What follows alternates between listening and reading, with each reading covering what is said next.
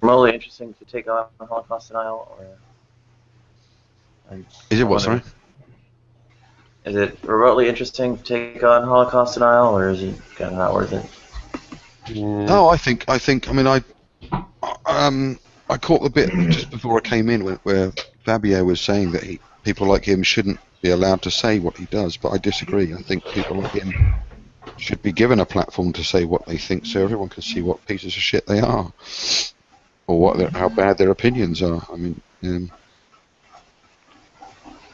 I think it is I think it is worth taking on people like that for that, because if if they're not educated and continually allowed to spout patent rubbish, then we never learn anything, do we? The same mistakes are going to repeat themselves.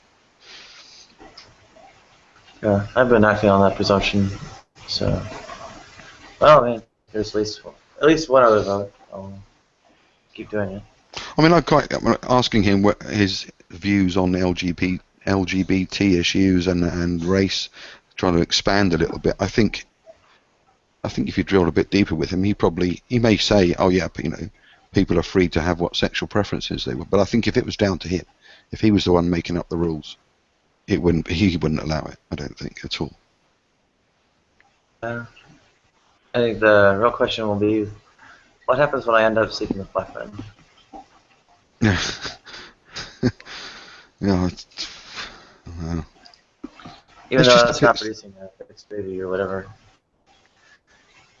he might still get worked up about it. Oh, I think he would definitely. Yeah. But I don't think he really knows what he believes in some ways. I don't know. He kept flipping backwards and forwards. He said it was bad just to allow the Jews to be allowed to only marry Jews, and yet he said he was for interracial marriage. I know Jewish isn't a race as such, but I don't know. I don't think he knows. Like he said, he'd had a lot to drink. He even found the idea that he thinks he can ride his motorcycle drunk and on drugs, and as long as he has no intent or doesn't get caught, then it's fine. It's just unreal.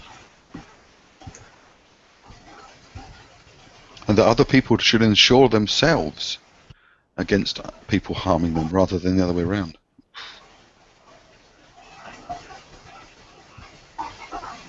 Well, that's one of those bizarre kind of, what do they call it, libertarian, Yeah. anarcho-capitalist kind of thing. You can imagine him knocking someone over and, I don't know, breaking someone's leg and then looking down at them and saying, well, are you insured? Well, you'll be all right. Like it's their responsibility. Just amazing.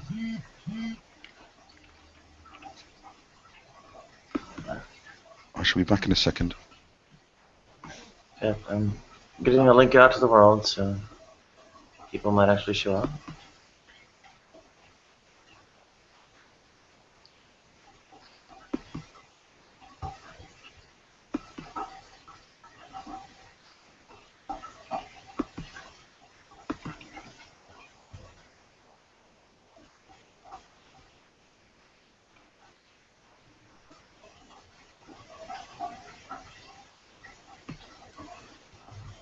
Well, it's -9 degrees here.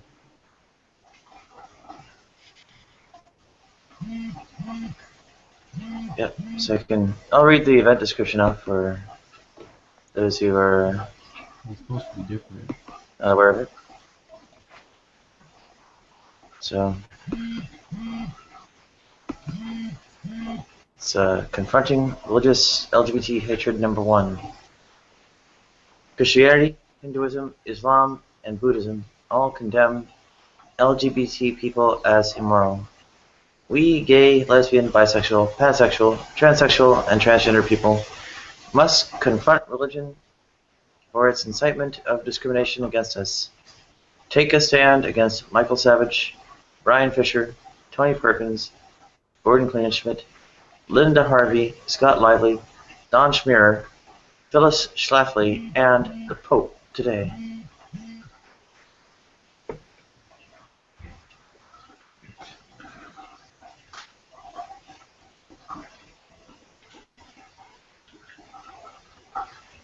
What do you think? Good title?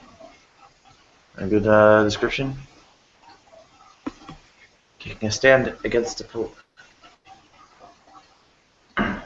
I'm sure a whole bunch of American Protestants will take a stand against the Pope on very different grounds.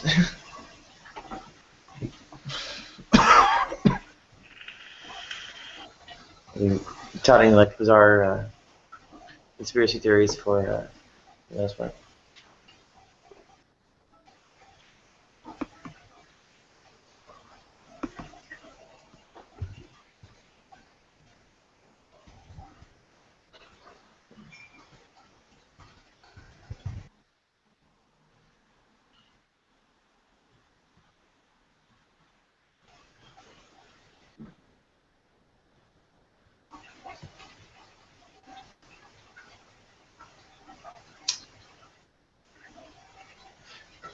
Okay, I'll try to answer this with. Light 'em if you got 'em, 'cause the plane's Sorry? going down. What? Said light 'em if you got 'em, because the plane's going down. Do what if you got what? So because the plane's going down? You just lit your What plane? little cigarette there, so I said, light 'em if you got 'em, because the plane's going down. Okay. Never mind. Yeah, I didn't get it. It's a joke. Okay.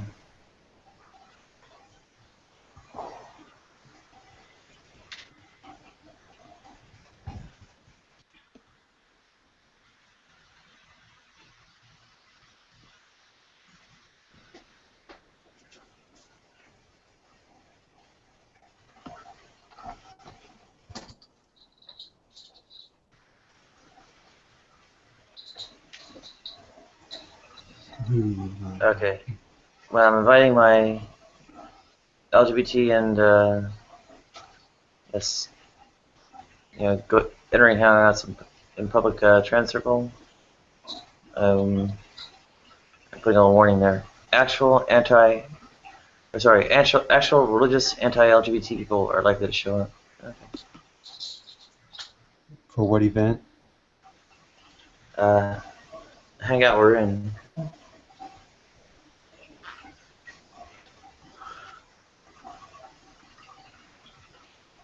You know, I always see this where 20-something people are watching, but they're too chicken to come into the room. They're afraid they'll get labeled or something. Who knows? Well, yeah, granted, they are using voice prints and facial recognition to track down social networking activity. So, I guess as well as probably like textual analysis or textual grammatical style and such. You realize you can be identified by that, right? Yeah.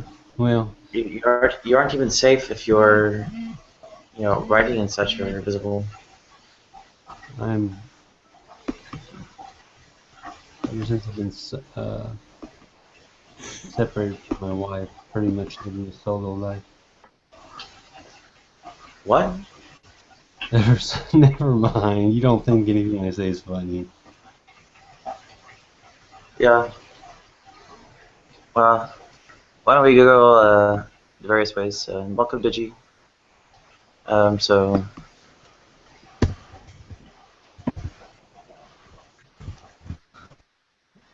By.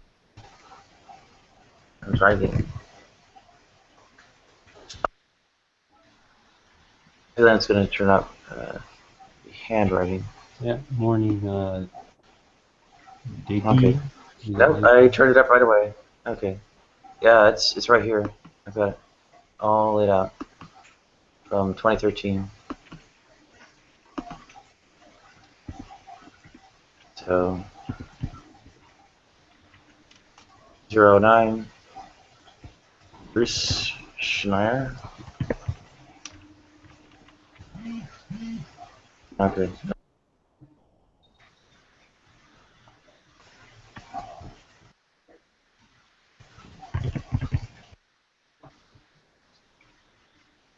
So not even keeping it down to text posts is enough to keep you anonymous.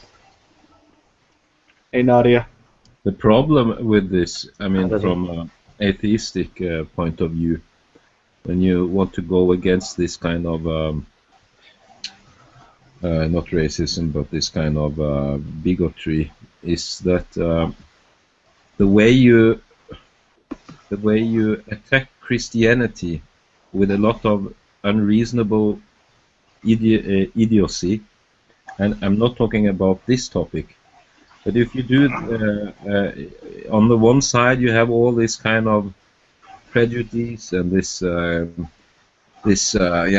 Christianity is evil and it's so bad for our society, and then push this agenda. It's a very, very stupid way to go by it. Extreme stupid way. That's my view. So and you have to. I mean, humans are people are only humans, and if you push some kind of hatred against Christianity and at the same time try to push gay marriage and it's Who cares about marriage when you can't get a yeah, job? but if you really care about this thing, you should then be a little bit. I mean, I don't mean you, Nadia, or someone here, but one should be then much more careful. People Because involved with it are Christian feel. I mean, Christians. Many Christians feel they are under attack. No, and if you put them in a situation that they feel they are under attack, and it's not a small attack. I mean, it's really the view that Christianity is the reason for all kind of shit in Europe or in US. Well, Europe is pretty much already clean. I mean, irrational. you have socialized healthcare, subsidized trans surgeries outright, have like gay marriage everywhere, on top of like actual anti-discrimination laws with teeth. I mean, Europe doesn't have this problem. This is really an American one. No, I think it's a very good thing that atheists do critique Christians or for these issues, for this kind of bigotry. But the problem is, just in my view, is that they have also other agendas, and they get some mixed together. Yeah. I mean, other agendas like beyond LGBT rights, what? You want to be effective, you cannot go that way, because it's to me, it's like I said many times, it's irrational, this kind of attack against Christians suppressing. But there you have a real point. I mean, when it comes to this topic, there are a real point you have to make. But on the other side, you make a lot of points that are so far away from any reality that I get a little bit concerned where this is coming from. Not the fight for LGBT rights, but the other stuff. And I get, I get very suspicious. And yeah, but that's I perhaps not a little bit out of topic, but I think it plays an important role. Okay, so if I can address FUD first.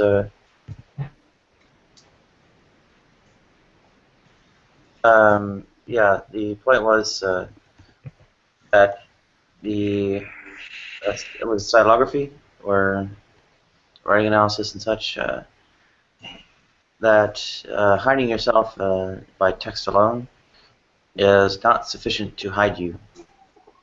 You can be identified by your style of writing, even without handwriting, and when it's typed instead of text written. And that, like the Rubin technique where, no audio, no video, doesn't hide you. Right, I've known this for 30 years, or 20 years. Bria's security research department and such. Okay, so next for Baltazar. Well, if there is an agenda, it's to mitigate various harms. And I rattled off a list of 11 harms in terms of, well, I can rattle them off. Science education, sex education, reproductive rights, gender equality, LGBT rights, fossil fuel depletion, climate change mitigation, antibiotic resistance mitigation, and Middle East peace. All 11 of those points, religion is a very strongly negative influence upon. Yeah, in US, yes, I believe so, but I can only speak from my environment. Here, antibiotic and all this kind, it's no issue. I mean, Well, you yes, you have your people believe in evolution. there are Americans do not. You know, there are also people who don't, but I mean, the problem is, of course, that many Christians are ignorant when it comes to gay and transgender. They think it's a choice, and if you think it's a choice, of course, that makes everything much more different. But I don't know why. But it is. Yeah, what I've experienced trying to articulate this in various respects is that even when, say, like structural sexual dimorphism of the brain is acknowledged, I think somehow mind is like utterly independent of actual physical substrate, the brain. So they essentially have the idea of like, well, the soul has this thing totally independent of matter.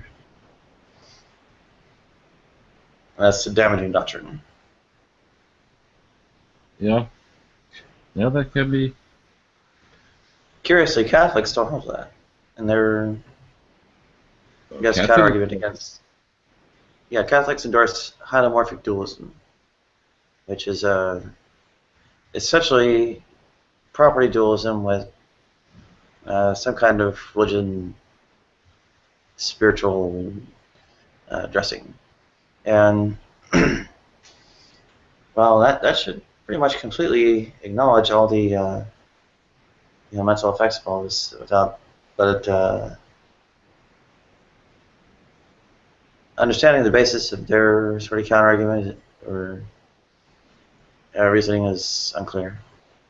And in fact, if you actually survey Catholics, and Univision did a poll recently on LGBT issues amongst Catholics. Got that link here.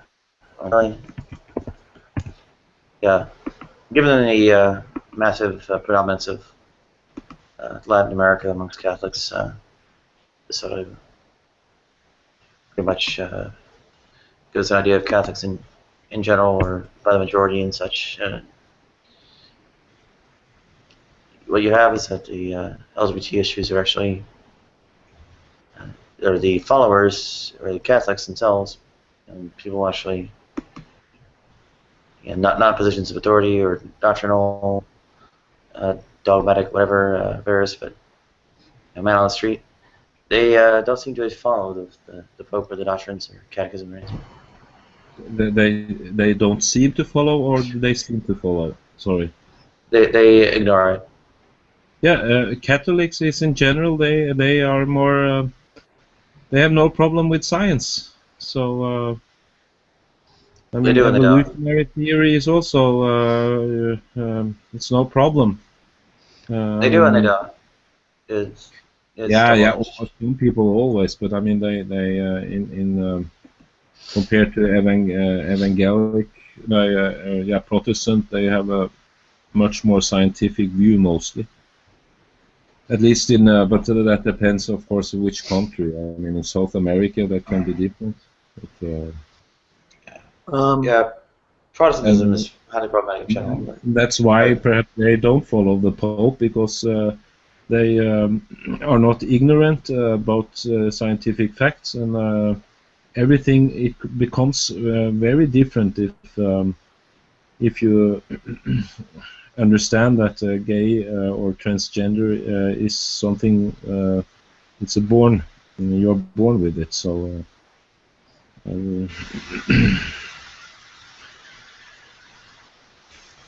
you going to say, Fun?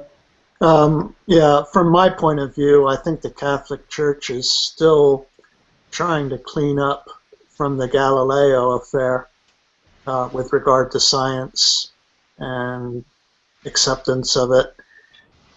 They, I mean, they've been doing some revisionist history. So. yes, Oh, indeed. granted, but there's And the reason is they saw how they saw what big mistake they made. I mean, how can you do a bigger mistake than who was it? The Pope that decided about this. So It was Pope Urban something or other, I think. the third something. Yeah. third.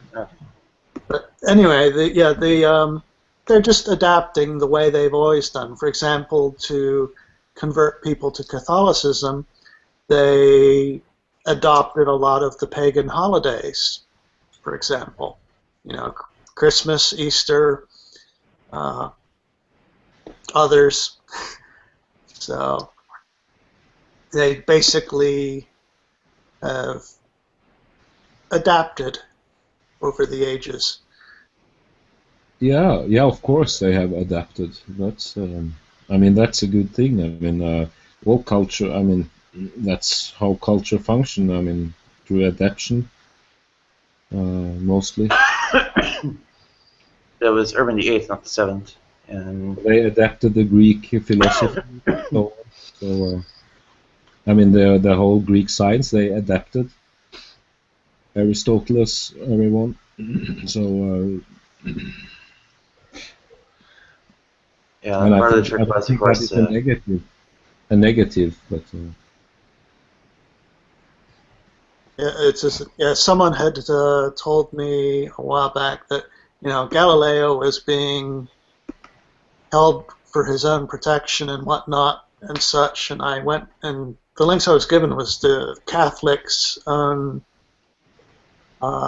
site, where they release their own official stories of how things happened, and there's clear revisionism going on. They're rewriting the past. and of course, the science is relevant as various metaphysical claims about human nature are effectively debunked by science, like libertarian free will, like dualism of any sort, like idealism too. Jag ska göra det, det är helt rätt. Sorry? No, sorry, I was talking to someone else. Sorry. No, idealism is not got very strong support amongst Christians. Dualism is far more broadly held. But at least I think Christianity. You mentioned other religions, Buddhism and Islam and so on. Christianity, they are pretty. Christians are pretty rational. We will see. I mean, I think it's just a matter of time before U.S. you have gay marriage. 20 years.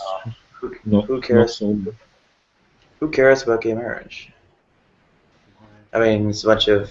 It's basically for the rich white, cisgender gay elite and such. The rest of us are twisting in the wind as employment discrimination goes unchecked.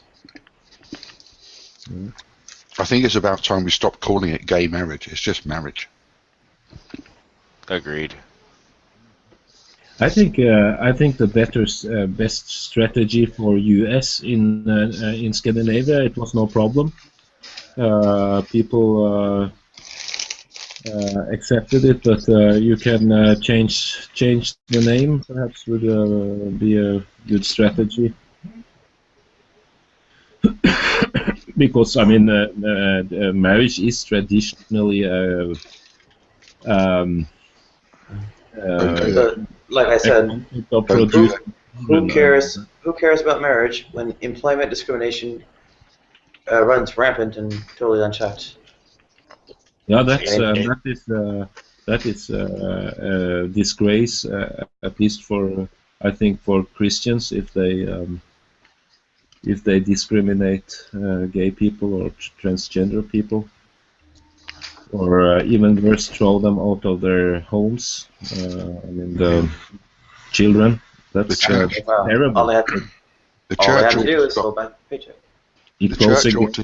church ought to stop laying claim to things like marriage. It's nonsense. Yeah, it's better off. The church is better off to say this is something that is, our state has nothing to do. We don't. Yeah, it's a state thing. So Well, you don't have to be married to procreate. Well, I think, well, gay people are not going to procreate, at least. Sure, but you don't have to be married to this. So this idea that it's a religious-based tradition, or it's one man, one woman, and the whole purpose is to do procreation. It's not. But I was basically leading up to the employment discrimination is really a major issue. Yeah, for instance, in the United States, fully 40% of the homeless population is LGBT, where the grand total of LGBT people across all categories, LGB and T, who are homeless or who are exist, I guess, is like 5%. Yeah, it's a factor of 8 multiplier. but I just hope Craziness. that I just hope that the gay that's wrong. But I just hope that the atheists don't start with discrimination. You know, oh, he's a Christian. We don't want him here working here. Not good. No.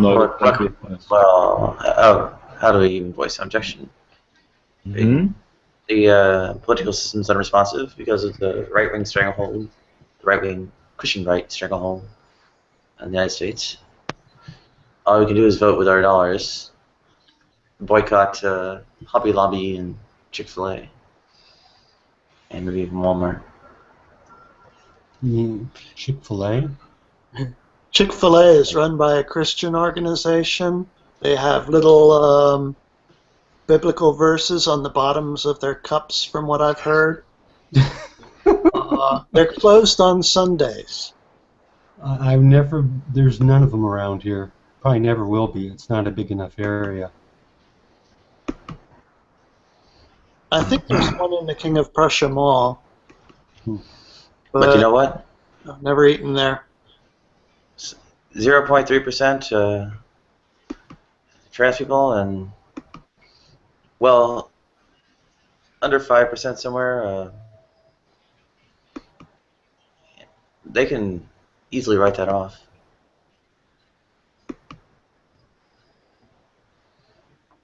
And it doesn't actually matter that we're boycotting. I doubt they're even noticing if there is a boycott. Yeah, we're at a day and age where boycotts don't have the impact that they used to. They're not little companies that would actually be affected by it. It's a giant corporation, and that's just one of their 200 brands. Yeah, try and boycott Philip Morris for selling cigarettes. Or hell, even just Chick-fil-A for for their stance on gays and all that kind of stuff. But it's not going to make a difference because there's so many of the stores and there's so many people who are just like, I don't care about their politics. Those sandwiches are good. Well, it gives them free media exposure. I've actually heard that line about their sandwiches being good. They're pretty damn good. I honestly didn't know about the Chick-fil-A thing until something, popped up in social networks about it. Yeah. I simply had no clue because I had never been there. I mean, I've still never been at one, so I don't really know anything about them. And Hobby Lobby, I never heard of until that abortion coverage issue came up. Never heard of them. Good morning, all. I hope you're doing all well. Let me put this one on. Yeah. Not all of the LGBT are affected equally. I mean, gay people, lesbian and gay people, they're 1 in 20, right? They can reach out and such, but trans people, 3 out of 1,000. If just 1% of all of you, decide to make a trans friend, we're getting mobbed by 3 people. Three or is it 6? 1 out of every 100 people decides to go meet a trans person and make friends with them in real life. That's 3 people of every one of us to keep up with. There's like 1 tranny chaser for every 3 trans, right? No, 3 for every 1. There's 3. 3 chasers for every 1. There's 1 top for every 3 bottoms. Well, that's amongst gays. You know what I always thought? I always thought, like, if they would have if they would give trans 1 month, like not hassling, like it would be okay for every male just to go out with the trans just for a month and not get hassled, and then after that month, they would be so surprised by how many people would stick with their trans. Well, if it were 1% of all males that were interested, each one of us would be mobbed by 6 men, right? And only a third of us are actually heterosexual, I guess. Well, a third of us are flat out lesbian. Lesbian, so. Yes. Yeah. Tommy Hall will be camping out all night just to try and get himself on. I wonder why he's been on such a tear lately. Maybe he's trying to reach out, No, honestly, I'm being honest as a heart attack. Maybe the dude is trying to reach out. So for every trans woman interested in men, there would be 8 men beating down our door. Wow. If just it wasn't such, an opprobrium. Go ahead.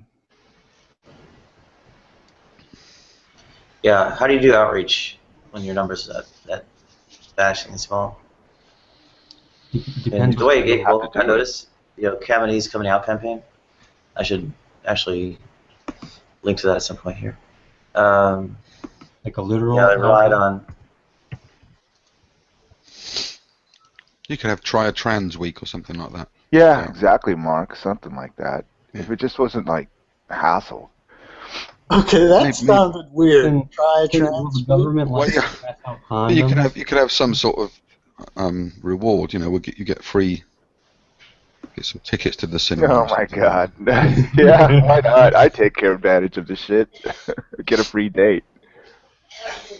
Yeah, a date and a free ticket to the cinema. There you go. That would be a good idea. Think about it, Mark. That wouldn't be so. Isn't that kind of like a massage with a happy ending or something? No, you just sort of get to know someone. Yeah, get to know. Yeah.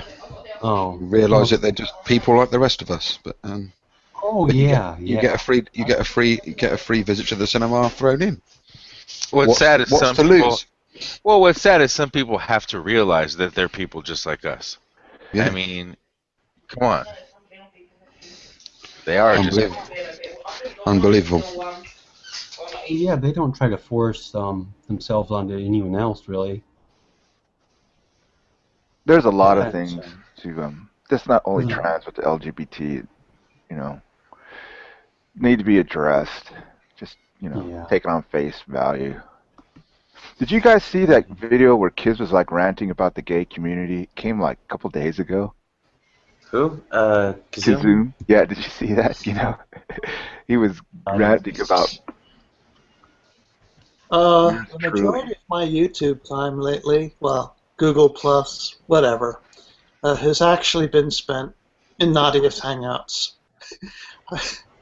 I've only put up a few videos this year, and the only video I've watched that was outside of Nadia's Hangout or rather, a Hangout outside of Nadia's. I downloaded the G-Man Hangout that was supposed to have a blow-up between a couple of people. Because it was something that Annabelle mentioned, and Arena. So I downloaded it to watch later. Is that the Veckel one? Yeah. Yeah, it's where Gary Phony Maniacs said something rather innocuous. I think he said, "Oh, Jesus has been dead for 2,000 years," and Veckel just lost his shit and said, "You can't say that. It's not like he's a mummy or something. That's Jesus. You can't. He's not dead." Yeah, but you know what? It was blown way out of proportion. That is, the way it was advertised compared to what I saw. Yeah. I mean, Veckel was angry, but losing his shit, I don't think it.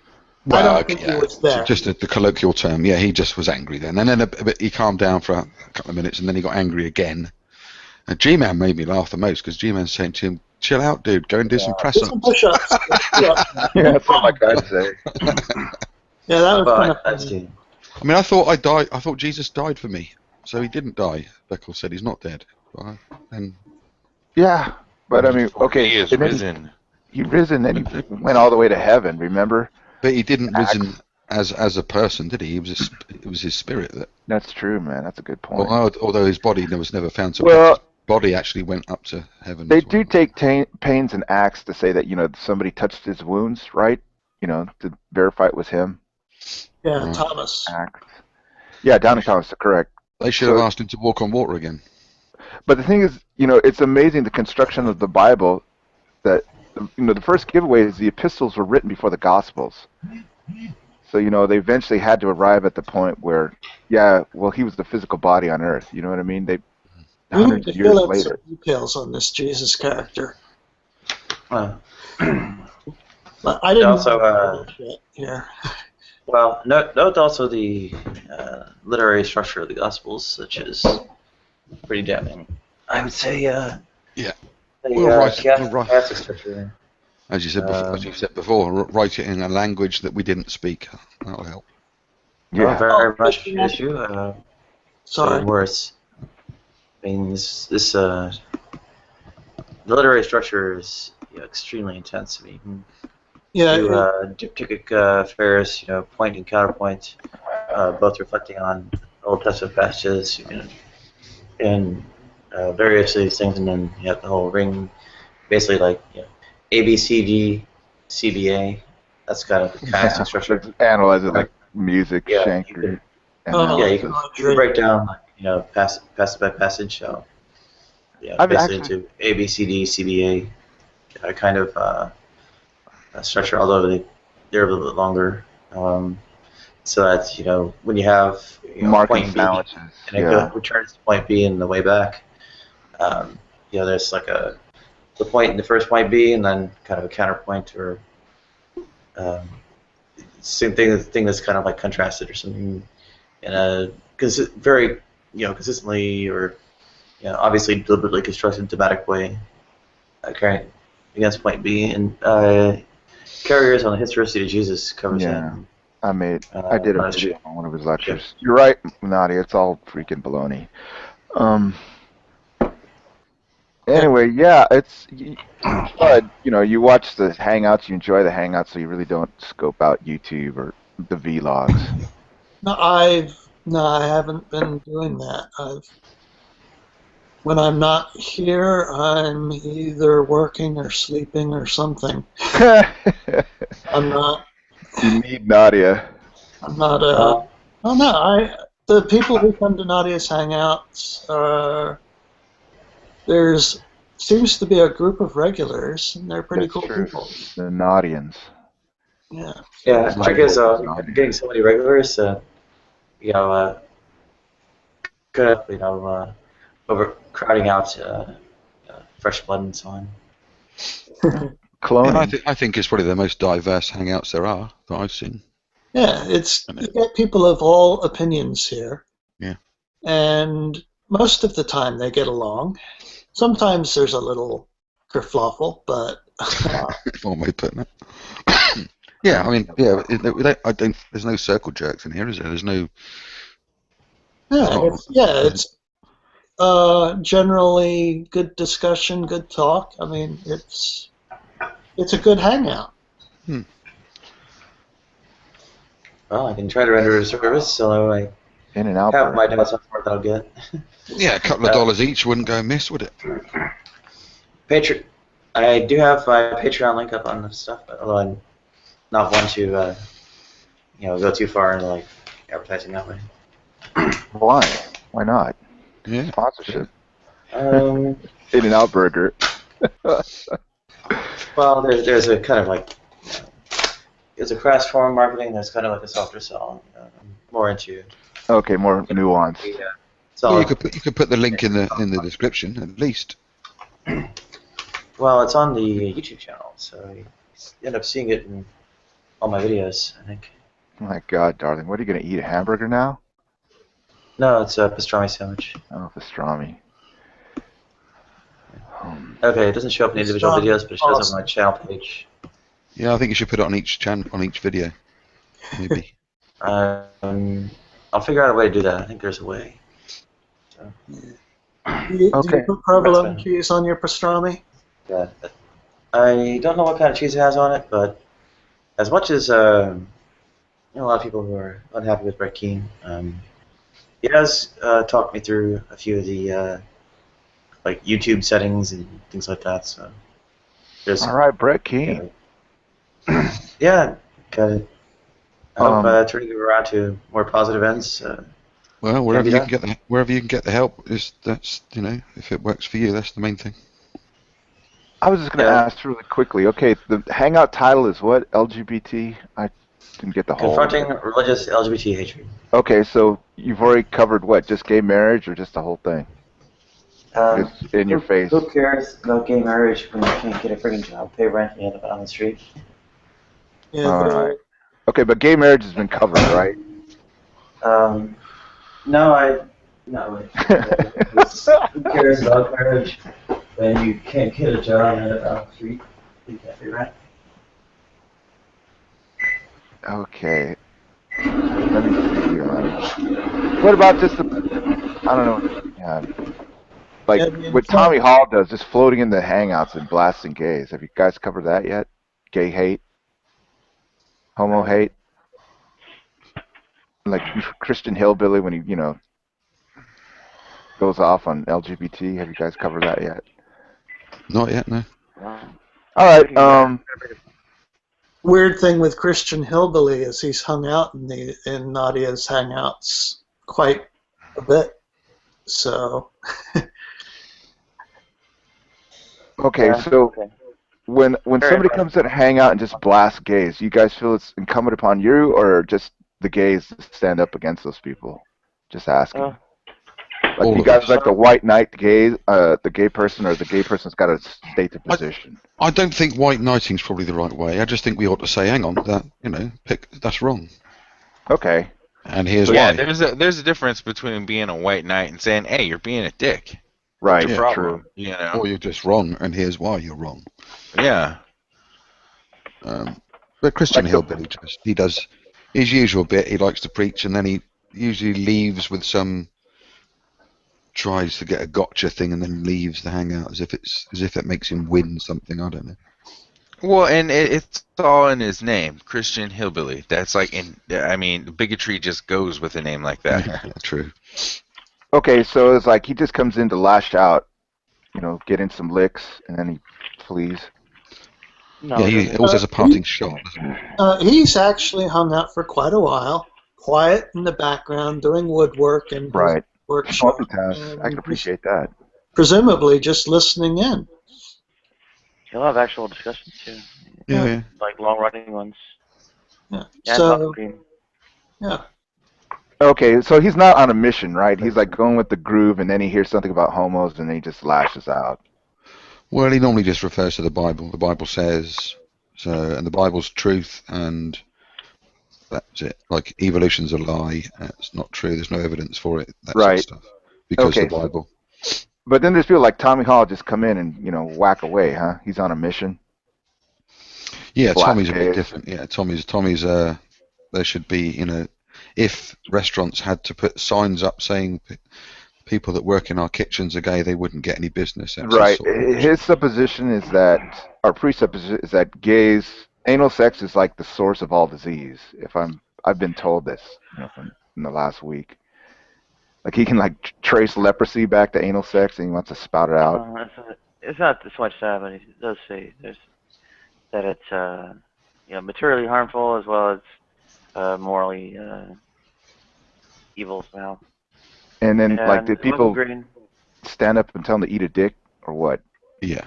Yeah, I hope so. I I advise have him. to encounter this Tommy Hall. he deserves none. He deserves none. I also let him know that he's one of these. Douche. Why not? Yeah, I mean, every now and then I'll encounter some of my memes, some homo hate, but on the whole, not on the overall, not really. I'd like to tell him that he's probably just repressing his own homosexuality. Yeah, that's the first thing that jumps in my mind too, Mark. That he's reaching out. I mean, I don't know him personally, but I always suspect that.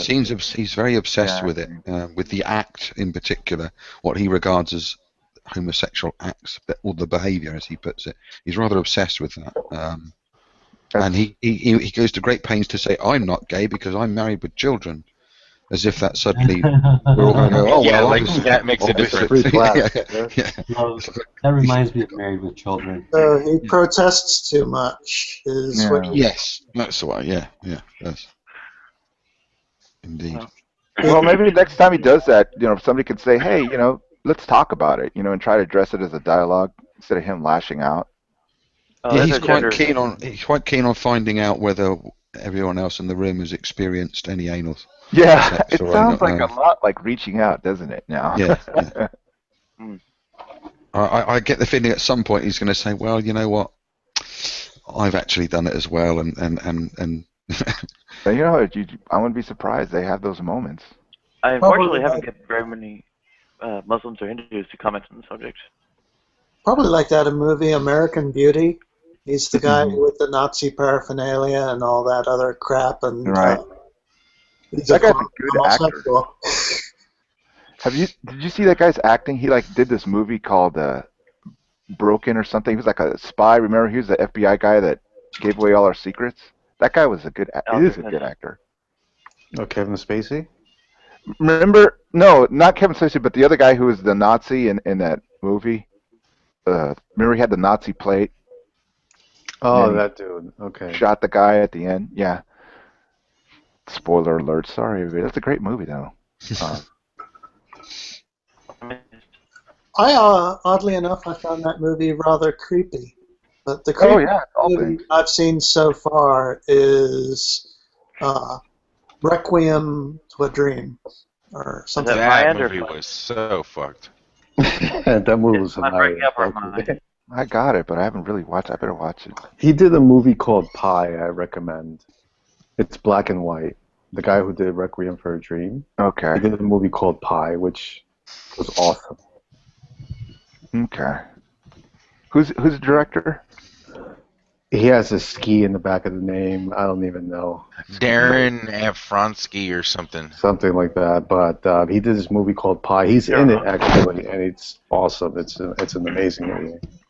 It's just black and white, yeah. Hey, you know what's funny, Green? You remember that hangout I did about just 2 days ago about crying? Yes. Men cry. Sure enough, dude. What happens, right? The next Somebody day. cried? Yep.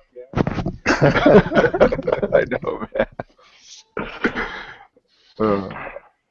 Who cried? You or somebody? No, I mean I wouldn't give the names, but it happened, and I was like, wow, just like I was talking about. Isn't that funny? Oh man. Hey, Buntu, are you left-handed? No, right. You're right? Okay. Why do you ask? No, I was reading an article about Leonardo da Vinci, and they said that he was left-handed, and they usually equate left-handedness with specific types of creativity. The brain, I could see. Yeah. So, because I think your right hemisphere is what controls your left, and your left is what your left controls your right, and your right controls your left. Well, I came up in a generation where the parents would force you to use a hand, so they And forced I me think to use that's right. why. So was I. Yes, and I they was say forced that at school. really. They tried to. Yeah, I went to a specific school at some point where they said, we don't write with our left hand. And the teacher would take the pen out of my left hand and put it in my right hand. So I can write with both hands, but Oh, excellent, ambidextrous. not so well with the right. But yeah, and then a different school I went to after that, there wasn't any problem with it. But yeah, we're all geniuses or completely mad. no, nothing in the middle. My grandfather is left-handed. I got mixed brain dominance. I'm not ambidextrous, but I'm left-handed on some things, right-handed on other things. Like with combination padlocks, I open them with my left hand. I've written with both hands, but that was because my right arm was broken and in a cast, and I couldn't write with it, so I had to write left-handed. And when I write left-handed today, it's exactly like it was back then. Mind you, my right-handed handwriting is really atrocious as well. So I'm used to using a keyboard. Well, they said one of the theories, because you were forced to write with your right hand and he was left-handed, increase the corpus callosum, is the area of the brain that connects the two hemispheres, whereas the white matter, and that white matter actually increased because of the connections that had to be made. And that's one of the theories that why Leonardo da Vinci was a genius. But they were saying something about left-handedness is that more heterosexual men are right-handed, left brain thinking, but more homosexual men are, emotional, but better, like that attribute of creativity with the right are more, left-handed. Weird. So it was an interesting article. That's why I asked. I've read lots of articles about so-called left-handed people being geniuses, and then you read another piece of research that says they're not, and then you look at people that say, well, Robert De Niro's left-handed, Barack Obama's left-handed, and then you find out Keanu Reeves is left-handed, so that sort of shits on every genius. I like I'll put up with this. I'm not sure I trust those statistics specifically. The only statistic I've heard that sounds reasonable is that 1 out of 9 people are left-handed. Oh, that low, huh? I thought it was a little higher. I guess so. Bill Well, Clinton, 1 out of 9, that's not a bad... It doesn't make it rare. I mean, in fact, if you have 10 random people in a room, you've got a 63% chance or whatever of one of them being left-handed. Okay, yeah, that's 10%. Oh, okay, probability, I don't. All you math geniuses. I just wondered if it has something to do, there was like a close correlation with sexual preferences.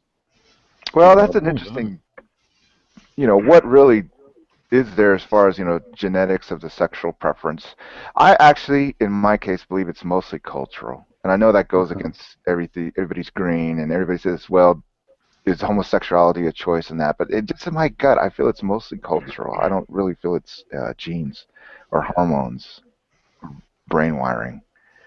The trouble is that, as early as 1968, researchers were able to reliably, well, actually earlier than 1968, but the publication in 1968 was of successfully both inducing and preventing homosexuality in both male and female rats.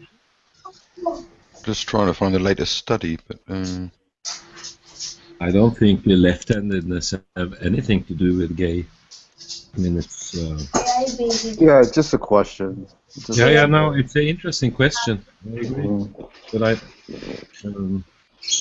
you're right. It was one in the year 2000.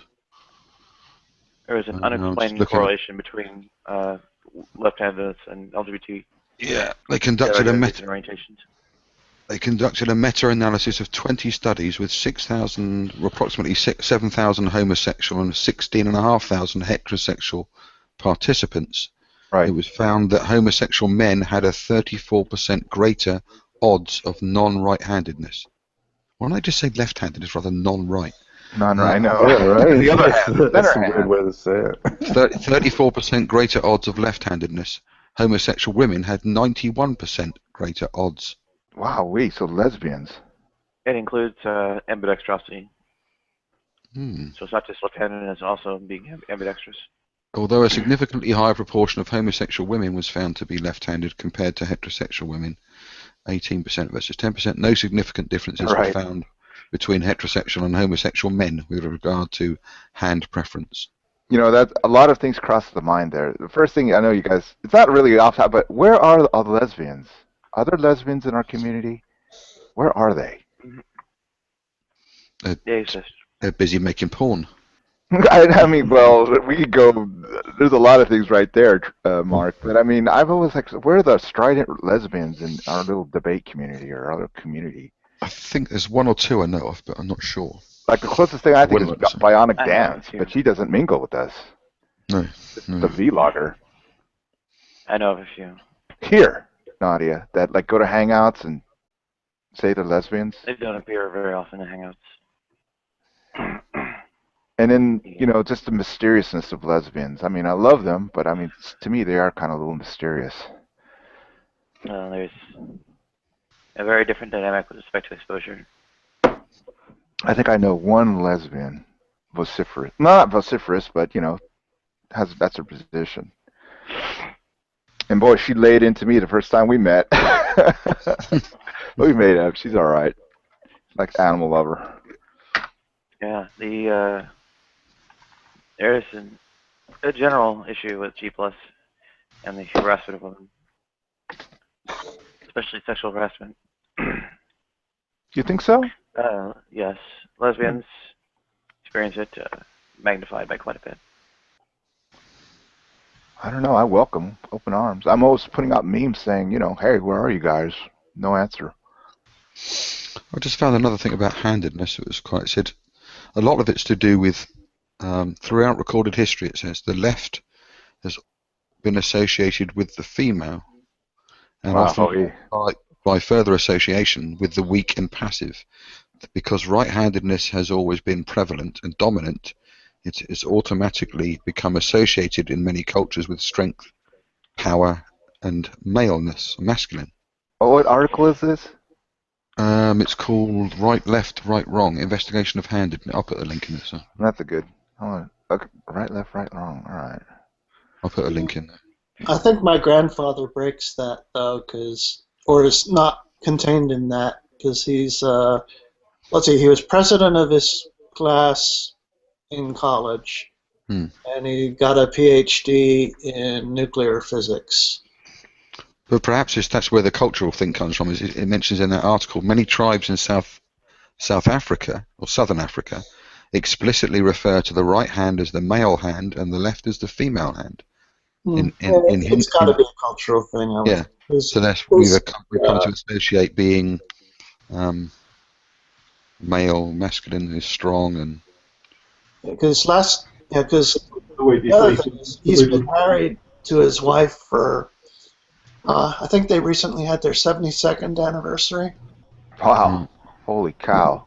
So, Mark, if I masturbate with my left hand in that tribe, I'm not going to be that sad? No, you could just kid yourself that it's a woman that's your female side doing it. I'm going to start going on X video and really write it down. That's my own study. Well, it's even if it's religion as well. It mentions in the article about religion in Hinduism, in Hatha Yoga, the right-hand side is considered male, left-hand side female. Jewish Kabbalah tradition, left pillar of the tree of life is female, and the right-hand pillar is the male. Because I think what it is the left is controlling the right, hence the left is the logical, analytical part of your brain. This is what they're saying.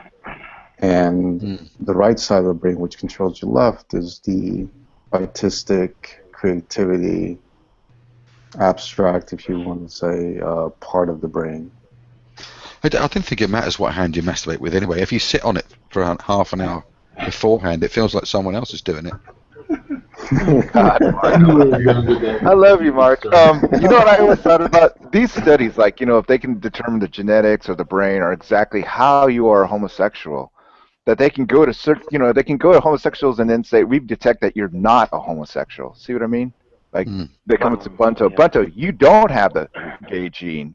You're just deluded yourself. You're homosexual. Oh, I know. That's what I mean. But all these things about, the gay gene, gay brain function, gay hand, that they can come up to people and challenge. Your brain can already be scanned. Right. Determine these things. These scans can already determine in your brain.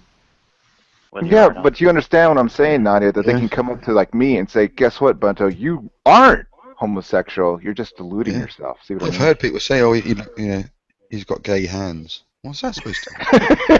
I love that, Mark. What's that supposed to mean? Using it. I don't have it, but I have gay hands, man. Shoot. What they're referring to is I look really macho, and then I talk to them, and then they shake my hand. It's like, oh, fag. Yeah, but I've heard it so many times. You probably have. Oh, they sound gay or they look. I don't have it. I don't have it, but what they're referring to is the index finger versus ring finger. Oh yeah, I've heard that one. Borden told me that one. Oh, welcome, Jim. Speaking of Christian Hillbilly, good to have you on, Jim. Hey. Good morning, Nadia. How we doing this morning? Being gay as possible, man. Ready to jump in? She's still gay. That's how he's doing. She's doing. Well, I'm gay. Gay is a state of mind where you're happy, but I am not homosexual. Well, I'm totally gonna quote you now. I dare you to the go out. Christians are taking it back. They're taking back gay. I dare you, hillbilly, to go outside, skip, and I mean skip up the road, and tell your neighbours that you feel gay today. See what happens. Or just Mark, I'm down in the back, so I can't walk. So skipping is out of the question. Well, okay, just walk up the road and tell your neighbours you feel gay today. See what happens. That's no problem. I don't mind doing it. My oh my, what a lesbian, gay, bisexual, and transgender day. Or perhaps wait until tonight and go to a couple of bars and tell me how gay you felt all day. That's no problem either. No, I actually think it would be a problem. Not till later. Hey, darling, you make me feel so gay today. Till you wake up tomorrow with a headache. What did she say? The rubber hanging out of her ass. Were you guys at that hangout? Oh, that was great. Or the next time you're doing next Sunday, hillbilly, when you're in the pulpit, you can tell your congregation that they should all be gay. We should all feel gay. Let's all be. Spread it around. Yeah, spread the gayness. Just a gay old feeling. Yeah, just tell everybody that Sunday today is gay day. Gay for Christ. Yeah, be gay for Jesus. I'm so gay for Jesus today, congregants. Yeah, let's be gay for Jesus. Let's all sing and be gay for Jesus. Fantastic. I got gay hands for Jesus, man. Imagine the song, King of the Road with this new edition. Don't worry. You'd have to say the last syllable with a double. Be gay. Is there a hymn? Surely there's a hymn, "Gay for Jesus." I'm gay for Jesus. Thought it was something. Let's sleep in heavenly peace. Let's. Can't say. I could just got this mental image of hillbilly stood up in the pulpit on Sunday. Let's all be gay today. Let's have a gay Sunday. Let's go out amongst you and be gay. Well, someday. Gays for Jesus. There's a song by Bo Burnham called "Gay for Jesus." There we go.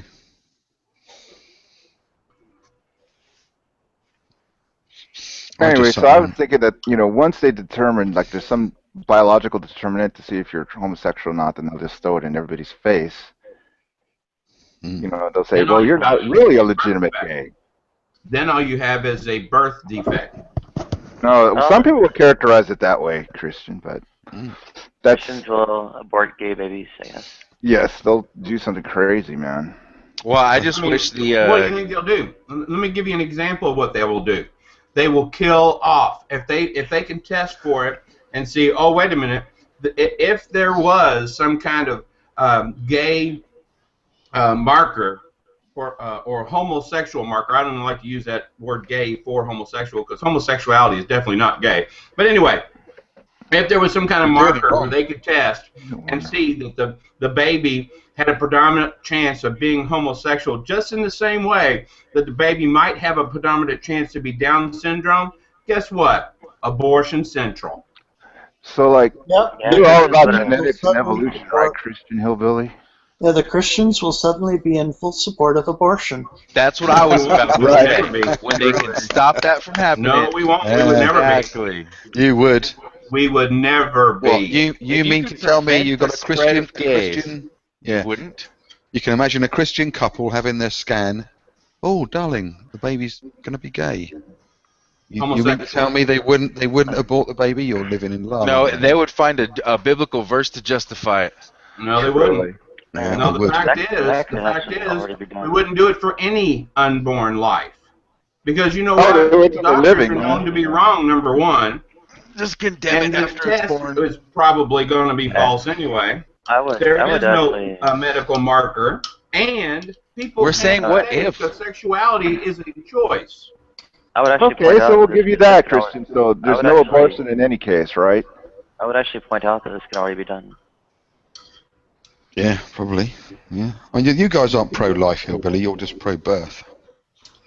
Yeah. Actually, I guess what it'll be is, well, this one's gone up for adoption. Yeah, really. That's a good one. Yeah. And you'll have lots of Catholic gay orphanages. Oh my God. That's what you'll end up with. Or church-run orphanages. Catholic? You mean Antichrist? No, if you're saying so, you're saying that no. If you're talking about Roman Catholic, that's Antichrist. If you're talking about Catholic, Catholic means Church Universal. Slip of the tongue. We'll call it Christian. So what will happen to all these Christian gay babies then that are allowed to be born? What are you going to do with them all? What are you talking about? Well, if it's determined, as we just agreed, that science says that we've narrowed it down to a gay. So we narrowed it down to a gay gene, and it's proven that it's not a choice. You are born gay. No, and sexuality is a choice no matter what. Then there's a Christian. I'm finished. Still talking. Then we find out that there is a Christian couple who are told that their baby has this gay gene, and you're saying they wouldn't abort the baby. What would they do with the resultant child? Sir, pray. No homosexual gene. There is no propensity to be able to find any type of medical information like that. And even if they were, it would be classified as if they were. That's what we're talking about. That's what. Well, okay. Call it a birth defect. Call it what you like. But you just said if there was a Christian couple that could know that their baby was going to be gay, what would they do? I don't know. People label themselves Christian all the time and truly aren't. So they lose their Christianity. Her name is, all of a sudden they wouldn't be real Christian. Truly isn't. That's one way around it. I gave a link you two with the pregnant Christian couple with the gay baby suddenly would be told that they're not real. There is no such thing as a homosexual baby. We are born heterosexual. No. And how has science proven that, Christian Hillbilly? They have to test for it, don't they?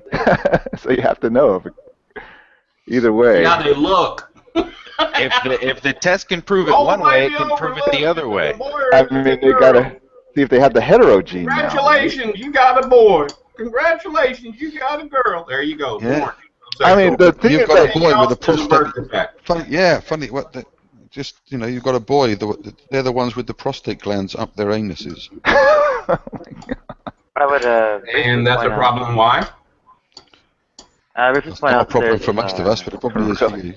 I briefly point out there's a question of what Christians are already doing with their LGBT children, and that Rolling Stone article I posted before, the one I just posted now,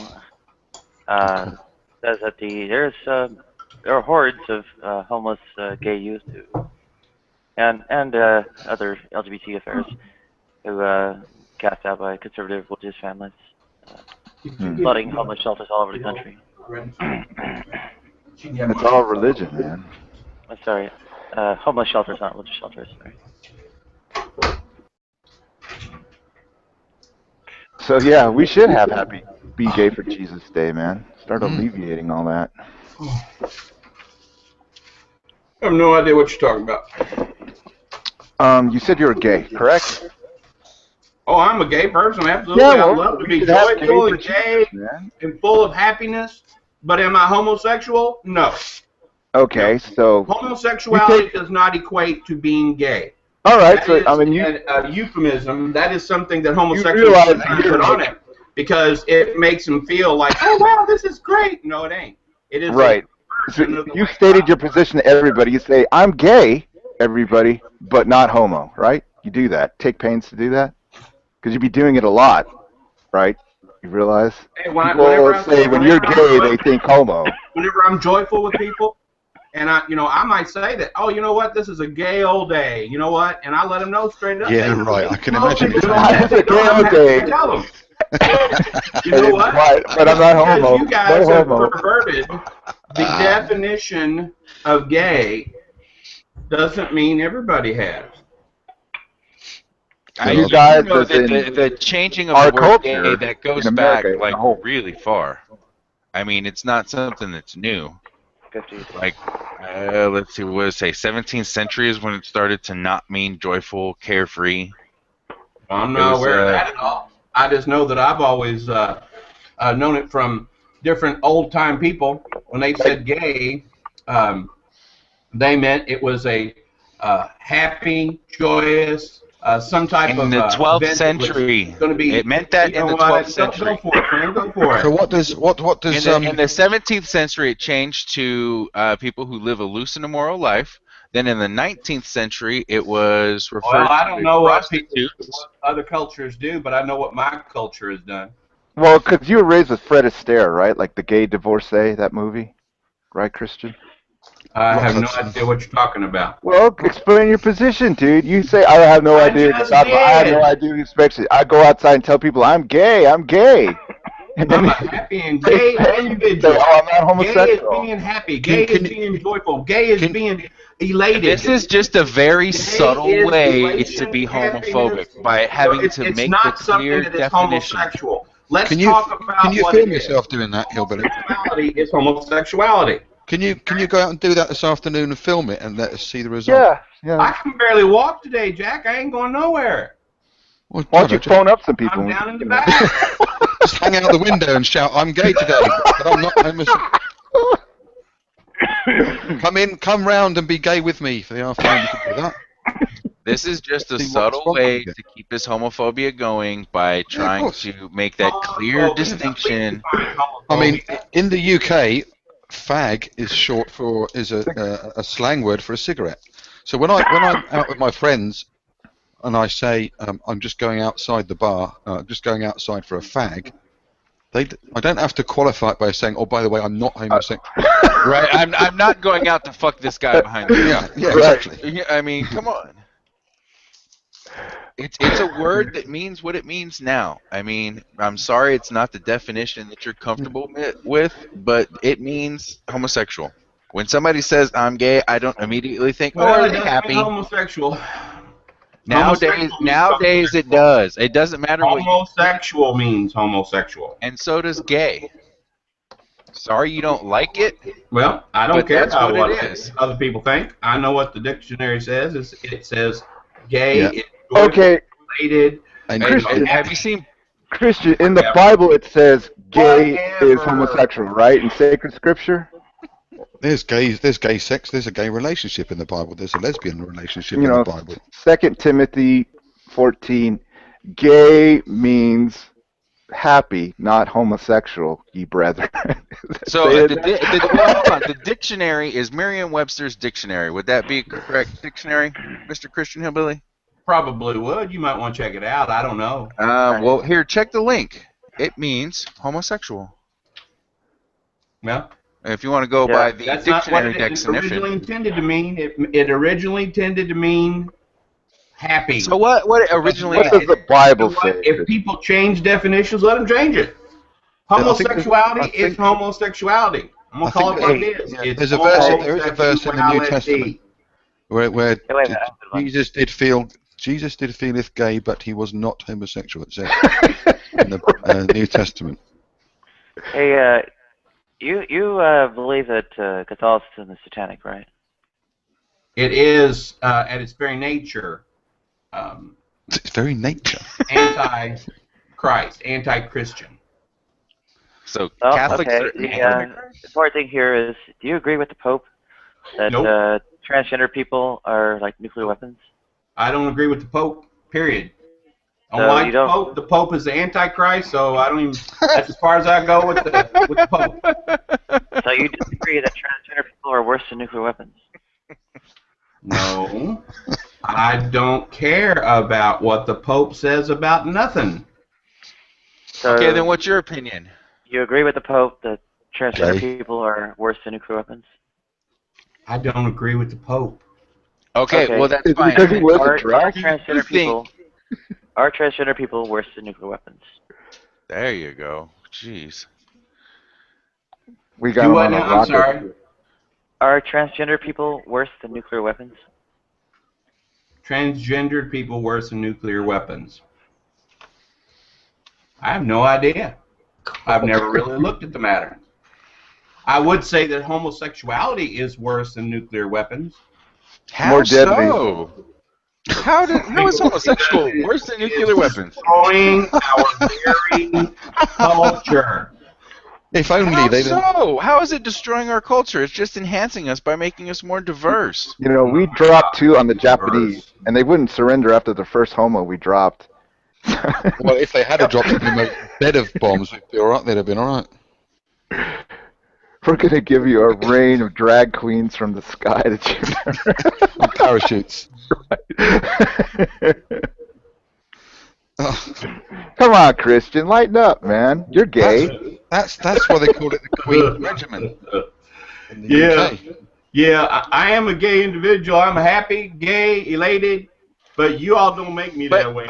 Okay, answer me this. How exactly are gay people worse than nuclear weapons? How are they destroying our culture? People were. I said homosexuality. Same difference. No, not same difference. What is homosexuality? How is homosexuality killing They can choose not to be homosexual. Okay, but what is it you dislike about homosexuality? Fine. We'll go with your definition. But how is homosexuality destroying our world? How is it destroying us? It's changing the base of our very culture. I mean, we can't allow Iran to have a homosexual. They've probably got pieces of one. Iran have got. Syria have got another part, and if we let them, they will put together a real homo. Then the Middle East is. They'll have do that kind of stuff. Arms race. Yeah. So what's wrong with changing Israel? culture? Israel have got homos. They're just not telling anyone. Our culture's been changing since forever. I mean, it's always in flux. Our culture has been changing. There's never going to be a cultural constant. Adam and Eve, our culture's been changing. There's homosexuality in the Bible. Every bit of it. Yep. In your Bible. There's been homosexuality ever since, before the flood. That's what caused a whole lot of stuff. There's homosexuality in your Bible. That caused the destruction of Sodom and Gomorrah. Sodom and Gomorrah was destroyed before even the people in the Bible even wrote about it. That happened years and years before that. The events in the Bible, they came across the ruins and inferred a story. Oh, really? Do you agree? Well, Christian, you can always bring up the cities of the plain, too. They got destroyed along with Sodom and Gomorrah. Not just Sodom and Gomorrah, but Zeboim, Irish. Zoar, and Atma. I'm sorry, Nadia, I can't hear you. I said Zeboim, Zohar, and Adma. Do you agree that transgender rights will destroy society and that sexual reassignment surgery should be outlawed? Well, when you say transgendered, you're basically talking about homosexuality that's gone past. I love it. You're talking about homosexuality that is trying to basically rearrange the design that God has given you. And that particular problem, transgender, is a problem of psychology. It's a mental problem. It's a mental disorder, not a physical problem. We've talked about this. Did you arrive at this yourself? yourself? Software. It's a problem of the software, not of the hardware. Okay, Christian, did you arrive at this concept yourself, or did you get it from your church? Jeremiah chapter 1 verse 5 and 1 Corinthians chapter 6 verse 19. Since I don't preach on a regular basis, I'm an interim pastor. I preach when needed. No, sir, I did not make this up as I go. I've seen this. It is basically what you see when you look out into the world today. You see this particular propensity for, just make up what you want to be. Choose what you want to be today. Okay. Now, the fact is that God created male and female. There's gay relationships in the way Bible for a specific purpose. It's in your book, Hillbilly. It's in the Bible. There are homosexual and lesbian relationships in the Bible. Yes, sir. There's murder in the Bible. There's lying in the Bible. There's stealing in the Bible. There's all kinds of sin in the Bible. What's your point? The point is David and Jonathan says that any type of sexual activity outside of marriage is a sin. Okay, fine. Okay, but Christian, you yourself came up with the thing that trans is taking homo too far, or did you learn that from somebody else? Basically, I understand it. I mean, maybe I came up with it myself. Let's just make it easy on you. Okay, you came up with it yourself. Transgendered is a homosexual person who has so fallen into their particular mental disorder that now they're willing to mutilate their body to facilitate what they think needs to happen. Now, let me go ahead and tell you, there's other people that feel that they don't have to have a hand, so they'll want to get their hand removed or their legs removed, whatever. Okay. The fact is it's a mental disorder, not a physical disorder. It's a problem with the software, not the hardware. Excuse me, there's somebody at my door and I got to hobble that way. What if it's a fundamental Christian? Do you agree with Quran Surah 7 verses 80 to 84, 11 verses 77 83, 21 74, 22 43, 26 165 to 175, 27 56 to 59, and 29 27 to 33? He walked out to answer his door. Okay. You ask him about the Quran, he's going to say that. Someone at his door that's heard him. He's got someone at the door who's heard him shouting he was gay. Yeah, really? He's ready to join it. Okay, he says that trans is homosexual taken to extremes, right? Would you not offer that, trans feels trans like way before their sexuality? How does he explain trans lesbians then? Yeah, how does he explain trans? Because don't they feel like they're trans since birth? I mean, it is a woman born in a male's body. Can I say it that simplistically? Well, possibly, yeah. I mean, the brain and the remainder of the body disagree various ways. Right. Okay, we could say it that way. Yeah, I listed various Quran verses. Wonder if you agree with those verses in the Quran, Christian Hillbilly, Jim.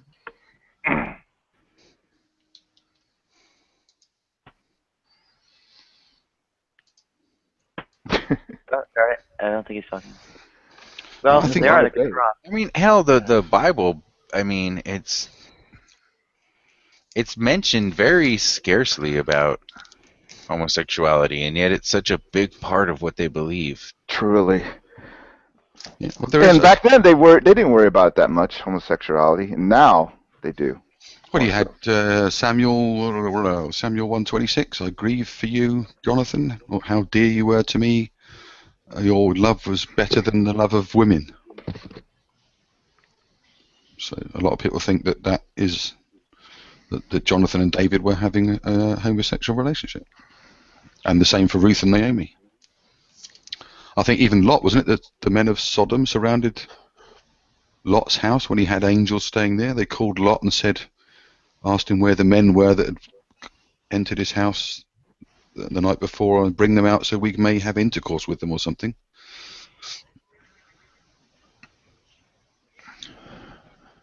I don't care. I'd fuck an angel.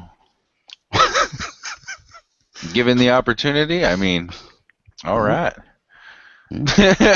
I mean, that'd be some extremely weird shit. And I think in a lot of cases, like Hillbilly and Tommy, they don't have a problem with the person. It's what they call the homosexual act is what they have a problem with. Yeah, and it's like, you don't like gay sex, big deal. I mean, okay, it's not what everybody's into, but that doesn't mean... And it's exactly. Perfect fucking point, Nadia. If you don't like gay sex, don't have it. Yeah, exactly. And also, Tommy seems to think... choice. If it is a fucking choice, try it for a week. Try it just once, and then tell me that that's a choice.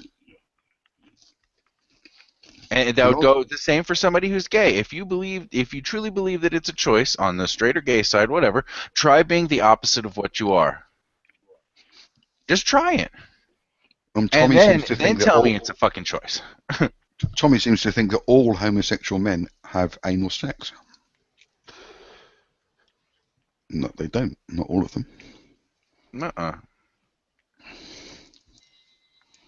It's just and when it comes to that, that's just a matter of personal preference on what you like in the bedroom.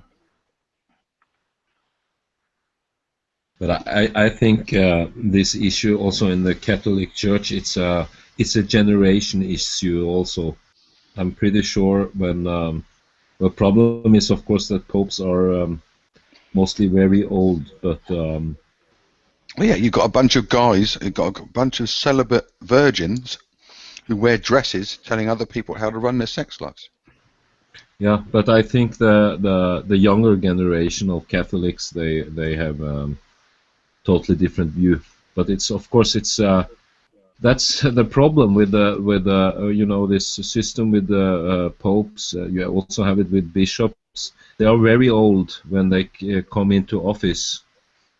Extreme old. So they, if you had like a pope that were 40 or something, it would be totally different. So it's the change is, of course, very slow with the Catholic Church. But I've read that most young Catholics, they are just following science, and I have because the Pope is I think also Benedict, he assumes it's not scientific. They hold a little bit back. They are not very extreme. They say perhaps we have to wait for scientific evidence, and it's still not enough for them. That have been the position. Well, and I'm pretty sure scientific evidence has been there since 1968 for homosexuality. Transsexuality is a bit more recent because basically, it's been. Yeah, but there are it's like with how to say the weather, how to say environment protection. There are always some scientists, with a PhD and professor that comes with a different view, Of course, it is scientific proven or shown. You always have this, in science. It's not so. We'll always have some theories that say no, we cannot say this for sure, and so on. So. Well, you can always get a conservative Christian to lie about science. What are the creationists doing? Are there any openly gay? They are totally. I mean, that's not. That's another league. I mean, that's not comparable. Really? Yeah, it's very comparable. Yeah. No, that's not science. That's yeah. Are there? There's the anti-gay clinical science.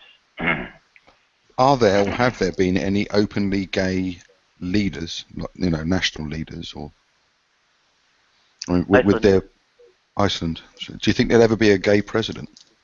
Hey, my little ass town in West Texas, our mayor was gay. Lesbian. I think the openly gay leaders have been lesbians. Do you think? I don't think there's any. Would the American public vote for an openly gay presidential candidate? No, it's going to be several decades. If they'd ever. Oh, sorry, did you? I say it'll be several decades before something like that would be accepted. Yeah, I'm thinking 20 years. How about an openly transsexual president? What about? Would there be a problem, say, if you elected a president, and then he said after gaining office, and then came out?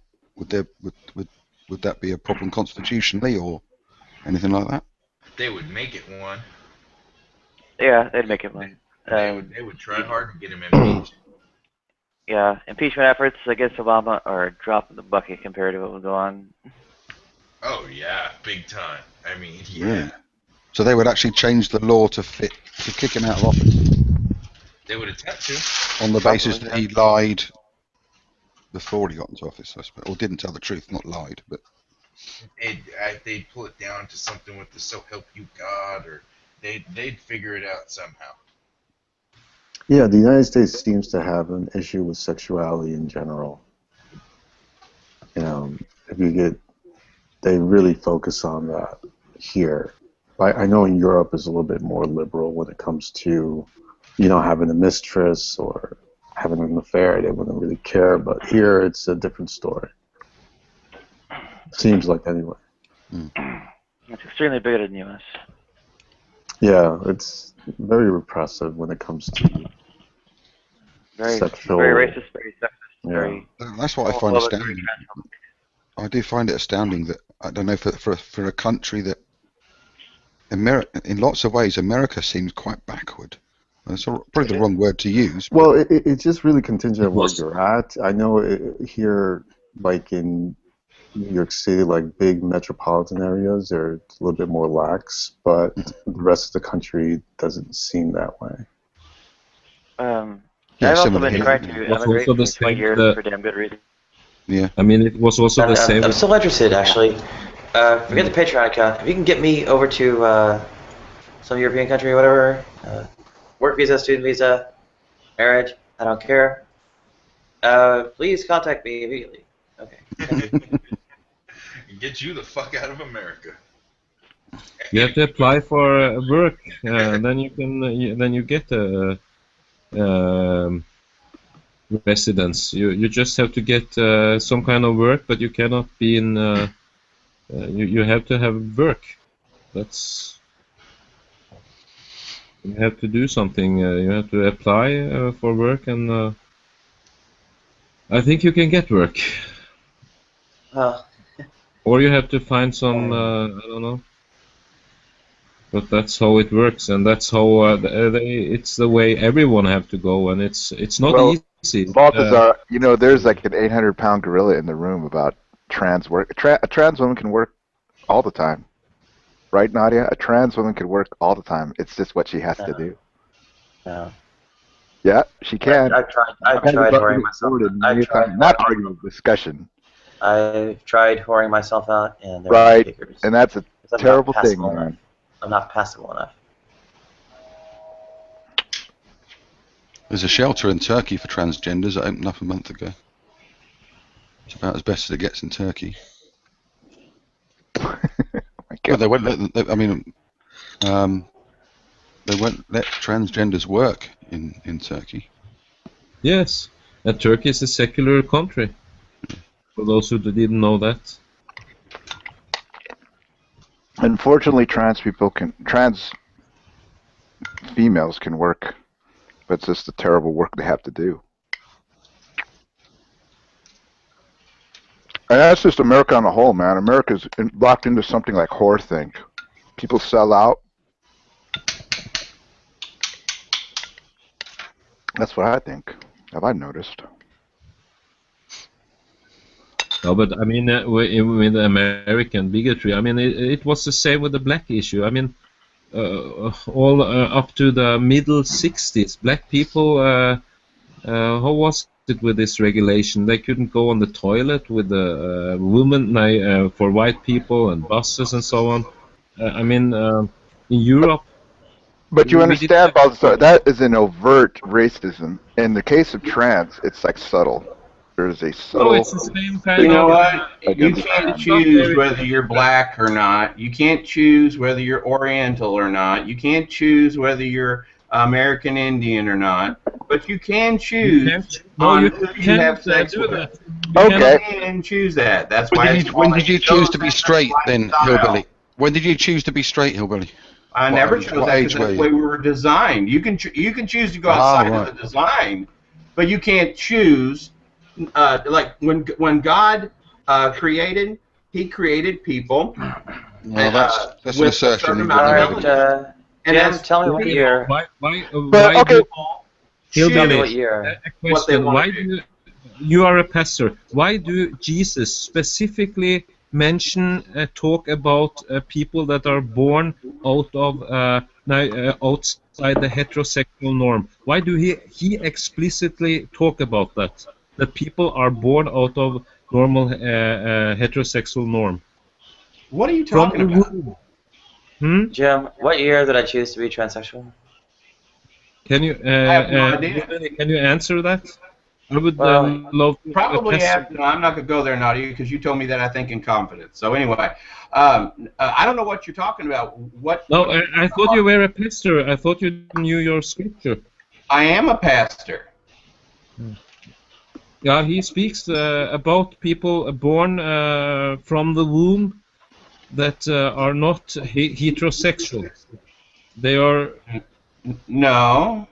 Yes, What he did did. Jesus? No. Matthew Where chapter did 19, Jesus? verse What are you 12. talking about? Are you talking about Jesus, eunuch? Matthew chapter 19, verse 12. exactly. Well, since I don't have the scripture memorized, I will have to look that up. Yeah, let him who can receive it, with respect to being a eunuch. Eunuch. That's totally different than a homosexual. That's totally different than going outside of the way you were designed. okay, what's a eunuch? A eunuch is one who chooses to not have sex, to dedicate their life to God and God's work. So they're No, one who is eunuch. celibate. A And eunuch is. they may even take their and castrate themselves in order to be that eunuch. A eunuch generally meant that they were castrated in some fashion or form. No, Yeah. but he says some are born eunuchs from the womb. It's not, and he never right. says They were born with that desire to follow God and follow God to such a degree they wanted to be eunuchs. No, what it means is they were born gay. No, they were not born gay. That's what it It means. doesn't That's say what it's gay, referring but to. he mentioned, and they are born like that. And then he goes by, and someone is made a eunuch by man. It's not themselves castrating them. And when he talks about, yes, some are made eunuchs by men. You know, Pharaoh did that. Pharaoh made eunuchs of men so they could take care of the harem. Also, other people made eunuchs of men so they would not attack and rape all the wives that they had. So that, again, you're talking apples and oranges here. Man. You're talking about something that has nothing to do with homosexuality. Well, yeah, you would have had to do with Christians in those days to because do with that's what devotion to God. It has to do with wanting to devote your life. you had to castrate them because those Christians, you know what they're like with rape. They To love God it. and the service of God. he's talking about this in a context of marriage. You know, and when he says some are born eunuchs, that is, some are born. Eunuchs, exactly. You know what a eunuch is? It's not. It wasn't. It wasn't meant literal. It wasn't meant literal. What it actually is alluding to homosexuality. Is what it is. You've got to get it in the right context, Hillbilly. You've got to read the Bible in the right context and understand for what it truly says. Got to interpret and it does not say that is all about homosexuality. You're not interpreting. They are dedicated to God, dedicating their lives to God. You're not using the right exegesis or eisegesis. You're not using the right context or the right interpretation. You see, that's where you're going wrong. The Holy Spirit tells me you are that's what it says. funny, Mark. You are so funny. No, it's true. About that, Christian, the Holy Spirit is guiding me to that definition that eunuch is a metaphor for homosexual. Exactly. We all know how the Bible loves metaphors. how So- you got to have that special decoder ring, the Holy Spirit, to read it. Yeah. But anyway, Chris, your assertion is all a choice, right? It's all the person who makes the choice if they want to be homo or straight, right? That is correct. You're born heterosexual, and you can choose what you do with that. You're born So- female, actually. Well, sorry, not born female. But, Okay, he's how did you ascertain? talking you- about this in a marriage context, and what he says, some people are not born for marriage. They don't, it's something you are born with. Yes, some people are not born for marriage. Yeah, and that means you are That doesn't born mean they're outside born to the be normal homosexual. heterosexual norm. Oh my gosh. Baltazar, would you please So call you me? think he's saying they are born without? That so means that they are born they are to born be without. outside of marriage, single, celibate, whatever. But that doesn't mean they're born to be homosexual. I don't say Okay. that, but how you? Well, this is interpret- an easy argument for you to settle, Christian. Where in the Bible does it say you are born heterosexual? Oh, here we go. That's no problem. Yeah, Thank find you. Finally, a good question. Well, okay, When we're going to Christ start himself- basing ourselves on Scripture, right? Hang on a second. Hang on. You asked me. Yeah, Jesus sure. Christ himself, when talking in reference to the Pharisees about What verse? marriage and divorce, What verse? Jesus Christ says, haven't you heard it read? That is, don't you read your Bible? That in the beginning, God created them male and female. That's man and Yeah, but that's woman. not sexuality. And for this reason, a man will leave his mother and father, another example of the family, Right. and cleave to his wife. Fine. Singular. I'll give you all that, Single but family. does that There you address go. sexuality? That settles the definition No, it doesn't. of marriage. No, it doesn't It say settles the it at all. definition of No, it doesn't. how people No, are it doesn't, designed to Chris. be All it says is heterosexual. procreation It or- settles the definition No, of it doesn't what, settle the definition. You can is keep rambling right on about it all you like, but sexually it doesn't and what say is we are right born. for the family sorry, design. sorry. It doesn't say we are born heterosexual. Oh my gosh, Mark. You read that? Christian, Don't you tell can me you're see Mark's using. point. Don't- It does don't- not say you're born heterosexual. Don't tell me you're using interpretation and It context. says Surely not. God created them male and female. Right, it does not say For you this were born reason, a man heterosexual, will does leave it? his mother and The father mechanics of and marriage. cleave to his Yeah. wife. What is that? That is heterosexuality. No, it's I'm not. sorry, No, you it's cannot not. understand You can the be- That's language also of just the one words random that's coming passage. out of my mouth. Then I'm just done talking to It you. can because mean you're bisexual. beyond Christian, ignorant if you're going to I say don't. that. I don't want to shake your world, Christian, but homosexuals can hook up with females and have kids too. Yeah. I know that's going to shake your world, but yeah, don't worry. The human race Once is again, not going to die That out. is not the way God designed it to be. Yeah, I know But plenty of man, how do you us. know that? 'Cause I just Game said over. man is born No. homosexual, heterosexual. You've just proved that nowhere in the Bible does it say we are born heterosexual. We are born heterosexual. No, it doesn't say that though, does Game it? over. Unlucky. That's a nice belief, but it's not Yeah. what it's. If you're going That's to exactly according what to the your Bible says. book, No, there's it's not. nothing specifically that says you're inherently heterosexual when you're born. It does have stuff about marriage and your wife and this and that. Yeah, the mechanics. But it does not address the issue of sexuality in that way.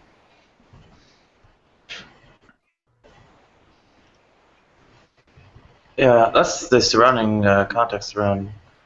What is it? Matthew chapter 19, verse 12, is it? The marriage. I don't know. Which one was that, Nadia, again? Matthew what? 1912. 19, verse 12. 1912. Okay, so Christian, your belief that trans is homosexuality taken to the extremes, right? Trans people. I would say that would be an accurate description, yes. Okay, you derive that from the Bible, yes or no? That I idea. derive it from not only the Bible, but from what I see all around us. Where in the Bible does it say trans is extreme homosexuality? Oh my gosh. Really? Yes. You just said. Well, no, okay, well, understand answer this question. What if Nadia was gay, as in attracted to females? There you go. I mean, what you have a person who is a male to Do you not female understand who that is attracted Nadia to is females. a male? Yeah, I know, that's what I'm saying. No, Nadia is a woman, you bigoted shit. Well, in his thinking, Mark, we'll play in his game. Okay. Okay. Nadia is a male, right, Christian? Yes. An extreme homosexual, right? Yes. And then she likes women. Nadia was designed to like women. Okay, the design to like women comes from science or the Bible? The design comes from God, which is from Scripture. Okay, show us that Scripture that says that. I mean, it's so easy, Christian. Can't you see? I mean, where does your bigotry come from? Does it come from the Bible? I don't have bigotry, sir. From you? I don't have bigotry. What I have science? is a desire to speak the truth. Nadia and I have had detailed Let us know when you start that, then. this. And I will tell you straight up, Nadia is a man. Nadia was born a man and is going through a process to mutilate Nadia's body in order to trying to appease something that's going on in Nadia's mind. That's not answer. Oh my God!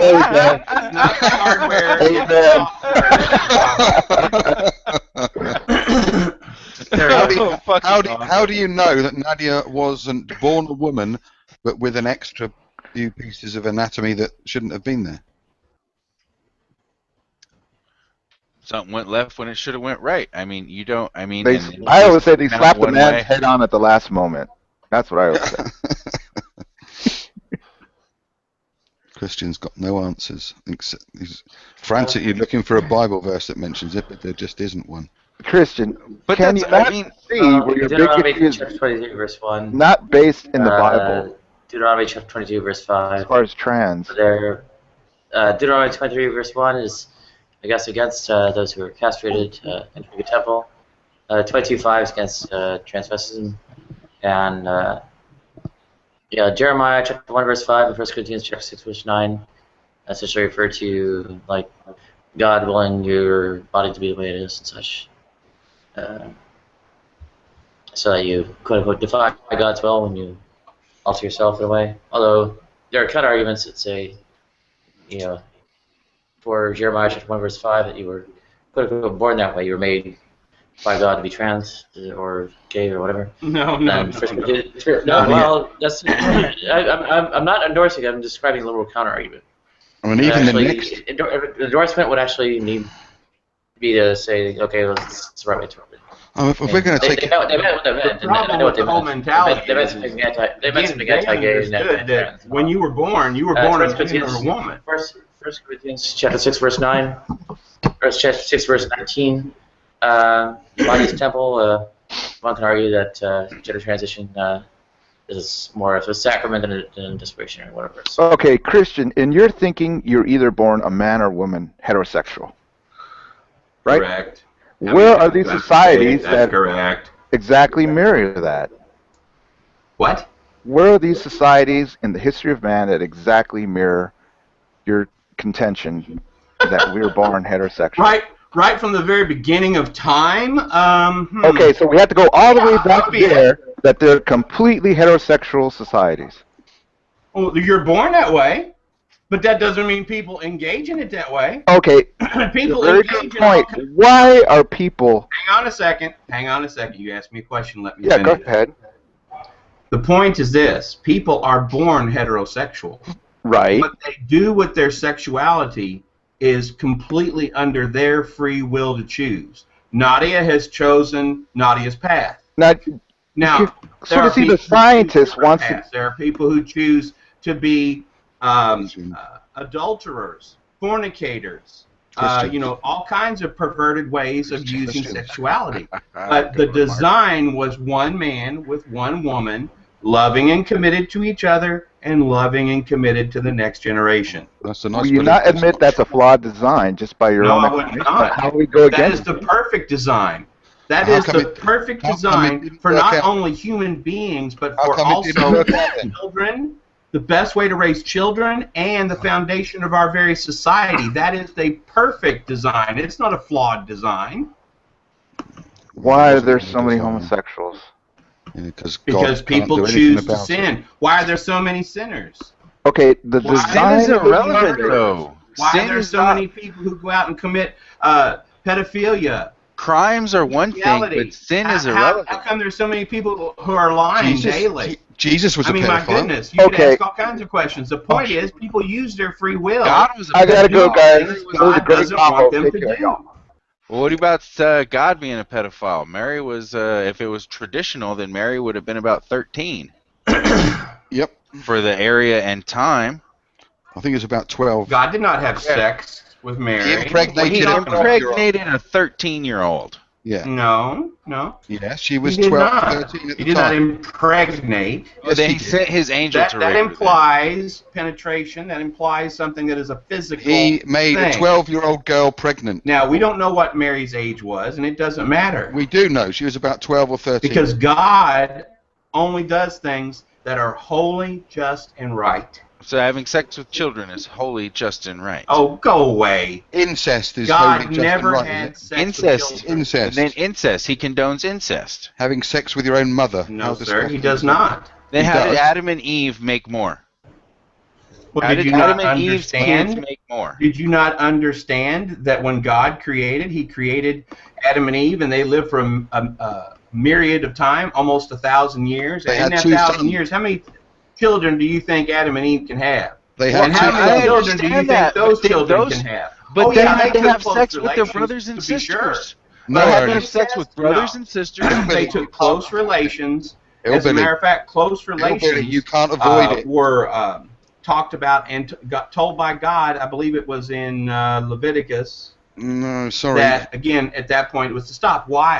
Adam and because Eve, again, at if that it's point, the genetic structure But had again, started answer the already question, to Christian. deteriorate. Question. It's called Hillbilly. The Bible says that Adam and Eve had 2 sons. What happened yes, then? go ahead and I'll move them up. Okay. And again, that's called genetic entropy. I'll be right back. I have to go do They something. had 2 sons. Online here. Noah's family, there were only 8 and they were all related.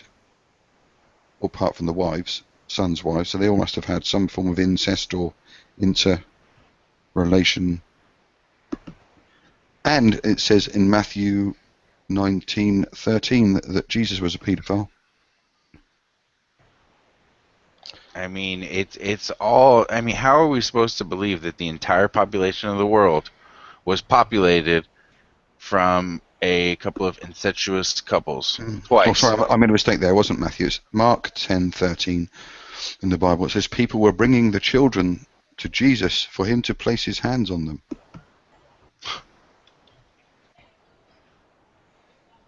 Interpret that fucker. You know what a Christian should watch? The Life of Brian. I just watched it last night, first time in years. And, oh, man. I forgot how funny that damn movie was. It is brilliant. I mean, and it's funny because it's got everything that we're talking about. In the very, first 20 minutes of it, they're up to Sermon on the Mount, and one of the guys is talking about how he wants to be a woman. Yeah. I mean, it was just hilarious. What is this again? Well, I would briefly respond to Aries 106 commenting on YouTube. He says, "Does Buddhism really condemn LGBT?" The Dalai Lama has made anti-LGBT statements, so that's the way I ground that one. There was someone who said they want to be a woman in the Bible. Really? No, in the Life of Brian. No, it's in the Life of Brian. Okay. Yeah, where they've got that. Okay. There's that faction, isn't it? The Popular People's Front of Judea, or the People's Popular Front of Judea. Oh, it's all of them. And one of the guys, yeah, they can't. And one of them says, "I want to be a woman. I want to have the right to be a woman." And he said, "You can't." He said, "I want to have children." He said, "Where are you going to keep?" He said, "You haven't got a womb. Where are you going to keep Where are you going to keep it in a box?" But they're still going to fight for your right to have children. Yeah, to have children, even though. Yeah, it was great. I'll try and find the link to it if I can. Like I love the whole premise of that movie, where he's mistaken for the Messiah from his birth. Yeah.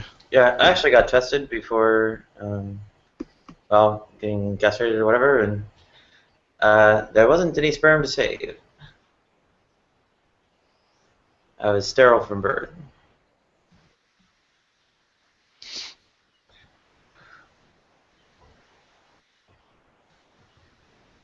Yeah, so you wanted to say that I'm not a eunuch from birth, is that right? Yeah, that that part's up for interpretation because it doesn't fit what he wants it to. of course.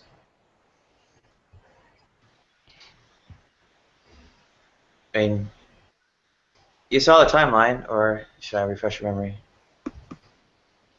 Do I look any different now from what year did I decide to transition? Doesn't look like much of a choice. From all appearances, well, I detransitioned. All this stuff backfired.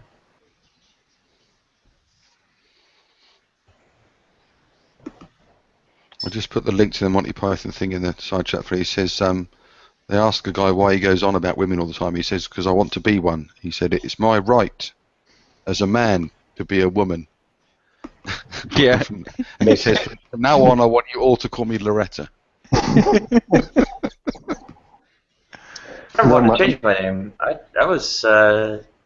literally cited Pete Burns as an example of not needing to, or how to I don't know, do whatever, not bother changing anything but the body. And well, turns out the people that approve these things to get surgeries and such won't go along with that. So I had to change the name. My mom was convinced I was a female before I was born. She had my name picked out. She picked out all female, clothing and everything. And then when I came out, it was a shock. My name was actually going to be Barbara. Oh no. Yeah, so it was going to be Barbara. So it's kind of odd. Like she even thought you think like intuition kind of works out. Like I know as a boy, but she thought I was going to be a female. And it was said during that day I was probably the only male that was born that day in that hospital. Yeah. So, was it like Streisand? Excuse me?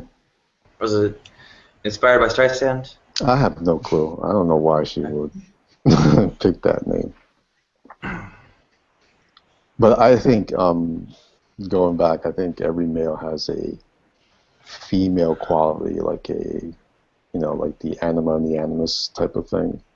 I think if you're too over the top with masculinity, I think that's not a good thing. I think you have to have some type of, feminine quality in order to be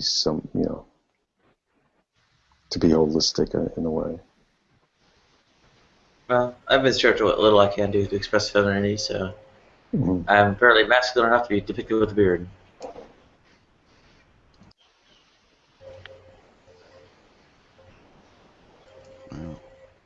And of course, what can I really do about my voice? Oh, no speech therapy and no surgery.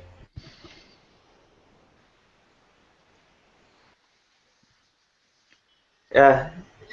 Is there Speaking tortures me. Go ahead. There's no hormones that will change your voice then? That's something you've actually got to train, is it? Well, there's some element of training and the real deal is surgery. Basically, only people who don't. There's like an occasional, not really needing to carry out like surgical reversal. You can get by on training alone, but most of us would need the surgery and don't get it. Is that vocal cord surgery? Yeah, voice box surgery. Yeah. The UK is actually one of the big developers of cricothyroid approximation (CTA).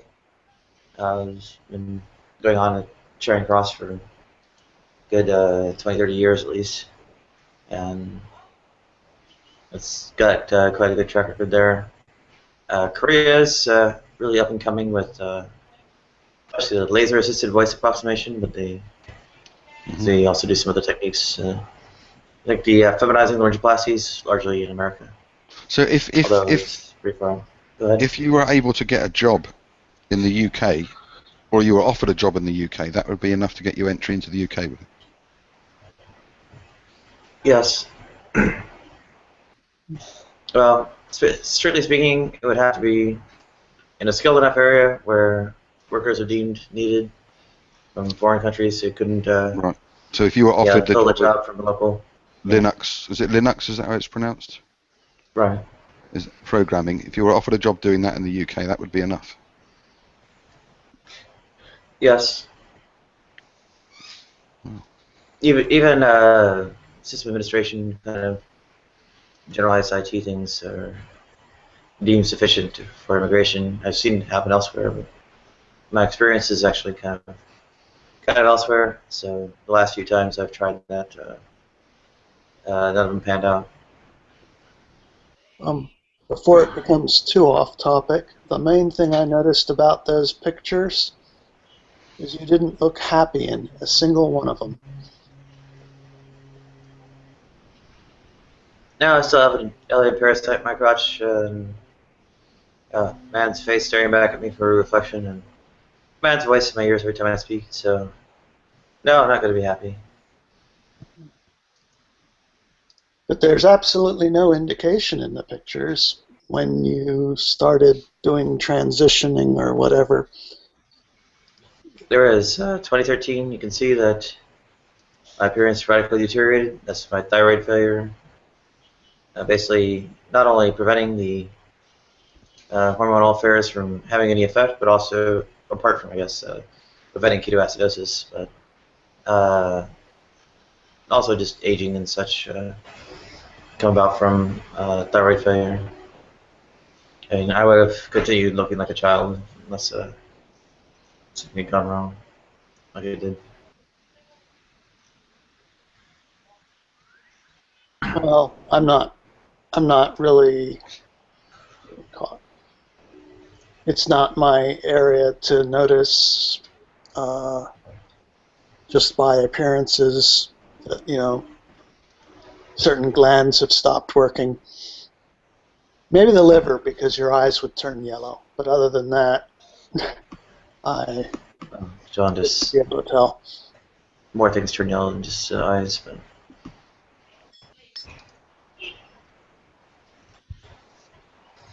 Your general style of dress and whatnot looks the same in all of them. yeah, it has been. And, 2012 is the only one showing you in a computer room, or rather an office.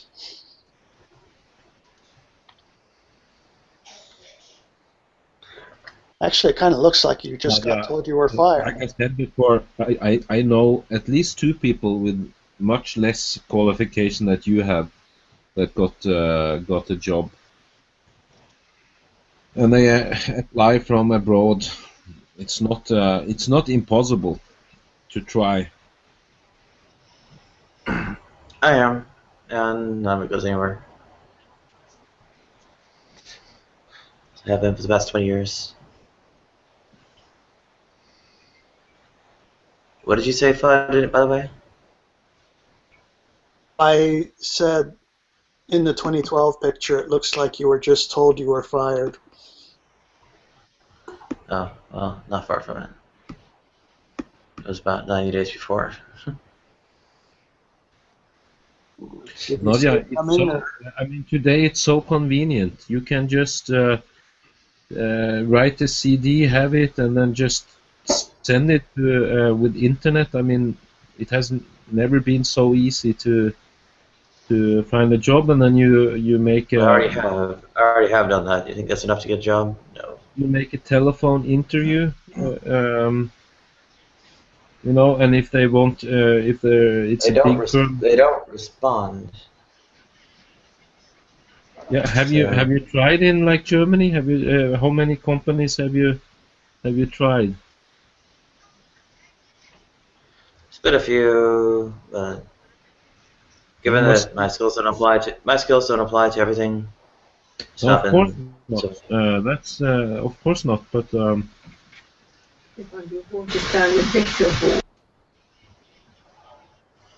yeah, I think as the Bible and the Quran say terrible things about me, and so on. The latest from Michael Savage is and the Pope. Interesting. Have you seen all the stuff from the Pope? where transgender people are said to be worse than nuclear bombs. I'll drop that link.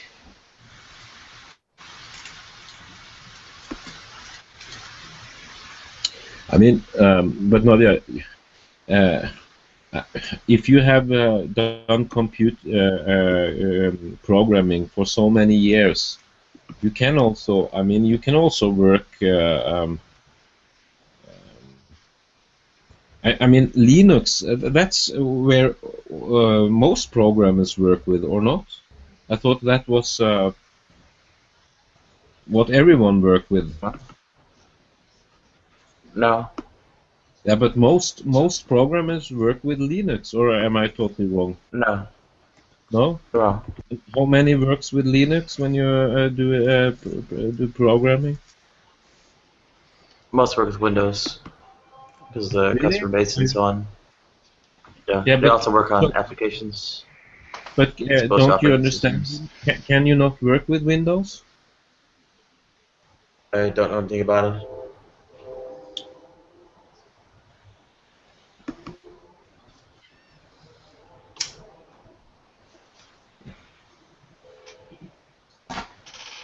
So there we have the Pope saying trans people are like nuclear weapons. So.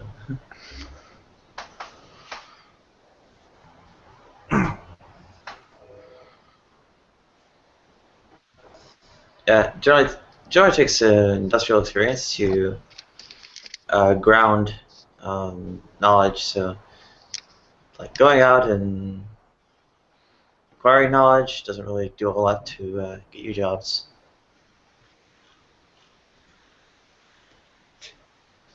So, I'm sure you may know it, but where's your experience?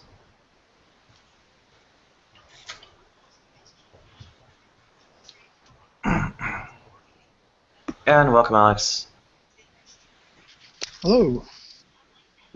I remember back in the late 90s seeing job adverts for people. They were trying to hire Java programmers with 10 years of experience in Java. Oh, I remember that, yes. I was like, I mean, that definitely was a triple face palm moment. Although the face palm hadn't been invented. Well, yeah, I guess the face palm existed back then. It's just that it wasn't such a meme. But I'm just waiting for people to start asking for 5 years of Swift programming experience in the next year or so. And the language is barely a year old outside of Apple.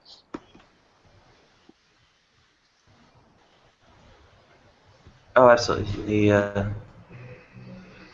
I don't know, tech fads or well, something I never got involved with much. Nadia, I need to go walk my dog or hobble my dog since I'm down in the back. Do you want me to free up my spot so somebody else can come in? No, you're fine. Staying on. Okay, I will be back presently. Oh, Bunto started his. Okay. Yeah, I don't know if Swift will be a fad or not. I mean, Java took off in spite of a rocky start. And C# is going around. It's kind of weird. I think the ANSI ISO process is becoming less relevant for programming languages because companies are making their own and going with that. What is PHP programming? PHP is specifically geared for generating web pages. WordPress is written in it. Okay. And a horrible language. It really is a horrible language. PHP? Yeah, it's horrid. It's the worst. No, I find it so simple. Yeah, but it probably is really simple, but it also mixes presentation with code logic. It just gets everything tangled. It's like a spaghetti code language. Why not separate out? See, I would separate out the presentation stuff just into the basic includes. Separate out the script entirely, so the PHP is only ever only have a drawing on from your includes folder. I'm by and large not worried about it. It's user space. It's way out user space. Like 6 or 7 layers of I don't know, libraries and what else above anything I'd ever deal with. anyway. I don't think Nadia wants to do web programming. Well, not only what I want to do, it's kind of a combination of getting tracked or put into a track or similar because of experience and such, and also, well, the reality is web programming is a dime a dozen, so Yeah. I have any kind of credibility anywhere, or you know, a narrower field to enter into. Well, I'm already in it. It would be something on the order of the kernel, or I mean, I can do other difficult things like numerical analysis. Yeah, your skills are rather esoteric, but they're important because they're foundational on, I mean, everything else relies on, it's built on top of that. So, but yeah, I got stuck down a web programming track for a while, mostly with Perl, but I looked. my C++ experience literally rotted on the vine, and My best bet. I'm looking at the Norwegian employment site, and here they also have in English, and they are also searching for programming on the Linux platform. That's one of the requirements and so on, and it's also written in English, so I guess they have not enough people here, and that I know. We take very many from abroad because it's not so big population, and so you cannot send your application with cover letter, CV, and scan images, and so on. Software development for embedded systems, graphical user interface development, programming on the Linux platform. GUI I would not know, but embedded I would. I think they would be. I mean, they're embedded. Yeah, but do you know the competition is so much larger in US? I mean, it's crazy. You cannot compare it to Europe. I know. There are some things to keep out of the broadcasts to text chat. So. Well, like in Scandinavia, in my country, we have a lot of new companies growing up, high-tech companies trying to establish, and some are very successful and so on. We are 5 million people. There's not enough programmer here. And if they get one with 10 years experience programming, I don't see what's I don't see that's not an opportunity, at least to try. Of course, you can be unlucky, but you can also be lucky. Like, let's say they have not enough people applying for these work jobs, and that's your opportunity. Can be a totally chance. You can use for this. You can use 2 years not getting a job, and you can get a job in 2 days. It's a little bit luck also. It's not only. I mean, you cannot know these things. I'm going to throw something completely different out there. You know, you can make a living off Second Life purely through playing games and selling currency that you've earned, or making.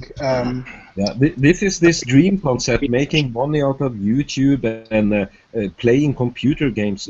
Come to reality. I mean, she has an education. She has experience there. Why should she try to make money out of some kind of rubbish? Well, what the rubbish is the web will spend the money. Like you It's can't. like becoming Balthazar. an actor or something like that, or becoming a Balthazar. program. Balthazar, there are issues in the text chat that shouldn't be said out loud in the YouTube video. So if you could read the text chat, that would help. I think it's. I mean, it's like a teenager talking about. I want to be a television moderator. You know. Right. So the important thing is Balthazar to Very unrealistic. see in the text. Did you hear what was said? In the text chat? Yes. There are things that I shouldn't say on air. And look in the text chat. Please also reply in the text chat. Don't air them on the YouTube video.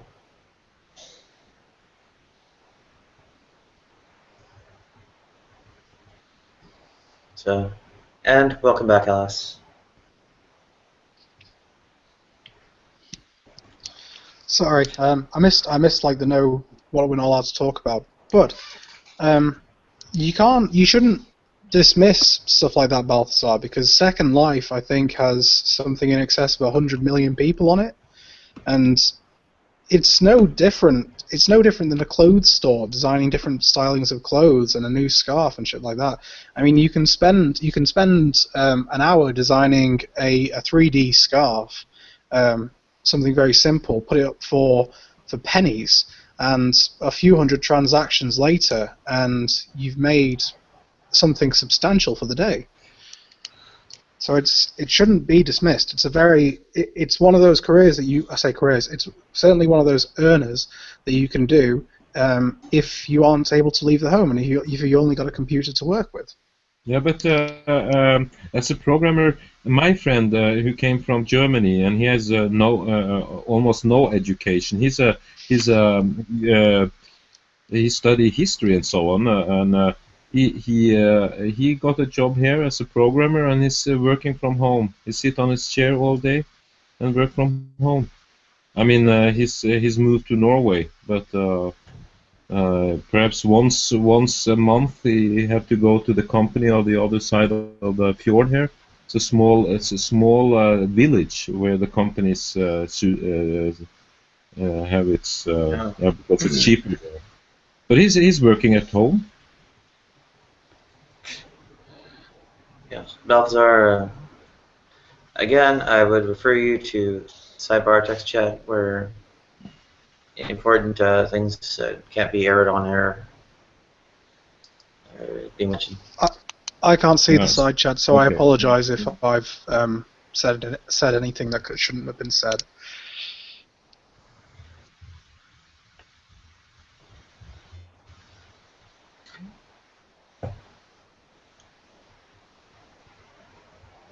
Okay, so in the meantime,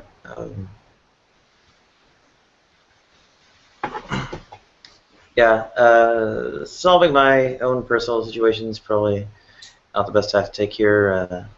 Things about the Bible, Christian doctrine, Muslim doctrine, although agreed's not here, and so on. Be better angles to go with. Okay, let's start with why do the concept that the Bible is literal truth as fact? What's with that? Like, how is the initial first step taken to go, yes, this is definitely true? How do they make that first step, do you reckon? Who?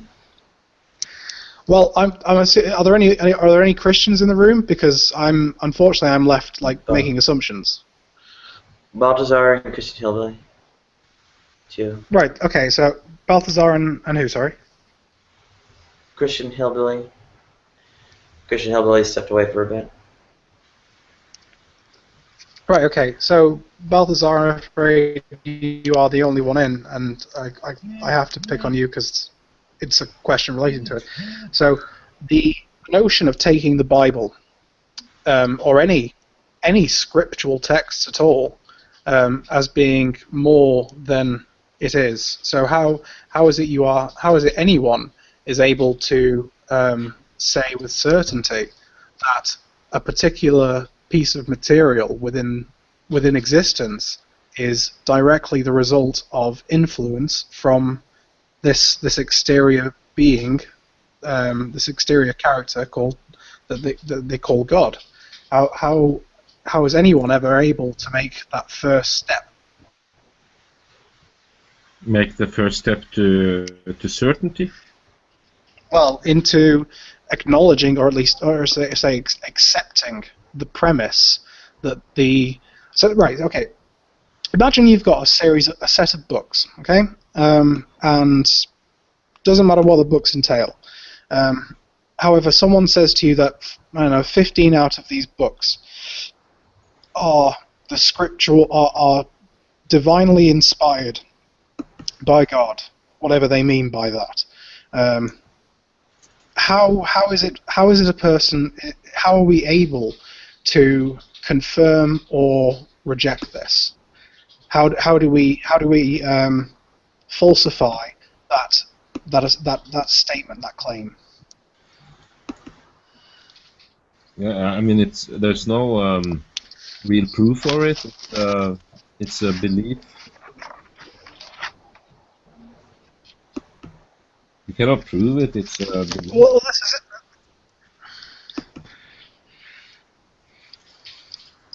I mean, this is the thing, isn't it? How do you then stop yourself from putting that belief onto any material that you want? How do you? So if I were to claim that, I don't mean to straw man the position of religion, but if I were to claim that Harry Potter was divinely inspired, but only the first three books of the Harry Potter series is divinely inspired by whatever exterior form. Why is it then that the belief is interchangeable? Why is it that someone can say, yes, these books are definitely the Word of God, and these books are definitely not? But Harry Potter is fiction with an author, and it's fiction. It's not meant to be anything else than entertainment. It has a Christian inspiration. I mean, the author is a confessed Christian, and there are some parts, if you know enough about Christianity, you can very easily detect this, where she's influenced by Christianity. But I mean, it's a fictional work, so the question doesn't rise. It rises, of course, with the Quran or with Tipitaka or something like that, but it doesn't make any claim. Okay. Well, forget the Harry Potter series then. Let's go with an encyclopedia. An encyclopedia written by I don't know, pick your country of choice. Let's say we've got two encyclopedias dealing with North Korea and South Korea, and one set is written by South Korea and one set is written by North Korea. Now, both countries will have a set of information that correlates to events in history that we can check upon. And it's almost guaranteed that there will be personal bias in there from each individual country. So it is a question of verification. How do we establish how do we establish the significance of a particular material? And especially in the case of religious material, when the claims are much greater. When you have claims of absolute truth and things like that, how do we verify these things? Or would you say it is all down to subjective? It's a difficult question. I mean, it's a very difficult question. I mean, interpretation. Oh, totally. It's very difficult. Also, I mean, you have so many denominations and. Well,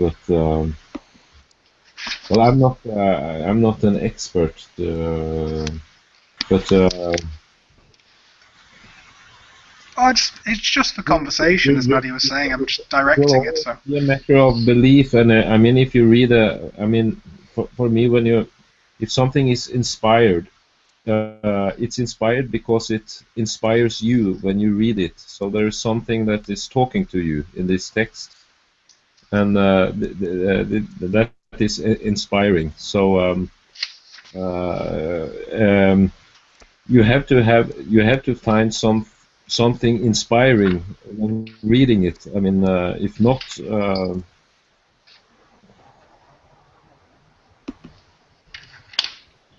But I don't know what you mean to evidence for that. That's a belief that it is the inspired word of God. That's a belief that cannot be proven in any way. You can someone can prove it by prophecies. That's the only I think objective method one can propose, that there are prophecies and. But I think for most people, Christian, it's a matter of belief.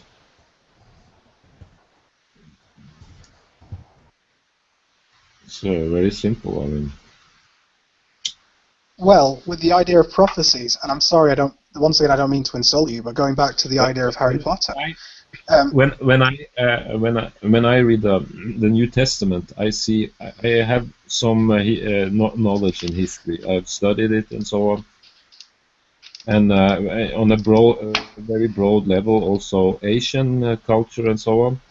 And to me, I was not a Christian before, and to me it was always some kind of amazing how also the content of this text, what Jesus said, and the genius behind this text, because it is a text that is we are today we haven't fulfilled it. It has such a high standard that we can still live by it and try to live by it. Unconditional love, forgiveness, and so on. It's not that this is not actual, and if you compare it with the time when it was written and to other cultures and societies and so on, for me it's that time it also was mind-boggling. I mean, it was really revolutionary, and this revolutionary content of it hasn't died, because it's still the same problems we fight with.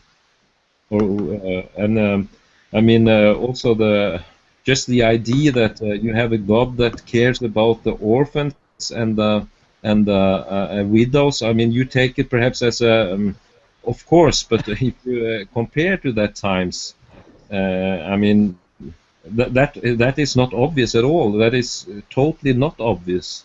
It's a totally revolutionary idea. You can of course go with that, but if you just want to see this as some kind of evil or old thought, it's up to you. I mean, and there are a difference between this religion and pagan religions. I mean, it's pretty clear. And the discussions always when we talk about atheism, Christianity, I always hear we are only talking about 2 or 3 passages in the Old Testament about stoning gay people or the Amalekites and so on. That's the only discussion. So if you want to concentrate on those passages, well, you will never have any understanding of Christianity. You won't get close to it. You won't understand anything. You will understand what. Why are they even in the Bible, Baptist? Why are they even in there then? Why are they even in the Bible then? If they're not part of being a Christian, why are they in the Bible? It's nonsense. You're talking nonsense, I'm afraid. No, I'm not talking nonsense. It's a very difficult question you ask me there, and I can't give you an answer. But well, you seem to be saying if you focus on one bit of the Bible, you'll never be a Christian. Well, no, but it's still written in the Bible. It doesn't matter where your focus is. You can focus on any Yeah, part of the Bible. yes, If you focus on if you just focus on peace to all men, you're not going to be a Christian then. Well, yeah, perhaps not, but that's my responsibility if I'm a true Christian or not, you know. So, and that's the case between me and Jesus or God, you know. So, I just don't like making excuses for it anymore. what excuses? Well, your excuse was, well, it's only a couple of bits in the Bible that say that. No, I said if you concentrate on this few the parts in the, you have also parts in the Old Testament that are totally different than this. They are really also very And inspiring. Is that a positive thing then? There's contradictions, so you can read things both ways. Is that good or bad, do you think? It's disturbing. To me, it's disturbing, but I have to live with it. No, you don't. You can just throw it away. No, I don't throw away. Why should I throw it away? Well, because it's contradictory and disturbing. Yeah, but that's not not how I go about it. Well, why would you base your belief on something that's contradictory and disturbing? You wouldn't do it in any other area.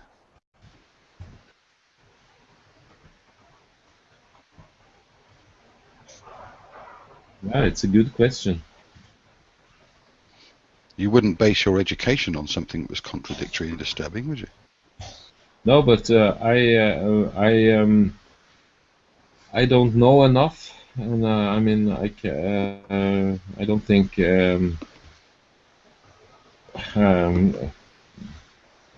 I don't know enough about this. I cannot know the thoughts of the creator, so it's you know. Well, what's that got to do with it? Right, of course, if you want to interpret the Amalekites, you can also find you know you have discussed this. It's not that, Balthazar. It's ignorance. That's the problem. And when we say, as an atheist, when I say ignorance, I don't mean ignorance. I don't mean ignorance in the general sense. I mean specifically ignorance in the humanic sense. No, it's not ignorance. Ignorance, if I were to say to you, I don't know about any contradiction. I know about things that I think it's. I feel myself. Oh, this is hard stuff to read. I mean, I also don't read Revelation. I don't have any interest in it. But I think that's what Simon's getting at, is that it's cherry picking is what it is. It's okay, then it is. But I'd say the same thing to the friends. But the cherries people, that I picked, they were so. People that I know are Catholic, I don't understand why. Bearing in mind what the Catholic Church is guilty of, let's for argument's sake just use the child abuse aspect. Why would anyone want to remain a member of an organisation that is guilty of such things? But that is a bad argument. I mean, the argument. Why is it? Well, you wouldn't remain a member of any other club or organisation. I can take criticism for that, but that is not an argument. No, I didn't say it was. I just said I could, for me personally, I don't. In the book itself, and it condemns it. So it condemns itself by the text. I'm not talking about Christianity. I'm talking about specifically the Catholic Church. I wouldn't remain a member or part of any organisation that did such things, and yet Catholics do, and I don't understand why. I would leave and say, I'm not going to be a member of your club because this is what you do, and I'm not going to be associated with anything like that. Yeah, we had this scandal also in here in my city. Front. That's why I don't understand why people. And many people stopped going to church, and many people also. If it was any other club, you wouldn't entertain it at all. Well, but it's not that. I mean, I understand. I don't entirely agree with you there, Mark. Sorry? I said I don't entirely agree with you there.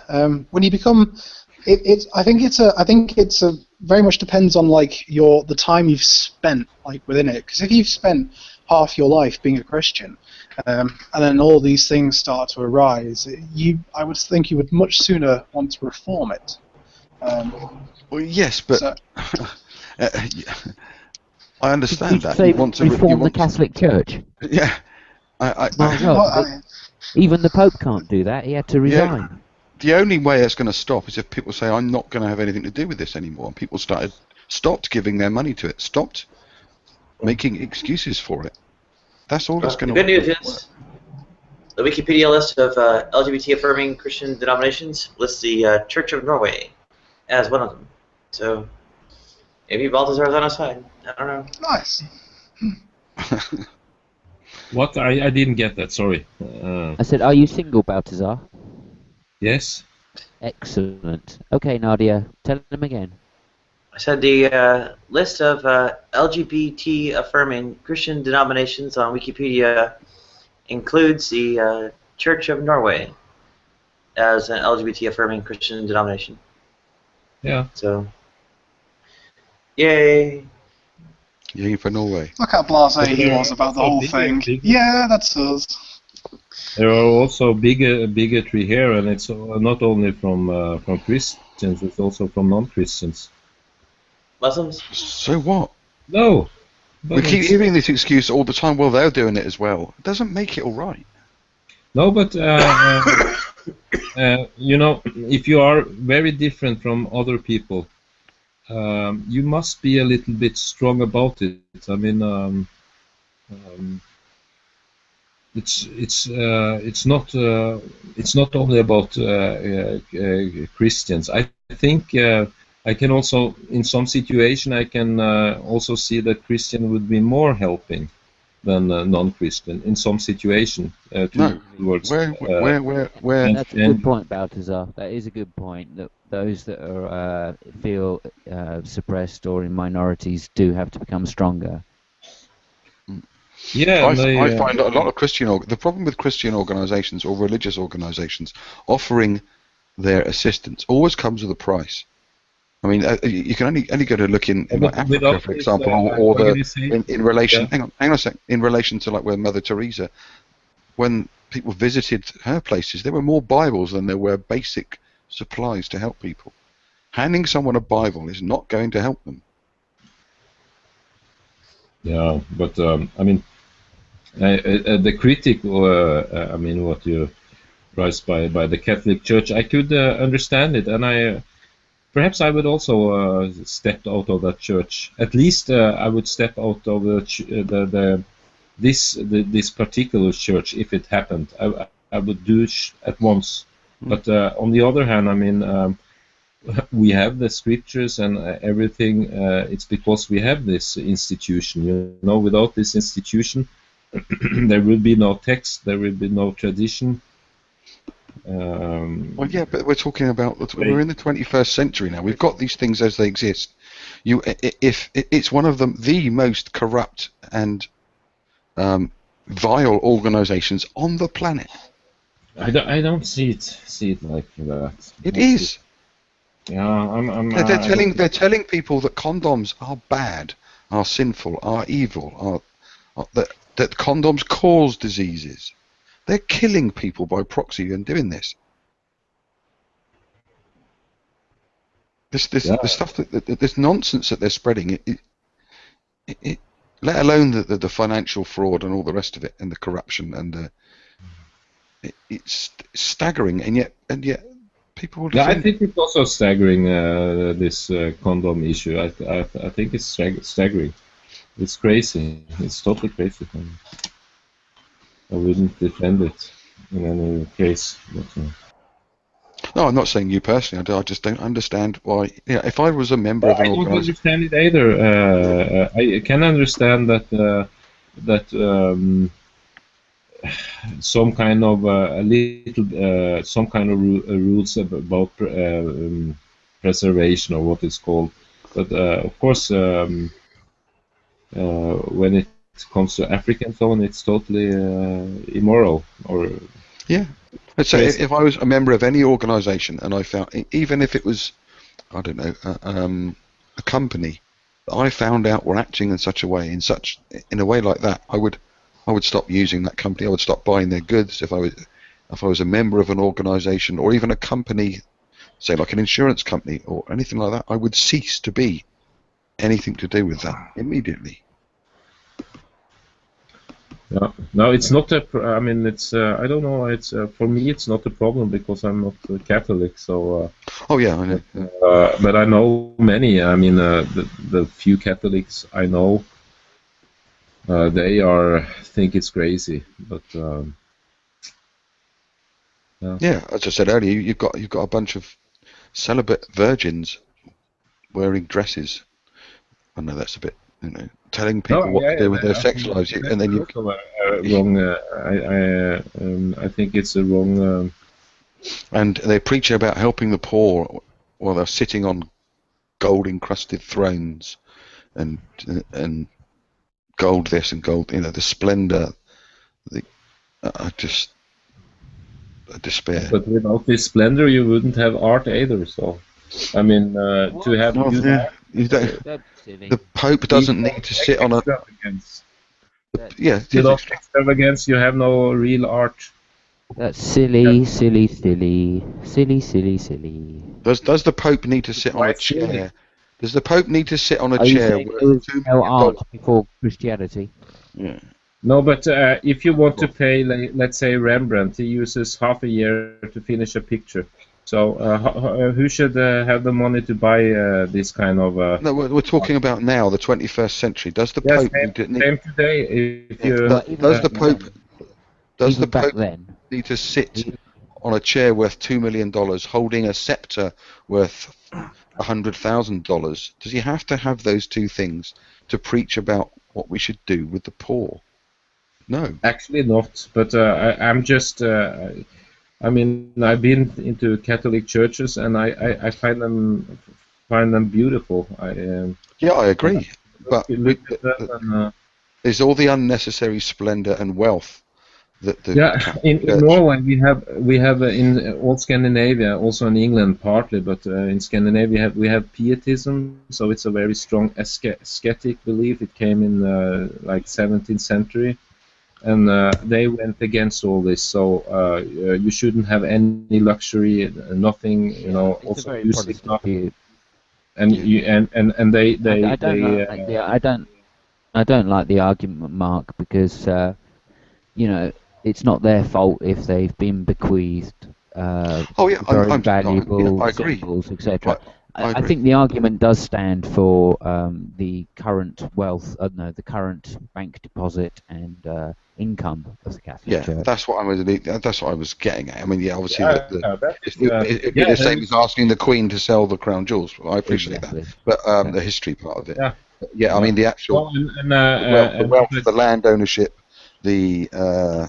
all those sorts of things could be, and if nothing else, tax. Same in the UK. Religion should be taxed, the same as anything else. They want the freedom to benefit from society and want all the services, then pay for them. Very true. Very fucking true. Yeah, they like to claim they're helping lots of people, but at the end of the day, they rely on the state at the end of the day. Yeah. If something goes wrong and one of their patients turns mental, they'll just commit them. They won't deal with it themselves, of course. They can't. That seems to be the fairer way to me.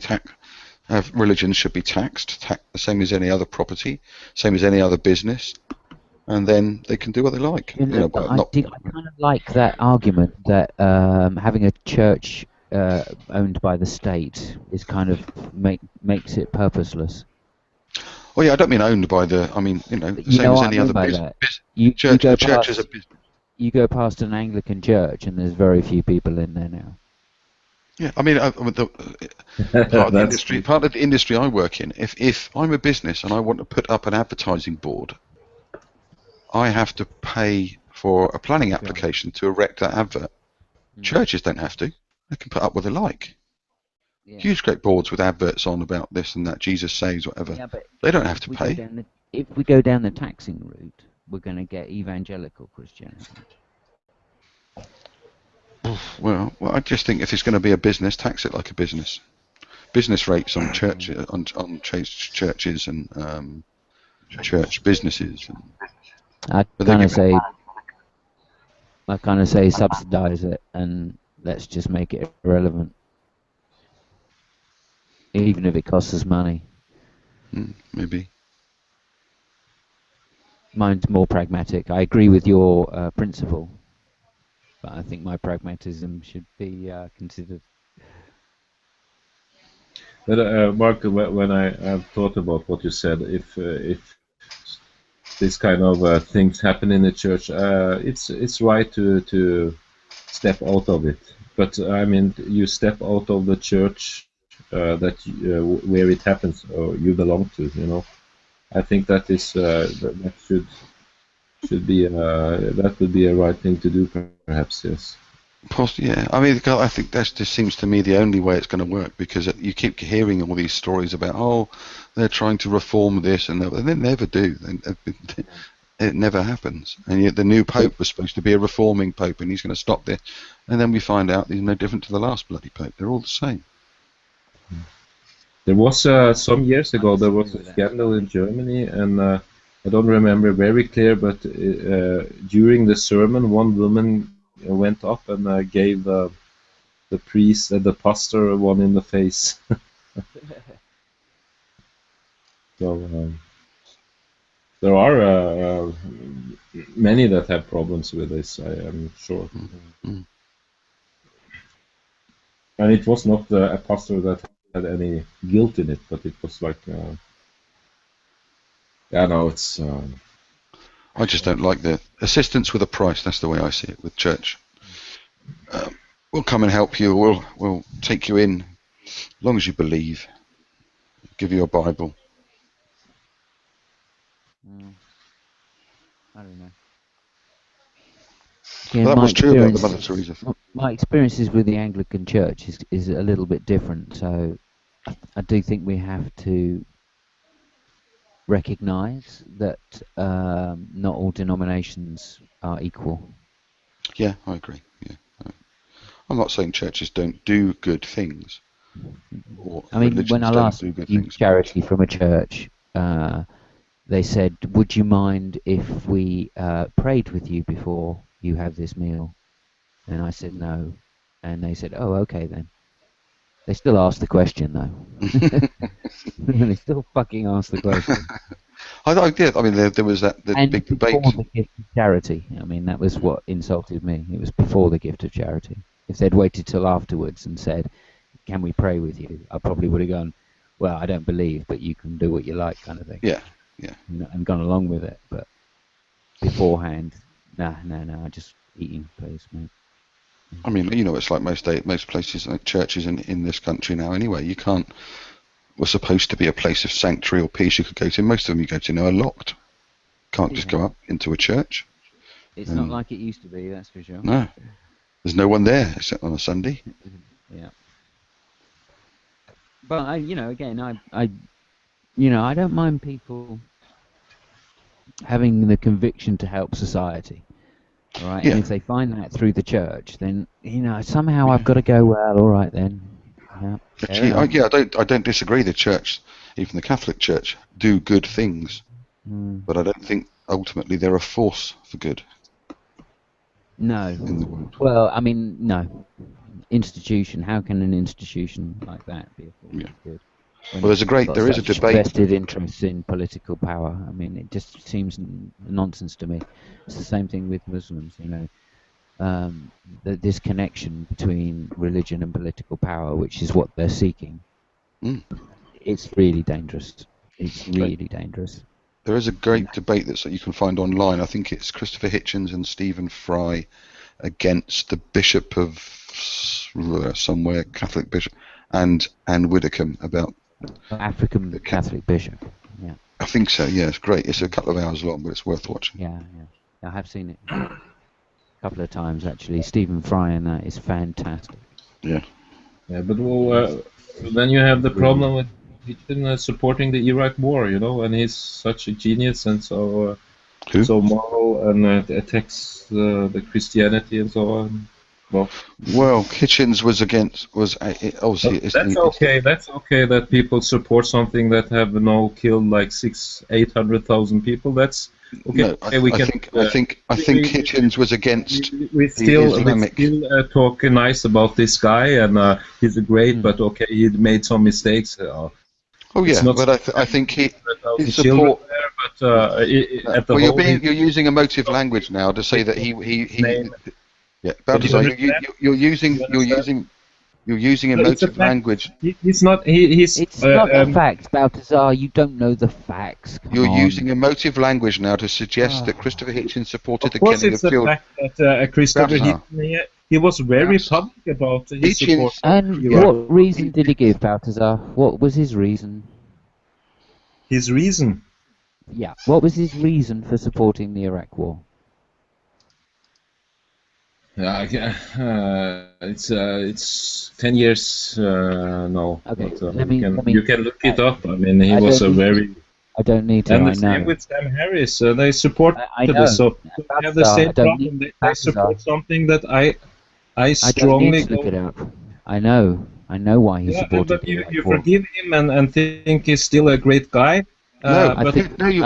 Balthazar, you're making assertions. I don't have to forgive him because he had his reasons. He had reasons for supporting that war. He didn't support the killing of children either, as you just emotively suggested. He was in support. He was in support. No, he never said, "I want to see Iraqi children killed." He was in support of the removal. You are pretty stupid if you think you can go to war and not kill civilians. I mean, come on. But that wasn't. He didn't Does that mean you should never go to war?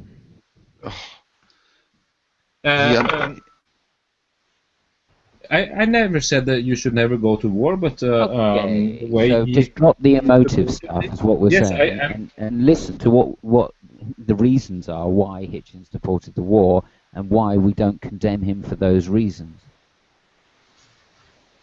Yeah, but I just made an example. I mean, you put me in a difficult situation, and I see no difference. I mean, really not.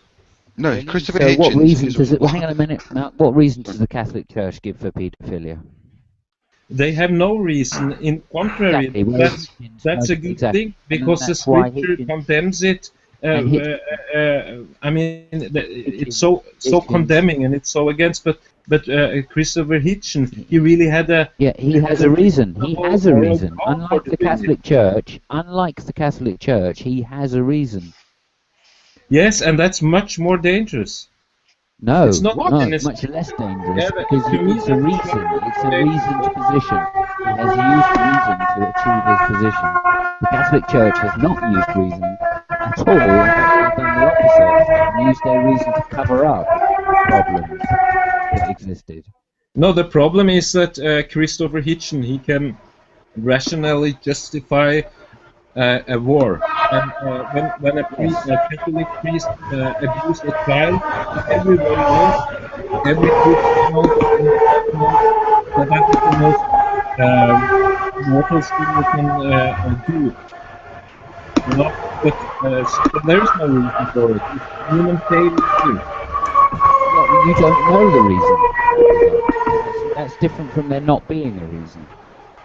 I think it's more dangerous if you really have a reason for it. I mean, the Crusades, you also got a reason for it. I think that's nonsense. I think that's nonsense. It's nonsense.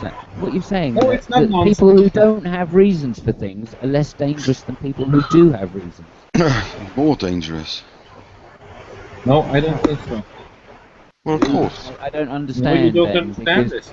My issue with religion is that it's not a reasoned position, and it's more dangerous because of that. No, it is not a reasoned position to abuse children. It's the opposite. I mean, that's Christianity. But Christopher Hitchens, he had a very rational reason to support the war.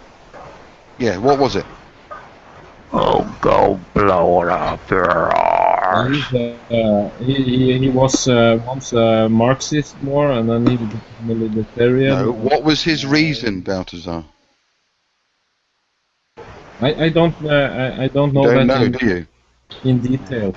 You just know that he supported it, but you don't know why, do you? All he's Just heard be is honest. the propaganda. He supported. He justified with, I think, I guess some kind of from a human rights perspective, the suppression of the people in this area and so on. And Saddam Hussein, I mean, it's really why he supported the war.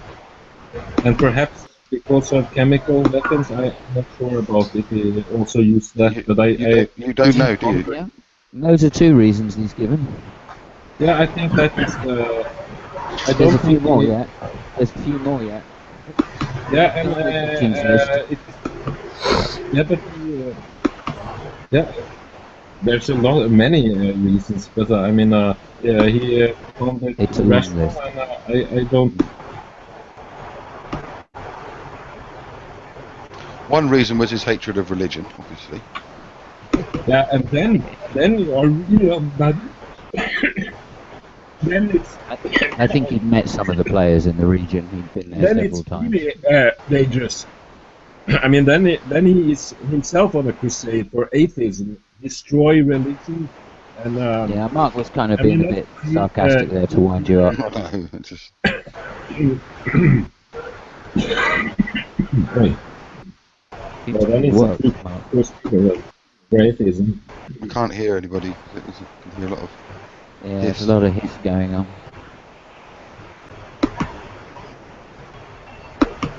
No, I hope you wouldn't say that. That was the reason, because he also was against. Because you know that Iraq also was a secular country, by the way. It was a dictatorship. So it tells a lot about his rational reasoning. It was a wasn't dictatorship. secular. It was dictatorship. Yes, a secular dictatorship. If you No, it was an aristocratic dictatorship. If anything. yeah, but I mean, it far was from the secular. least Muslim country in the region.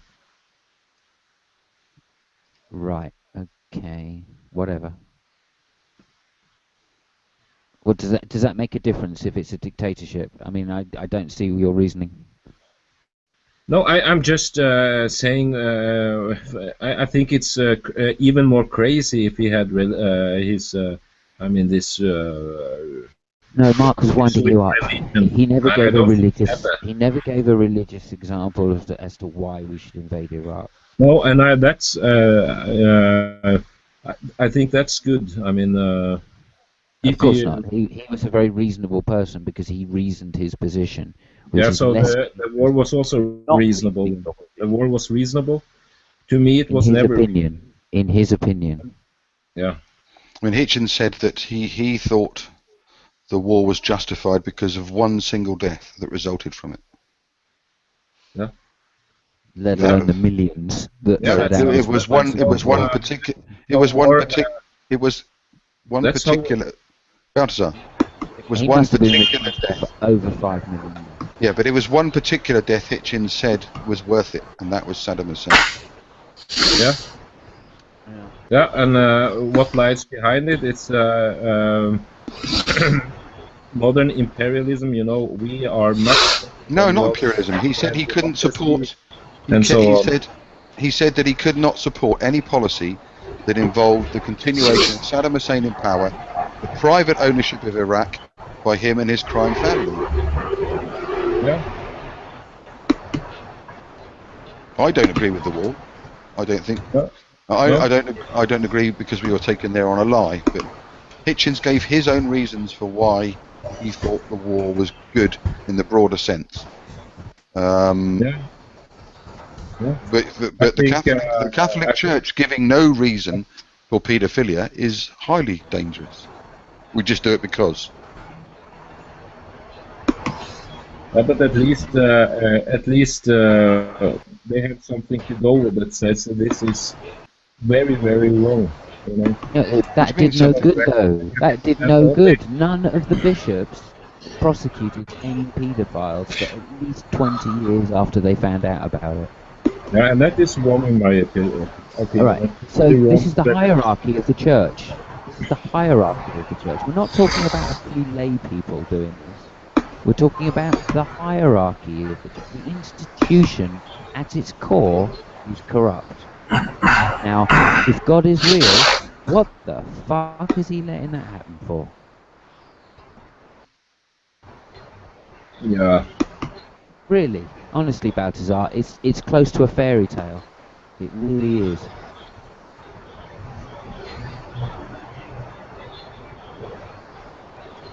I'm not good enough in English to pretend Fair enough.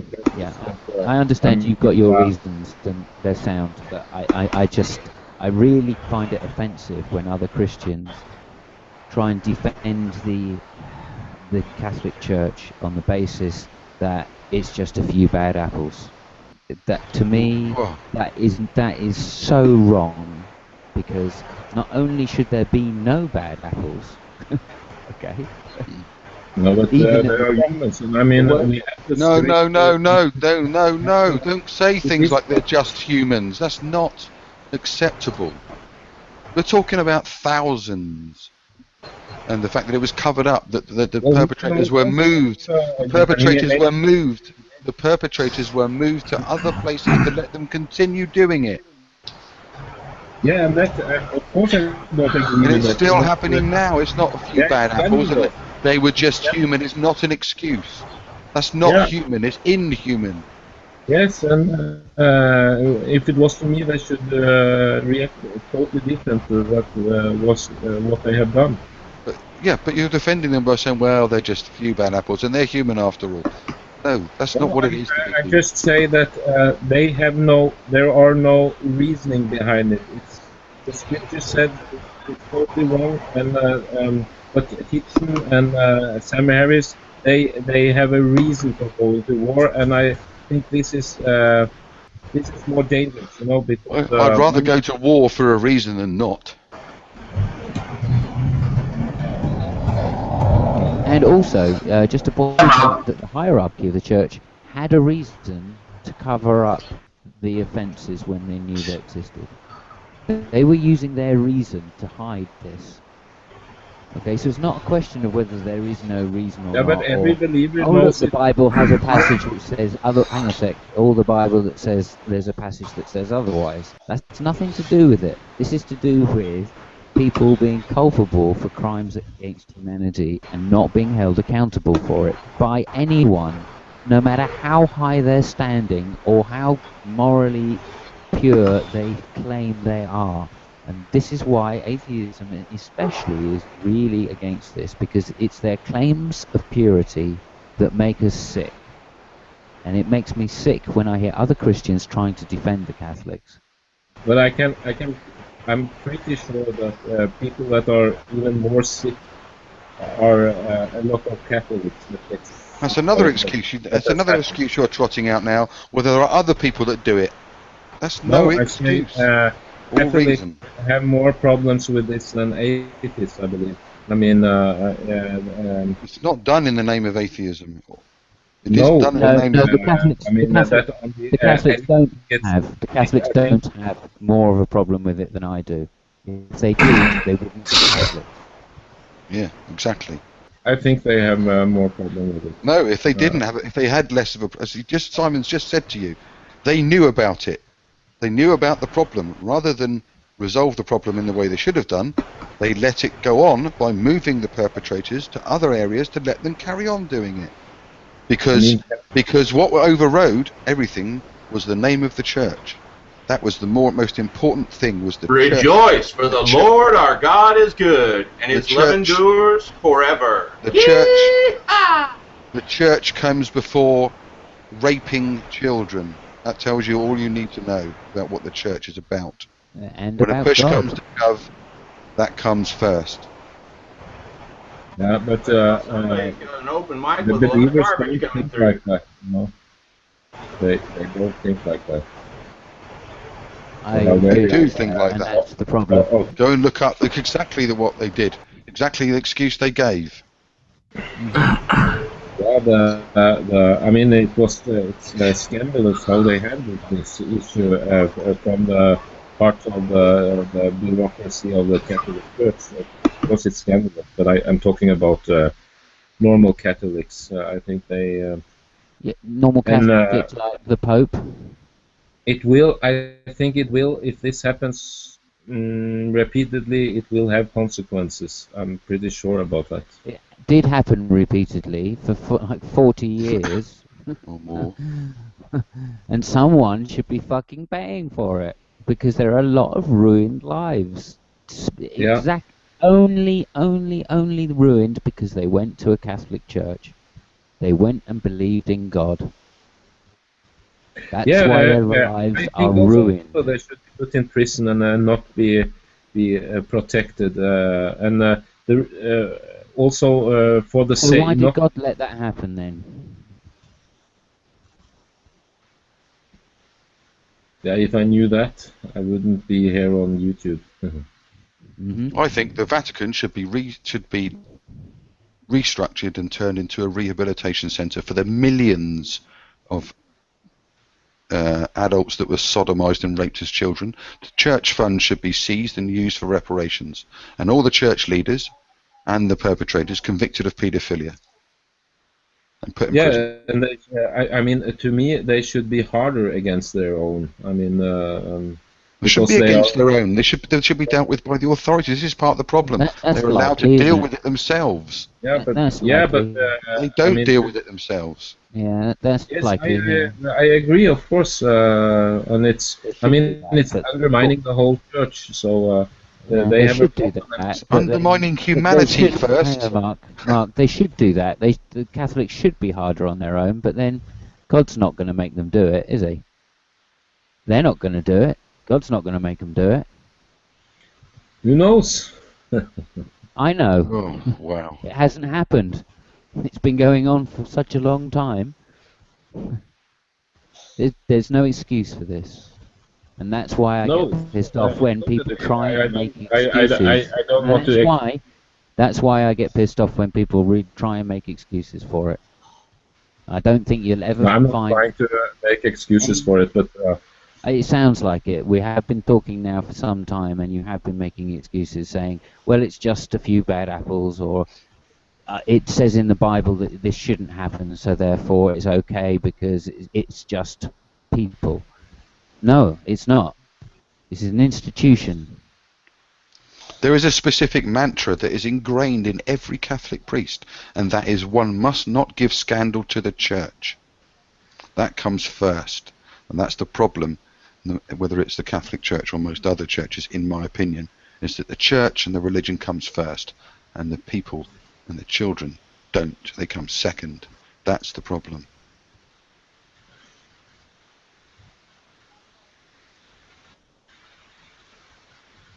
I mean, even in the reports that were brought out by the UN. No, I agree with you. I agree with you on that. Of course, that children should come first, and that's a Christian. It's not a Christian thing at all. I mean, not a Christian attitude. Of course it is. I mean, no, it's not. No, it's not. Where is it? Where is it stated? Read the scripture. Read the scripture. I mean, you can almost not do anything worse, and if you're also a priest doing these things, I mean, really, how can you do what bit of scripture do you want to talk about that mentions the murder of children? Then, no, but that's just how it is. I mean, you cannot, according to scripture, you can't. Hang on, you said that the murdering of the children come first, according to the Bible. Well, I could point to you to plenty of passages in the Bible that mention killing children. Yeah, then we go to the Malachites, of course, but... or smashing babies' heads against rocks, or whatever, that sort of thing. Killing unruly children, stoning them to death, that one. Where does the children come first there? No, I mean, one other thing that the early church did, they went against setting of children in the Roman Empire. We're talking about the Bible. You just said. Yeah, but why did they do this? Don't you see there is something wrong then? If it's still in the Bible. It's They still were in the Bible. They didn't take that bit out. In Europe that said no, we cannot just put out the children to the wolves or in the gutter. Why did they do this if they are so? I mean, well, you're and cherry that was picking. so You're cherry picking again. cherry picking. Yeah, it's still in the Bible about stoning unruly children to death, is it not? Yeah, but not for Christians. Oh, not for The Christians. laws, the law are not for Christians. The Leviticus that was for the law, Jews, was it? So the bit that Jesus pointing said, so the Jesus, when Jesus said that not one jot or tittle shall be removed yeah, from but the he law. clearly cannot have meant that, could he? I mean, he himself broke the rules of the Sabbath, and he gave a So reason. then the Bible is useless. Then really, you might as well not pay any attention to it then. At all. Well, you are not paying attention. Well, speaking of the UK being a better news source than the US, apparently there's a Texas bill on, I guess it's Texas State House Representatives that would make it illegal to allow a trans person to use the correct toilet. So anyone who enables a trans person to use the correct toilet would be guilty of a crime. And the Indiana Senate has passed a bill allowing businesses to discriminate against LGBT people in the name of religious freedom. Jesus. Yeah, that's about the size of it. What are you talking about?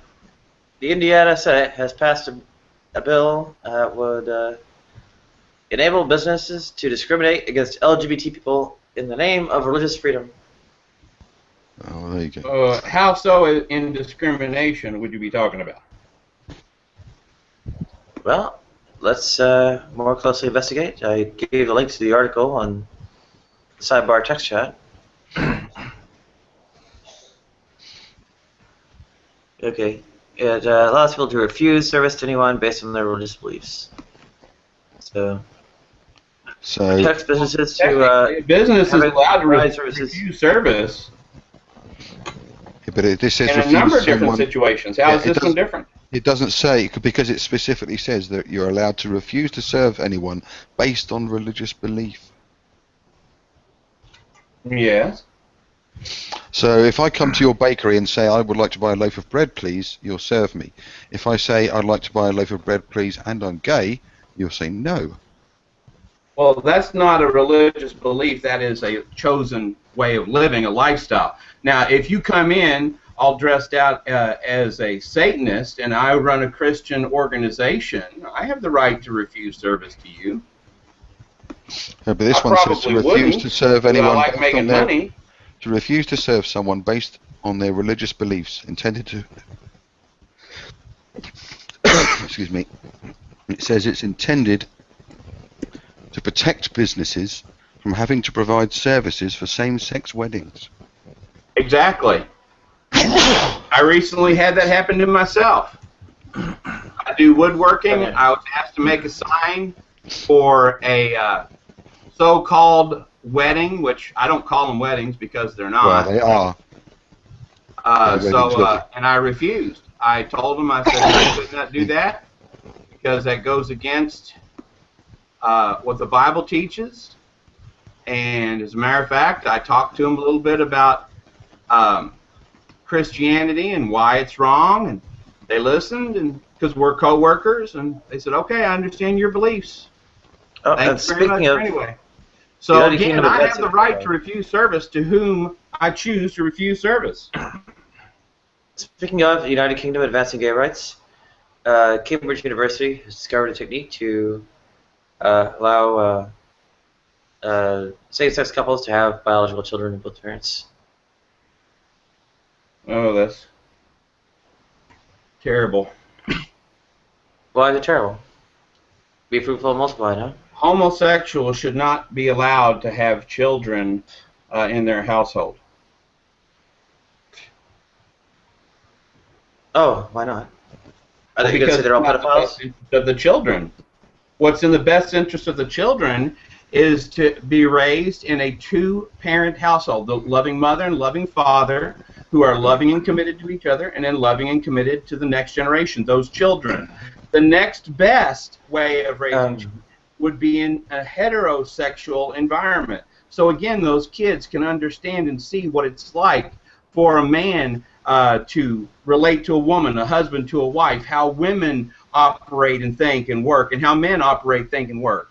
There's no way in anything that two men can explain to a little girl that's going through puberty what it means, how it feels emotionally, physically, anything like that. That's just the start of it. But the fact of the matter is we know for a fact, bar none, that raising children with their biological parents who are loving and committed to each other and loving and committed to those kids is by far the best way to raise kids. Why would we foster or promote any other way?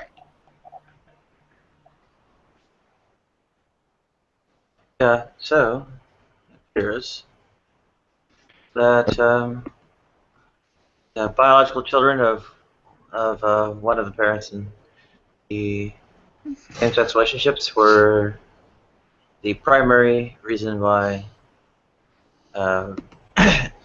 this I think people were raised in a same-sex household. Yeah. Allow me to dredge more statistics. Yeah, I mean, subject. What Hillbilly is spouting is just bigoted bullshit. I mean, I'm not bigoted. The fact remains that the fact remains, Mark, that I'm not bigoted. You said your bit. You said you know what? It really amazes me how people who. The fact remains that what Hillbilly. It really amazes me how people who claim to be tolerant are the first ones to say you're a bigot because of standing. It's bigoted bullshits. There are daughters of families without a mother in them, or can discuss it with other female members of the family, aunts, grandmothers, cousins. So that idea that only a mother can help in relation to puberty is utter nonsense. There are many studies that have shown that the point is that having a loving family, be it two men, two women, a man and a woman, is the most important thing in the best interest of a child. And it's utter bigoted bullshit to suggest that two men can't provide a loving, stable home, or two women as parents. And it's been proven to be that way. So you can have your bigoted beliefs all you like, but it won't change facts.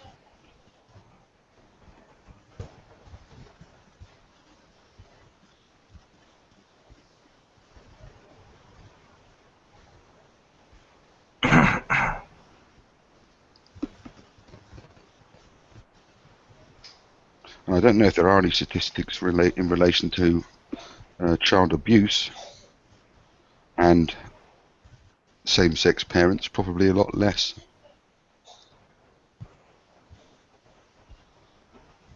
Well, once again, Mark, you're showing your ignorance of the subject. Go do any studies for single-parent families, because that's what you're looking at. You're looking at a kid that's going to live with one of the parents. So it doesn't matter how many other people live under the roof.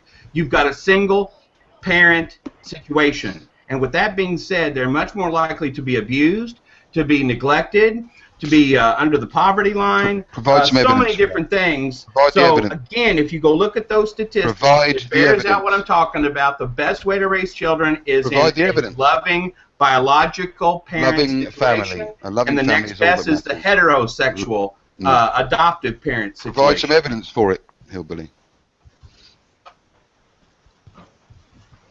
That's what everyone's been doing all day in the sidebars, providing the evidence for it. So where's your evidence that that's the case? Oh, I've already given you the evidence, Mark. No, you haven't. Sure I did. I said do some research. It's out there. You're just spouting your ignorance of the subject. I'm telling you the information is out there. Provide Go your look it up. You don't have anything then. Honestly, in Mark's point of view, you're doing exactly what you just said. Spewing nonsense. So, if you're going to present an argument, I would highly recommend presenting evidence for that argument as well. Go do a Google search for single-parent family statistics Not single for children. parents. It's not single parent. And you will find out what I'm talking about. Go do a Google search for single-parent children in prison. Oh my gosh, you'll find that 90% of them come from broken homes, single-parent homes. They're not single parents, are there? There's two homosexual men that have adopted children. No, there's single there's parent. one parent and another one. There's one parent and somebody else that's hanging around. There's one parent.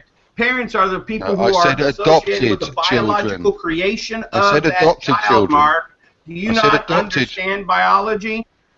I said adopted in the case where homosexual men Let me explain something to you, Mark. You don't have nothing to Kids teach are me. made one man and one woman. You got nothing to teach me. That's how it works. You got nothing to teach me. Without that, you don't have parents. You have somebody else that's coming along for the ride. We're talking about adopted parents. A boyfriend or girlfriend and a dog. Who cares? Go look at single parent statistics. We're talking about adopted. We're talking about adopted children where they're living with a homosexual parent. Go look at adoptive children when they're raised inside. You provide the evidence for your bigoted bollocks. You'll find that they do much better than any other situation, such as foster care or anything like that. But the problem is, when you go to a single-parent situation, they're not single parents. They're going to be much more likely to be abused physically, mentally, sexually, abuse alcohol, drugs, sex. They're more likely to be homosexual or do all kinds of other untoward things. So again, those statistics bear that out, Mark. You haven't got any statistics. I got them all. Go look them up. You need to provide them. I'm not here to provide this stuff to you on the silver Then shut up then. Shut up spouting bigoted shit. That's all you've got is bigoted nonsense. You've got no evidence, no statistics, nothing to back up your bigoted bullshit. I swear, if he has another thing to say without providing any evidence, any links, anything, he's going to be muted the instant he speaks.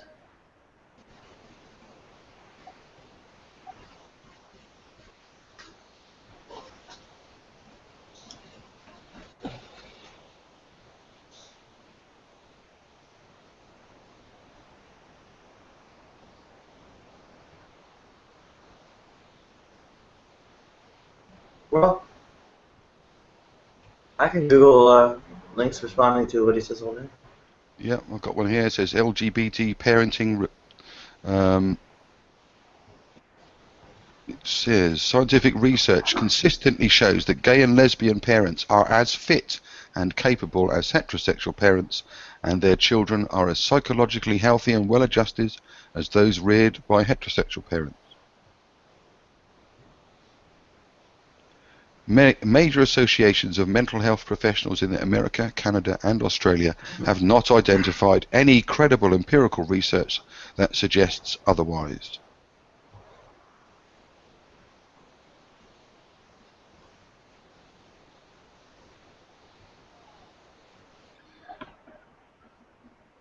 Hillbilly, any evidence to the contrary?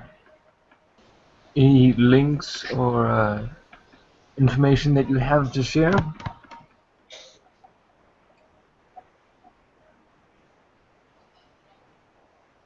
Yeah, he's got nothing except his Bible.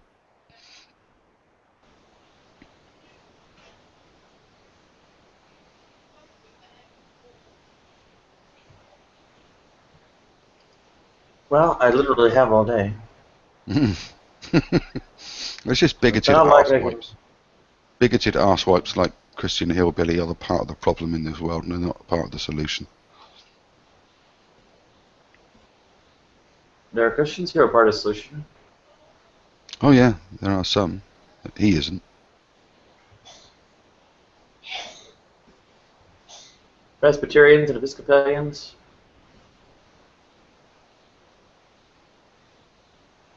There's another article I found. Children of gay parents are happier and healthier than their peers, says a new study. I'll put that one in as well.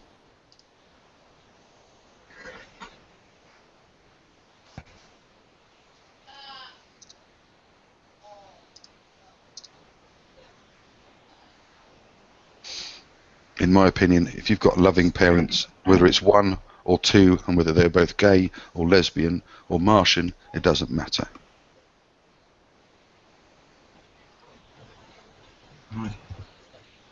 It's up on Showcase and not. It doesn't matter as long as the child is loved and cared for, and healthy, etc., etc. Actually, did your study say that they're actually better adjusted, The happier second and one, healthier?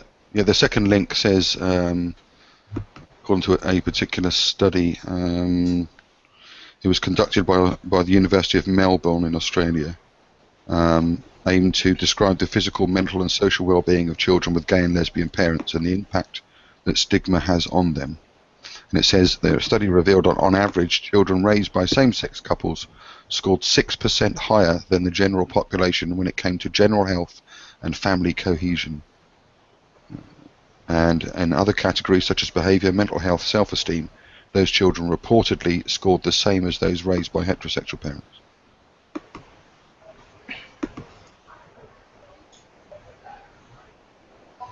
Well, it sounds like, gay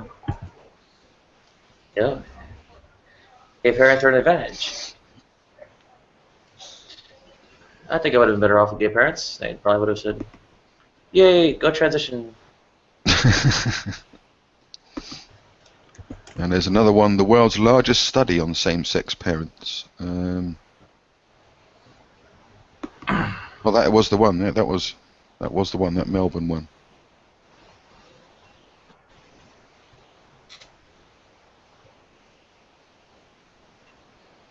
Yeah, I could have transitioned 30 years ago. If, well, not for heterosexual Christian transphobic parents. Yeah. It says that the findings that same-sex couples make perfectly fine parents echoed plenty of other research to that effect, that their children appear in some ways to be an advantage, the authors suggest, could have something to do with the way that their parents do not default to gender stereotypes, which created a more harmonious family unit and therefore feeding on to better health and well-being.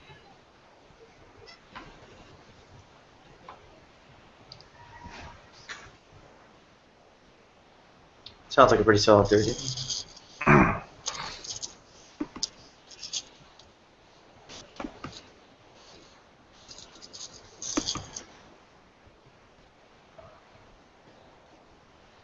Well, I would find that such studies far outweigh reading a book from 2,000, 3,000 years ago, whatever it is.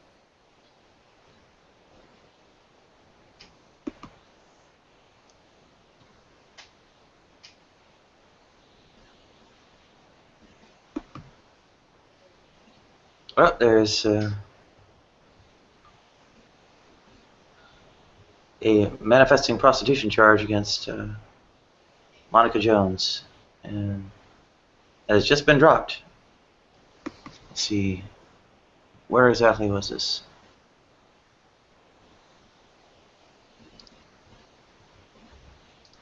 I think it was like Mississippi or Louisiana.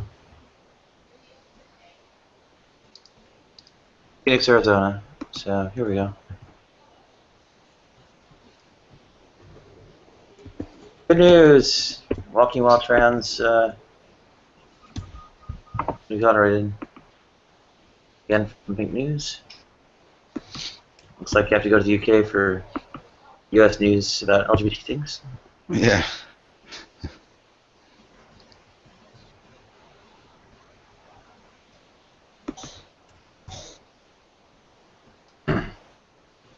What on earth is it?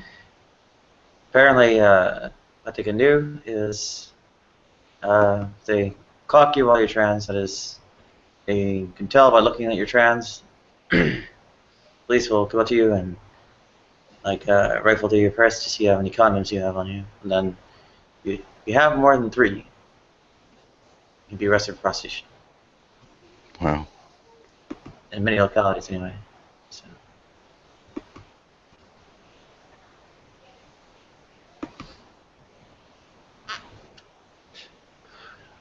Yep. So you have profiling of trans women, and then of course the false prostitution charges. Well, as I said before, sadly it seems like there's a lot of backward stuff going on in America, but it's no wonder when you've got backward people like Christian Hillbilly living there.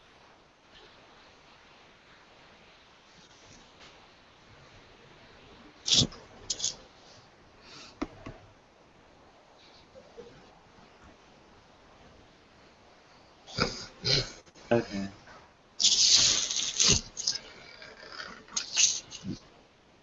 It's like West Virginia is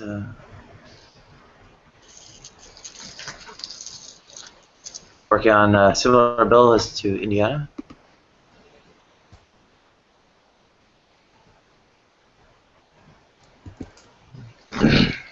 So, I mean, there are actual like legislative attacks on, well, me personally, ongoing here.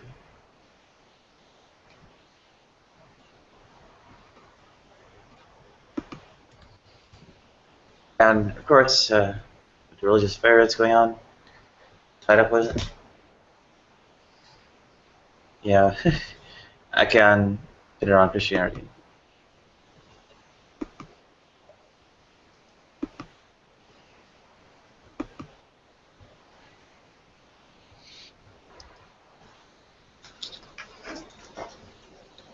Apparently, Northern Ireland has anti-gay legislation going on. It's been a huge Northern petition Ireland? opposing it. Yes. That's part of the UK, so something. They've got their own government. There's nothing in there.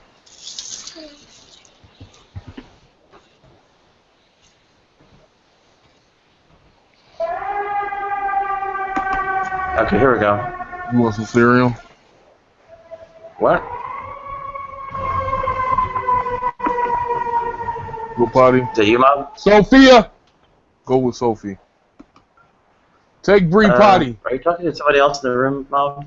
I think he's, I'm sorry. Yeah, hold on. It's all- My apologies. Yeah, I don't want a cereal, dude. Thanks. I don't want to go potty either. I I want to apologize. announce when I Hold on. go. Hillbilly, mate.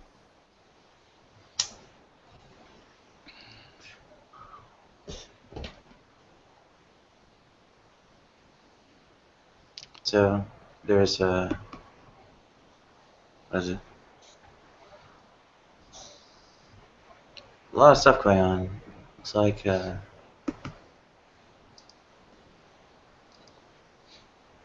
only news that's in the UK at the moment is the fact that they think they've named the guy known as Jihadi John. He's the Yeah, guy I've that seen Jihadi John. the guy that's been appearing in the beheading videos from ISIS. They've now named him the guy that was living in London for a while.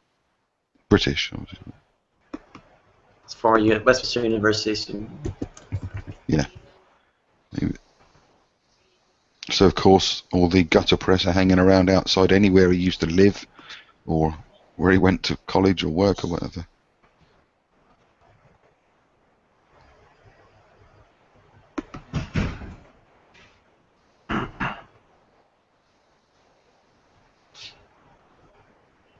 Yeah, I never think to collect these links on my own. When it comes to needing to show people things, that helps spur me on to well, put them up on YouTube comment pages and such. I don't think there's Yeah, anything else. over 150,000 protested the Northern Ireland affair. Wow, quite a lot.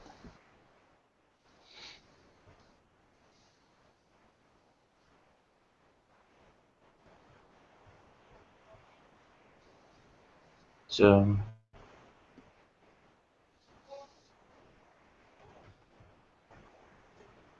I mean, the only LGBT stuff we sort of get over here really is when you get these idiot politicians that are usually the UKIP ones that say, you know, the recent bad weather was because gay marriage is allowed and all that other nonsense. And it's just, like I said earlier, it's about time we stopped calling it gay marriage. It's just marriage. That's it. yeah, the Obama administration is to redefine spouse or to give gay couples medical benefits. Oh, that's good. Latest applies only to federal employees, so it's meaningless for the country.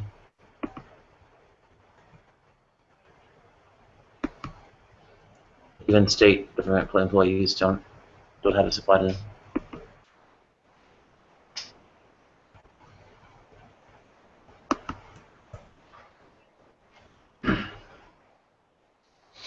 Well, at least I suppose, going by the title of your hangout, we've done a bit of, certainly confronted some religious LGBT hatred, that's for sure. Thanks, Jim. You were the loyal opposition, I suppose? The hater. Apparently, homeless gay youth in New York engage in survival sex for food and shelter. Huh, how did that didn't work for me? I was like trying to whore my ass out there. Like, all these pimps going around saying, "Don't move in on my turf," but none of them saying, "Hey, well."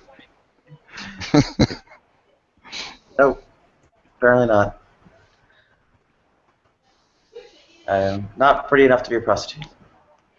It's kind of shocking, given that. That's one way of putting it. Survival sex, that's one way of putting it. Sounds like a game show.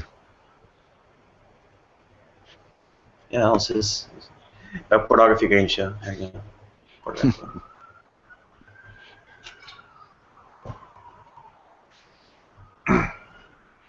Back in a second. Absolutely.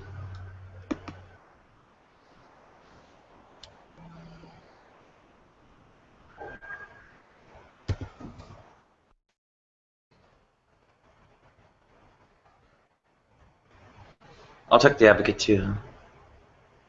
Let's get the rundown on all this.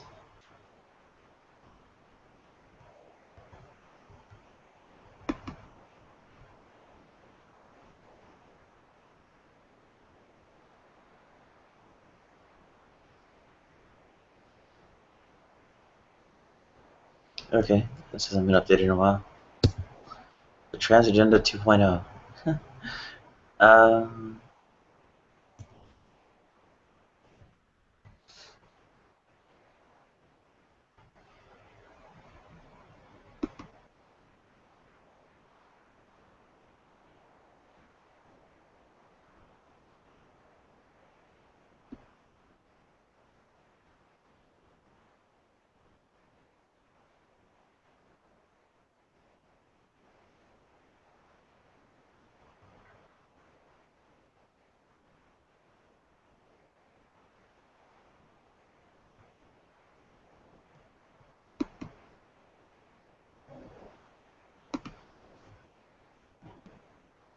Yeah, apparently, just discrimination includes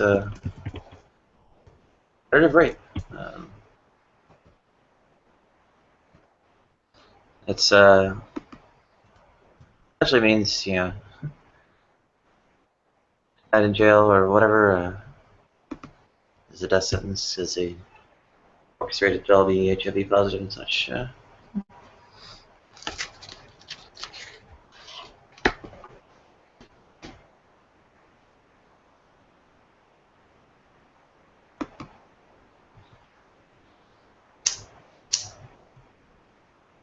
Welcome, Tom Jam. I love the Beckel hair.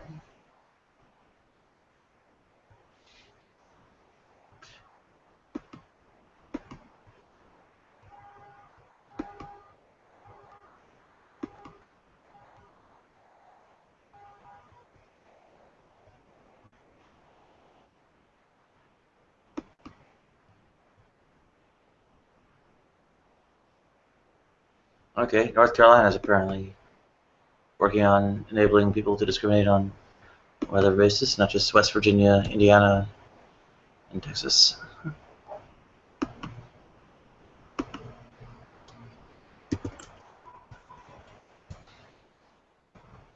So it's getting pretty far across the board as far as the Bible Belt in the South.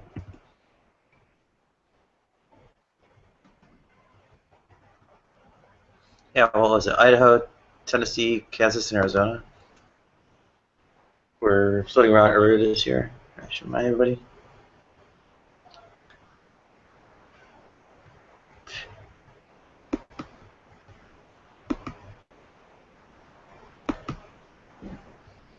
Yeah, looks like she actually looks like a woman. I know.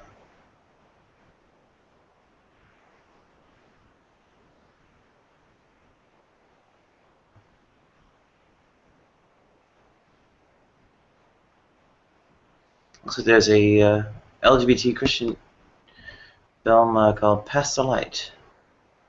A lot of politics op-eds, but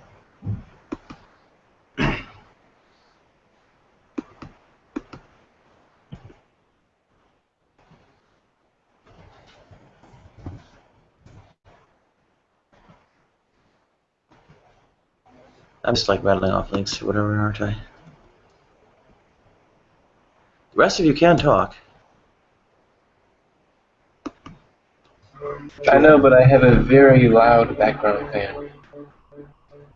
Well, you know how to do like the push to talk emulation. You got something to say, you know, unmute then, say it, so on. Hit it again once you're done. Oh, Pretty there's much a push to understand. talk thing?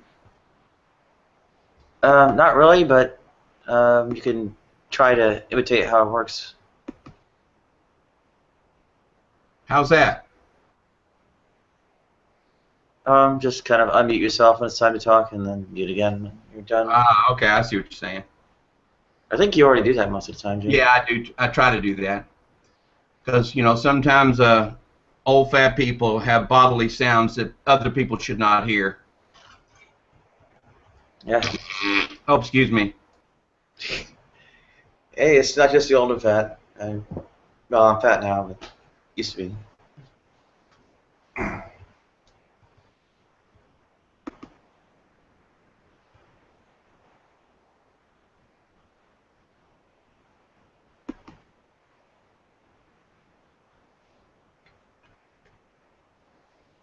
Oh, come on. Who's in Finland? Just passed marriage equality. A little bit late to the game, but better late than never.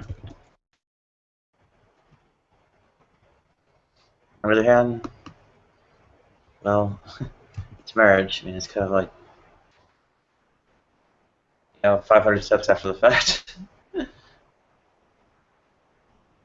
What does it matter if you can marry if you get fired for being who you are and get put out on the street and can't get into a shelter and so on.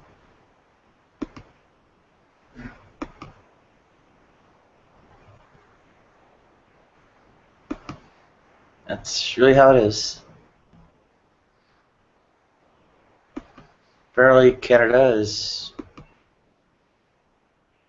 or Toronto anyway, is ignoring homicides of people like me. We're getting killed out there, and guess what? Cops look the other way when it happens.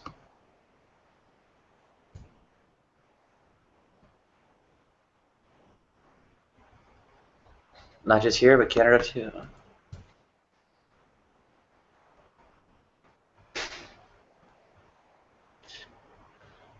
I mean, I can't be arsed about marriage. It's like, there are bigger things to worry about, like employment, housing, healthcare, public accommodation, and justice. Like the last umpteen times I've been raped, nobody bothers doing anything.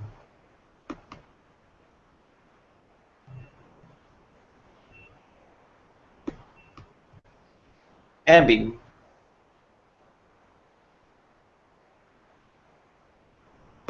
And, well, I get murdered. And probably looked the other way then, too.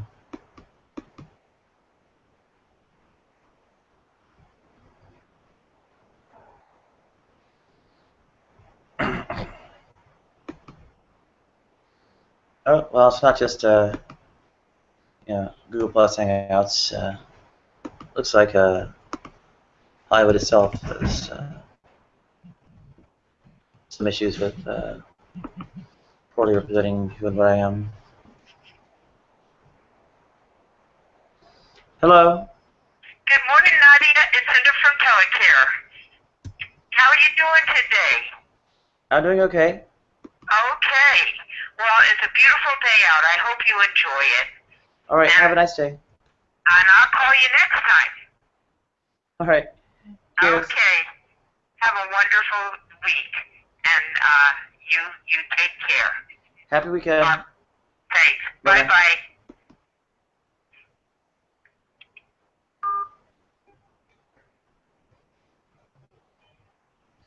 Yeah, looks like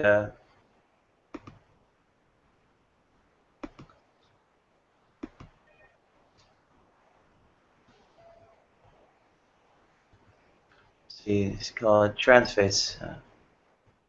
I guess it's blackface, whatever. But well, okay, that's a different story because trans people aren't representing themselves, but that's what they're really claiming, or is a problem. On the other hand, the actual images being presented are pretty poor, in addition to having people who are not us portraying us. Am I still connected?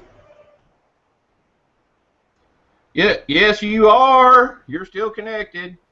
I'm just multitasking. Being down in the back means I have to do other work that I usually don't do during the day, so it's hard for me to run my mouth and do this kind of work at the same time. Okay, just making sure. Yeah, there's a. There'll be more conversation, but I can monologue if need be.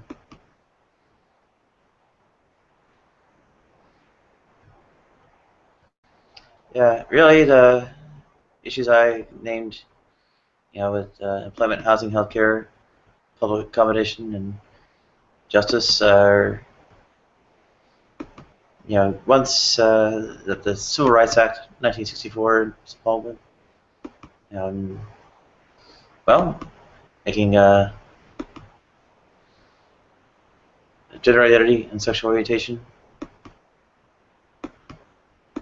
protected classes in the Civil Rights Act of 1964 will largely address the concerns I have with, at least with official policy, apart from, well, lax enforcement.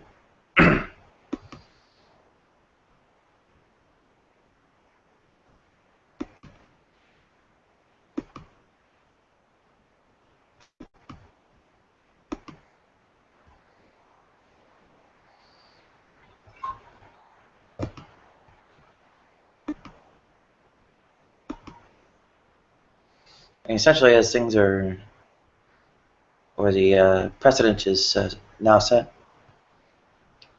the anti-discrimination laws are effectively unenforceable, in no small part because statistical evidence is barred from, I guess, eligibility or admissibility. And that was a result of a case regarding the death penalty and differentially impacting black people, actually. That set the precedent regarding statistical evidence of discrimination.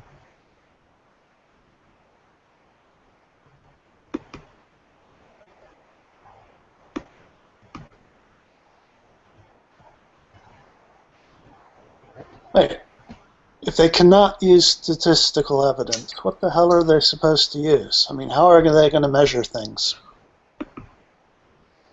They don't. The only way you can really deal with it is having a flat-out confession recorded or something.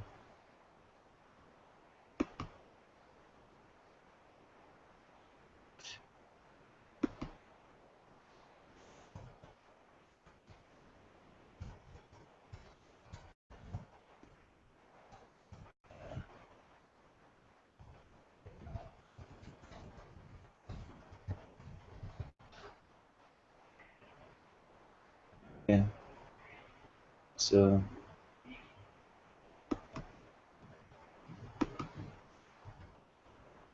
here we go. Got the Wikipedia on McCluskey versus Kemp and eating more dirt shortly. Fine Law has a few things on it regarding this. Did you know what kind of president is set?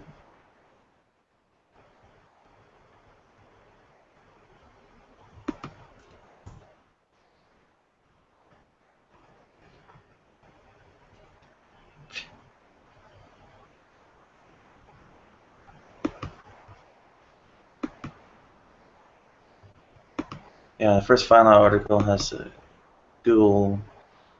The excerpt in Google hit actually saying disclosures is loud. Well, here's the full case, I guess. This is really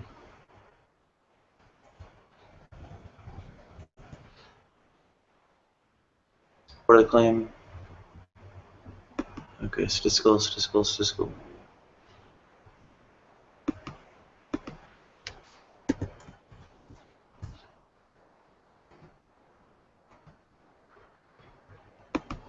Okay, you can read the actual legal decision.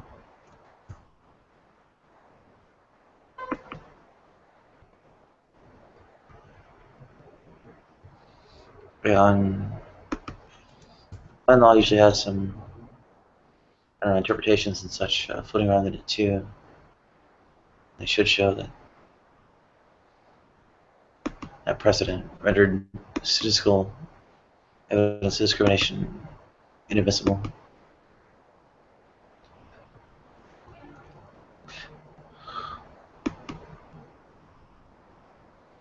Legacy of McCluskey versus Kemp. So there's an analysis by some legal scholars at the University of Michigan.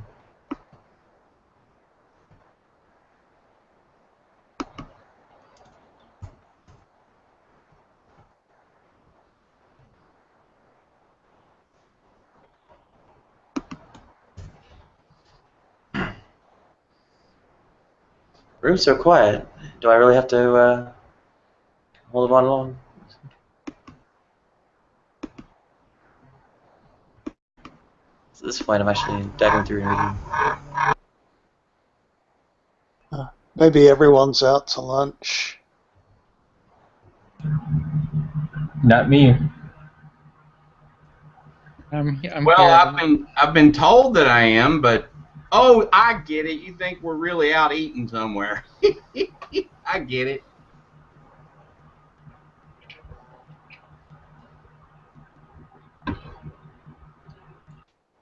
I don't get it.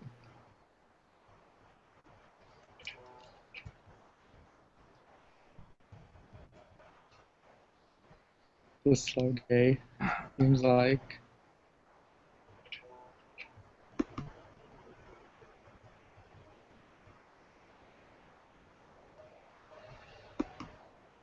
I like how Palm Jam has the Veckel hair. That Jay, is pretty agree funny. to do what? I said that is pretty funny. I like the back hair too.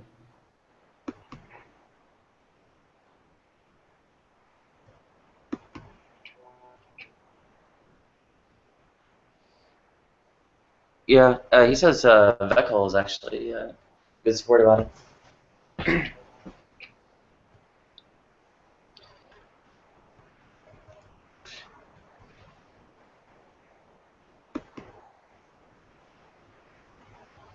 Okay. Criticism of Modest's research. Statements about statistics are false. Okay. So what are the rules about saying stuff on a live hangout? I remember you talking about that earlier. I wasn't in the call to see what the rules were. I just brought up an issue that didn't want to have aired on air. Oh, okay.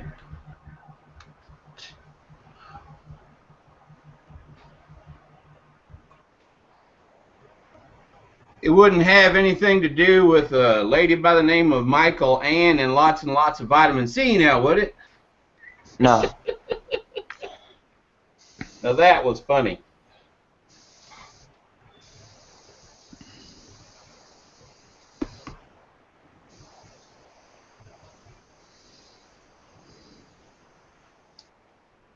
Okay. She was so upset by that, I kept making up hashtags for her. So put it out there on the internet, on them interwebs for her. I don't get that one. People tend to get a little upset sometimes. I don't understand it myself.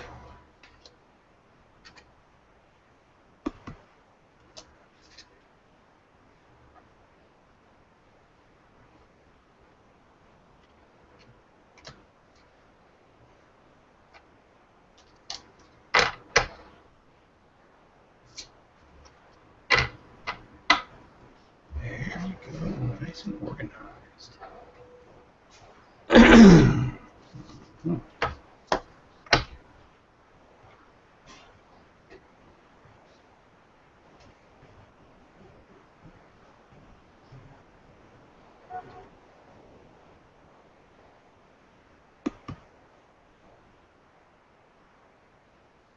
Okay.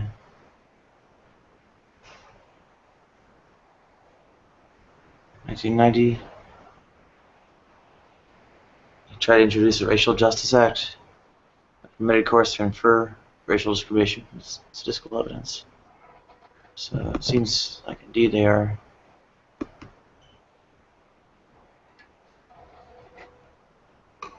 They have statistical evidence regarding discrimination, in this case racial.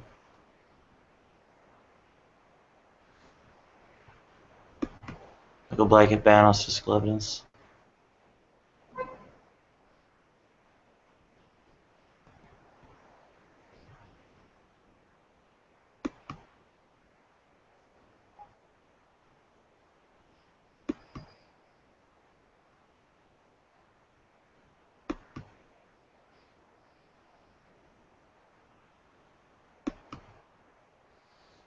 The statement regarding statistics in general is not really floating around on that PDF I linked.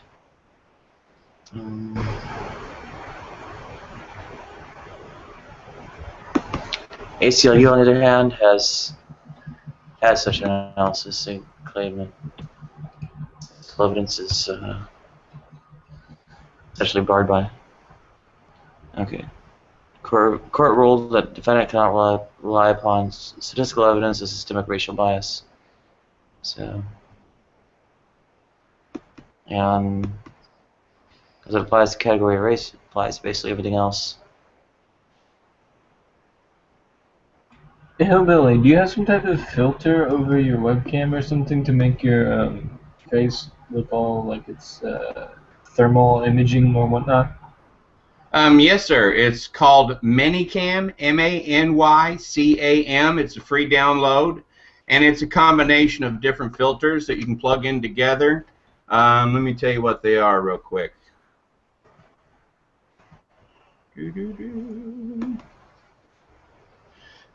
Excuse me.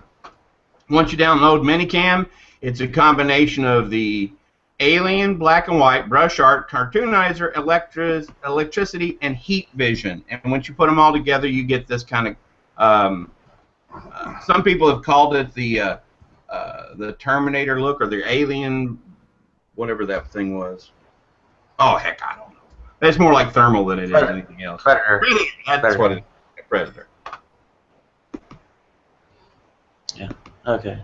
So that's the ACLU's analysis, which. Still a bit of a limited hangout, but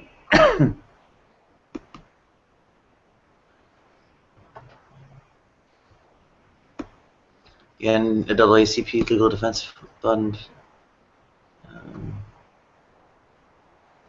litigation essentials on LexisNexis.com.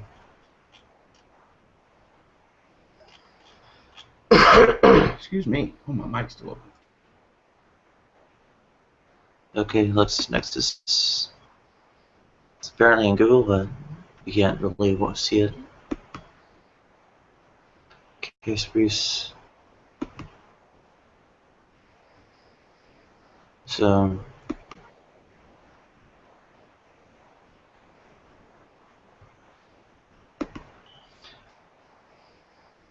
okay, it's a little bit ugly, but you can draw a connection pretty easily. I mean, they say statistical evidence is inadmissible and death penalty. Where stakes are so crucial and such. In anything that's a lighter topic, it'll be thrown out even more readily then. So there's trouble. Morality's trouble on its own. Well, I didn't mention morality. Oh, I'm sorry. I thought you did.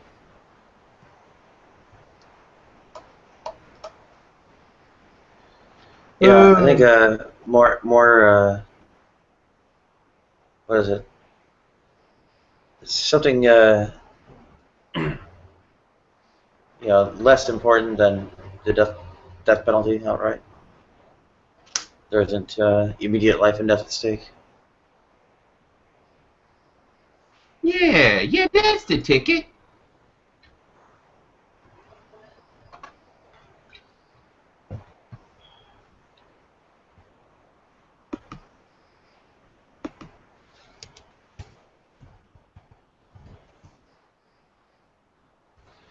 Well, I got to give up my Indiana State bus driver's permit. Let's put it that way. I didn't get my license, but I got to give up my permit. Oh, bummer. Permit? What's the permit distinguished as? Well, it's like a driving permit. You go to get tested, then you get your actual CDL driver's license, so you can drive multiple passengers. Before, I was able to drive up to 17 passengers at a time, or 14 special needs, depending on the special needs that they had. But then with I've been diagnosed with a particular type of really aggressive disease, and the medicine they have me on can sometimes just kind of knock you out. It can cause seizures sometimes, and so with that being said, I can still drive. I just can't have passengers. That kind of defeats the purpose. Right. So now I am simply a bus driving aide, which I really enjoy doing that. But that's, you go from riding in the nice, comfortable driver's seat, which is all padded and air shocked and everything, to riding on a piece of plywood that's covered with a piece of vinyl. Oh, golly, that's painful on the back. But I do get to talk a lot more with the kids.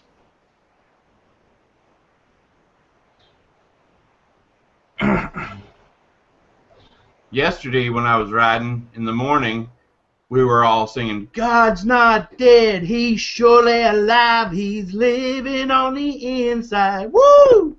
We were having a blast.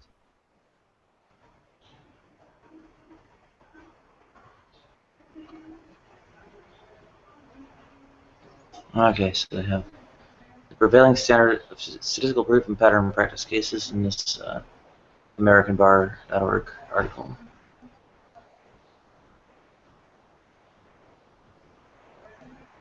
Just citing Castaneda versus Partida. Castaneda was an employment discrimination. So it's a pattern of practice.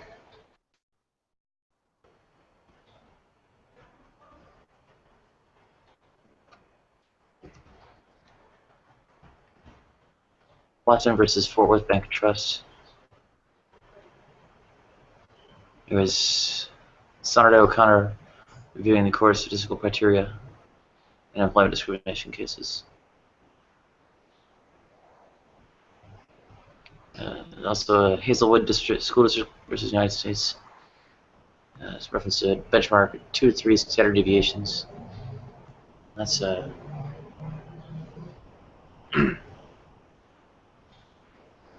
kind of presumes there's a common distribution in the actual sort of probability of things being by chance alone differs substantially based on whether it's a number of different kinds of distributions.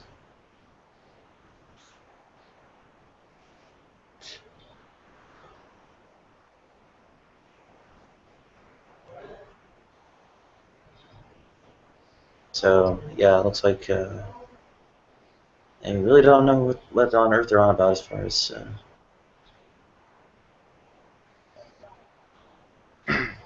as these things go.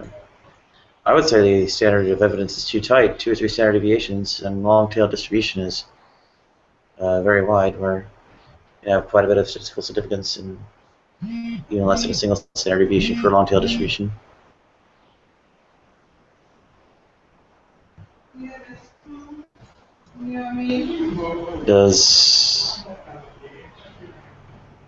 I'm taking it no one else in the hangout is familiar with statistics at all? Oh, sorry, hang on. Uh-oh, somebody's knocking at the door.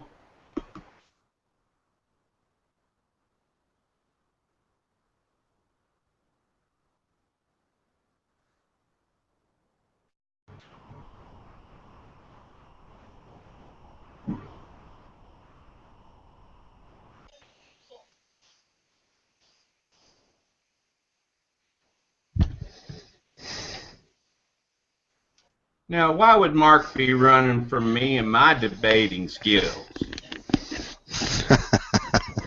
Oh no. Oh no.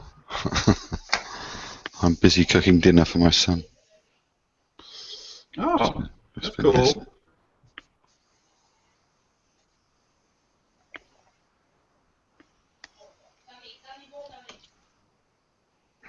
Now, how old's your boy, Mark? 12. My youngest is 16, almost 17. We are empty nesters! Woohoo! My daughter is 17. But she doesn't live at home.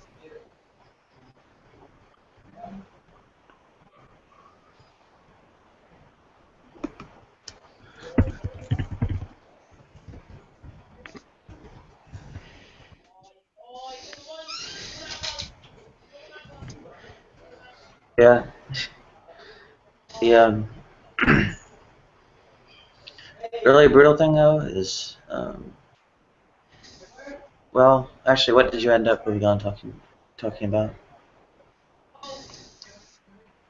Is it something about empty nests and children We were growing talking up? about kids. I asked Mark about how old his boy was, and he told me 12. And then I told him about my son, who is almost 17 and is already flew the coop, and that we are empty nesters. So we're actually looking at options on whether to move, because with me and my illness now, and of course me trying to take care of my wife, that doesn't really help. That's not very conducive to that situation. So we're thinking about moving, maybe going to Texas to be close to our newest grandbaby. We had, I don't know if I told you about this, but my stepdaughter in Dallas had 5 miscarriages. They told her she'd never be able to get pregnant when she was little, but she had 5 miscarriages, which that was a miracle at all that she could conceive. But now, after coming back from Romania, they were over in Romania for 2 years as missionaries at an orphanage. The 3rd day back, she said she felt kind of strange. My wife insisted that she take a pregnancy test, and sure enough, she was pregnant. And this pregnancy, since we caught it so early, has gone by the numbers, and she's gonna. We got 3 more weeks, and we're gonna have another little baby girl as a granddaughter. So it's nothing short of a God thing. Yeah, they told me I'd never be able to conceive either. Well, that's congratulations. That's great news. Thank you. I appreciate that. It really is.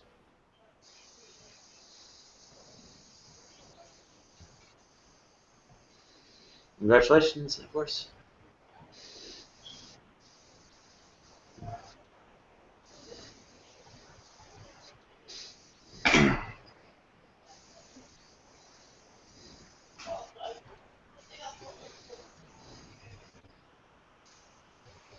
Oh, Matt, was that to my never being able to conceive either?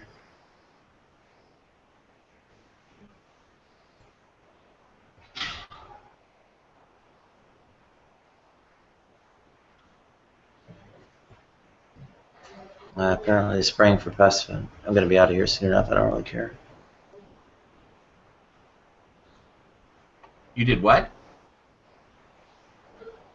Apparently they're spraying for pests, but I'm going to be thrown out of here soon enough. It's not going to matter.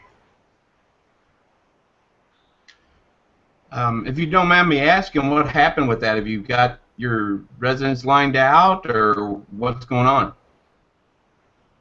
No, there's nowhere to go except the street.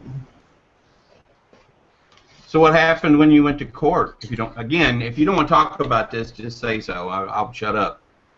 Got a big run around and ended up filing a paper anyway. Hmm.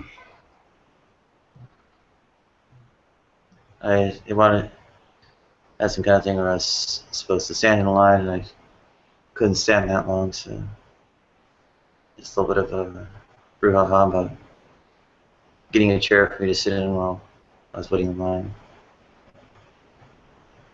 Hmm. So I'm messing with it right now, the webcam program, and you said it was a mixture of Alien something else? Right. But also inside your up at the top where your settings are, you got to click on settings, and then you got to tell it to use Minicam virtual webcam. Okay. And then that may make you have to leave and come back. I don't know. I've got a quirky computer. The thing's a dinosaur like me, so mine does that. It makes me leave and come back before it'll take effect. Oh, okay.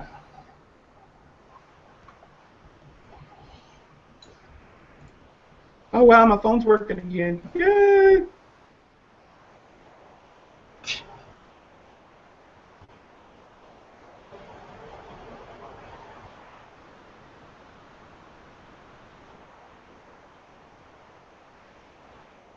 Yeah, there's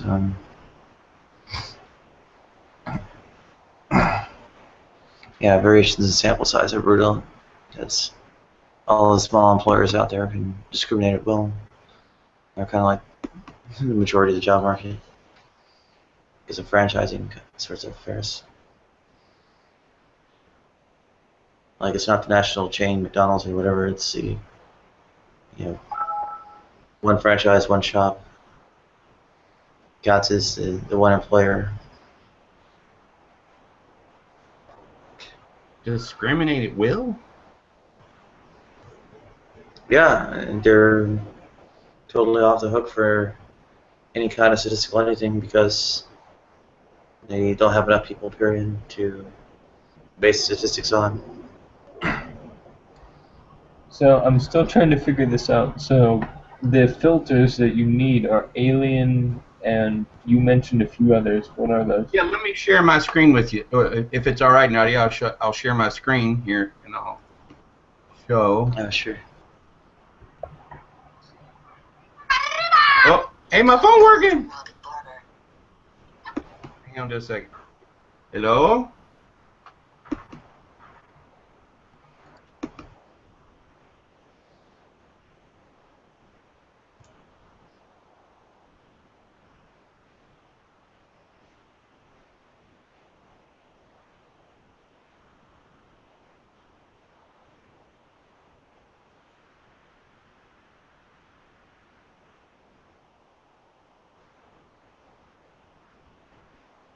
Hmm.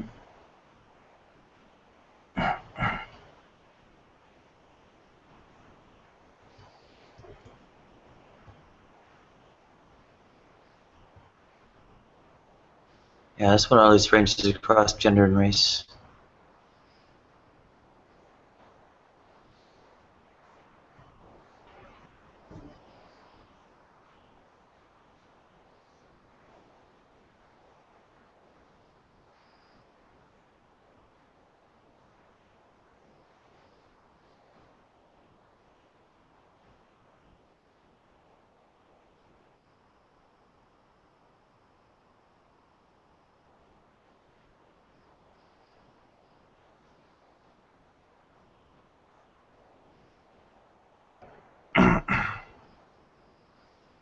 Why do fiscal standards differ in tort and employment law?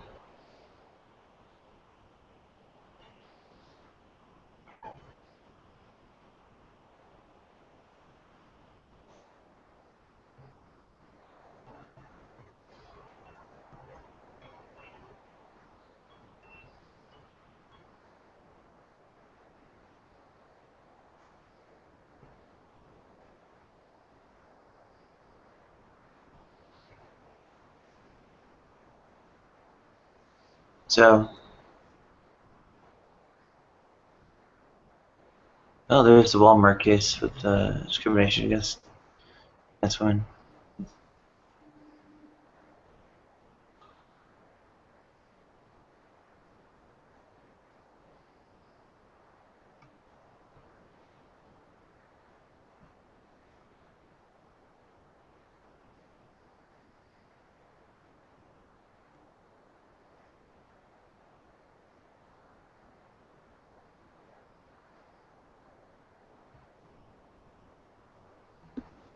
Yeah, relative risk.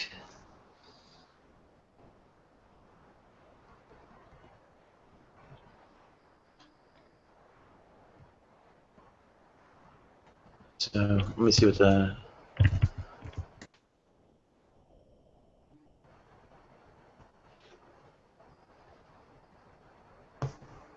It's awful quiet in here. okay. Yeah, just gotta be. So, ratio of an event occurring in an exposed group to the probability of that event occurring in an unexposed group. Okay. So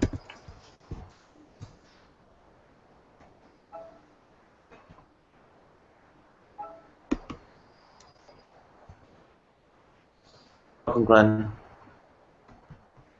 Hey. What's up? No, okay. So that's we're talking about I guess Jim and Matt are going over minicam. Jim's like stepped out for a minute, and I'm also going over what is this?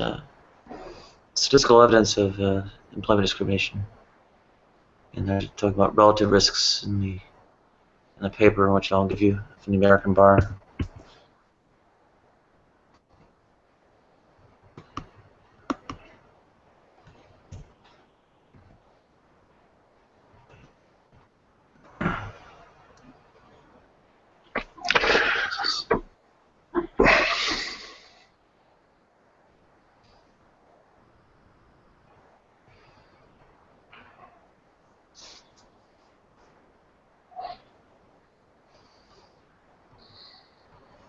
Yeah, I mean, for proportional employment, someone like me, for 1,000 employees, it'd be 3 people like me. That's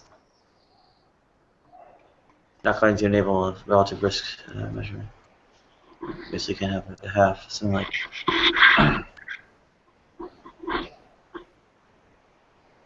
Well, maybe 2,000. So, see if there are at least 3 minorities, half what it should be. Then you can say that's a problem. Then again, talking about sample size less than 30, you're in deep, deep trouble even for small statistics or small sample statistics.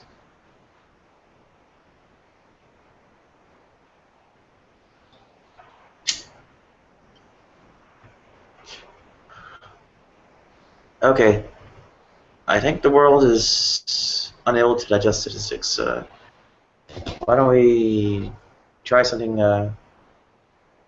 Forbidden fruit, Brett Keane, Jacqueline Glenn, Evelyn Free. Some kind of drama. Drama? Oh dear. Yeah. Well, I'm in the 20%.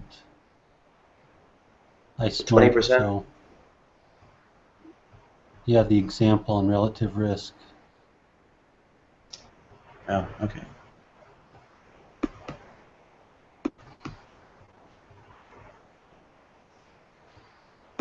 I'm trying to.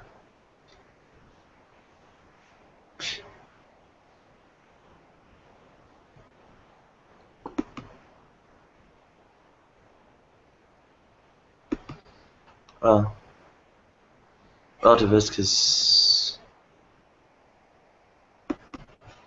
like it's just a statistical definition. It just explains to you what's happening in the article from the American Bar Association. Yeah. Yeah, actually.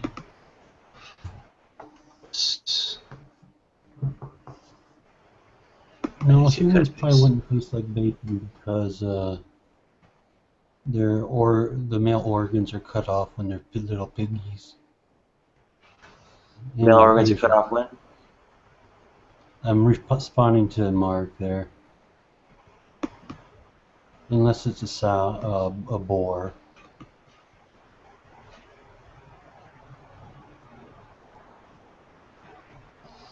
I wish I could get my male organs cut off.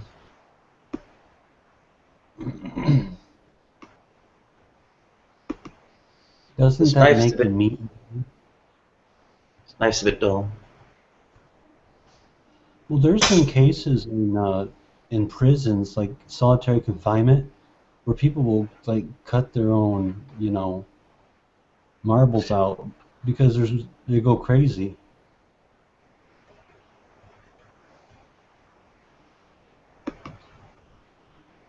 Sure.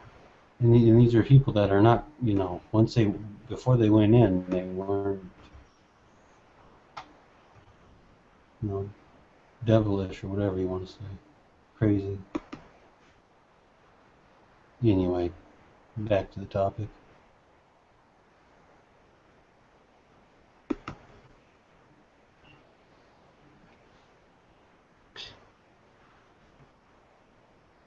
Yeah, there are cases down out there. Heard of them. It's like, well, it really comes down to, how do I get rid of it? I'm not going to get help from doctors. How do I do it?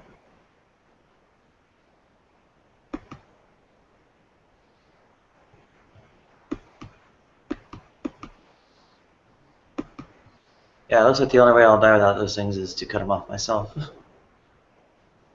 Maybe Michael Ann can perform the surgery? Or just give you a really, really, really big dose of vitamin C? Michael? Yeah, maybe a really big dose of vitamin C will make it fall off. Anything, won't it? Yeah, fingers crossed, a really big dose of vitamin C will make it fall off. Yeah, try living without vitamin C. No one says, come on, Glenn. No one says that you can live without it or that vitamin C is not important. Just try to strip it from your diet as much as you can. What? Who said that? It gets scurvy. Yeah, if you do that. Let's see here. Who was it? Matt? Here's what I've got going. I've got Alien, and then Black and White, Brush Art, Cartoonerize, Electricity, and Heat Vision. No vitamin C? Oh, what happened to Matt? Uh-oh. Just dropped out. Yeah. I heard that one, Mark. Oh well, we tried. Maybe it was just resetting his camera because he popped back in, I think. Hey, welcome back, Matt. Okay, screen share again. Okay, let me see here if I can do it with actual. Hey guys, by the way, which account do you see me as? Is Art? Doris Hammer. Oh, damn it. Oh, no, never mind, fuck. Yeah, I had to create a sock account because fucking Brett Keane blocked me. And now this sock account is my primary account for some fucking reason.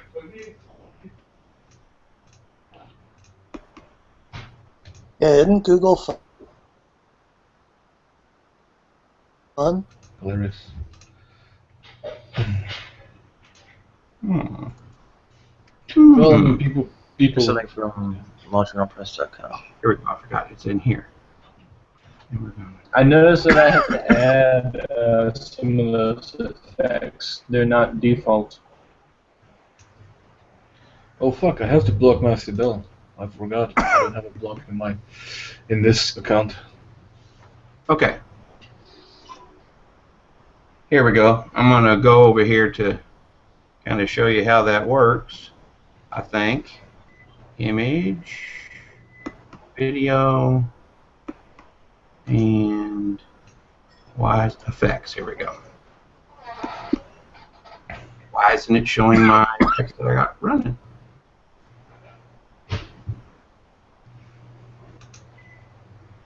Oh, because I don't have any effects running when I'm doing this on Flickr. Okay, hang on a second, and we'll try it again.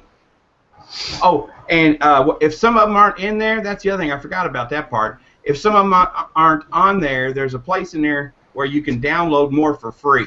Some of those I just got for free. Oh, okay.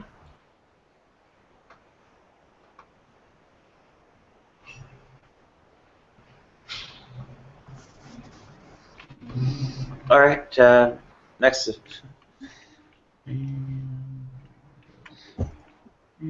Probability statistics.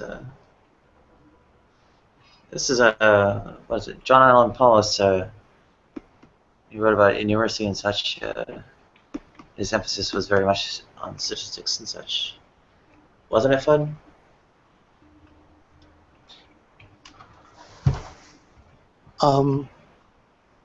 All right, what was the question again? And John Allen Paulus's innumeracy book, the emphasis was very much on statistics, wasn't it? Yes, it was. Yeah. In fact, the book even taught some basic statistics calculations. Hey, there you go, Matt. Just play with the settings. You'll find what you're looking for. Plus, if you go down to where it says, I think it's draw or time,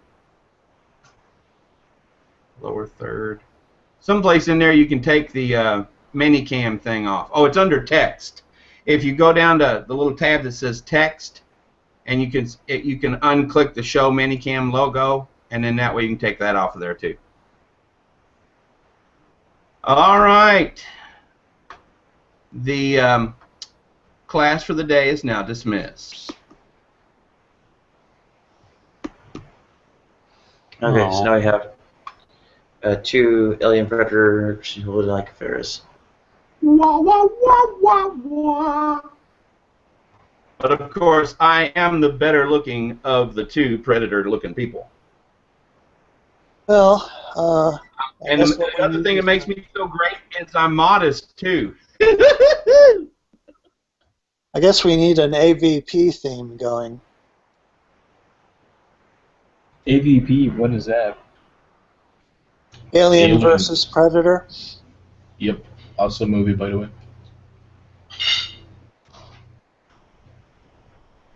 It's not canon for the Alien series, but yeah, fun movie. Yeah.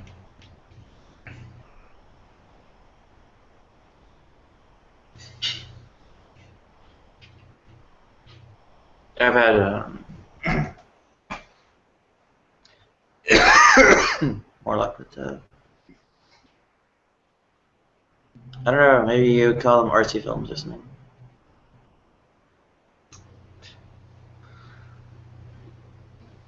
But again, I'm like in a total bizarre bubble, or just maybe even a vacuum as far as popular culture and stuff. I'm Mr. LaForge now.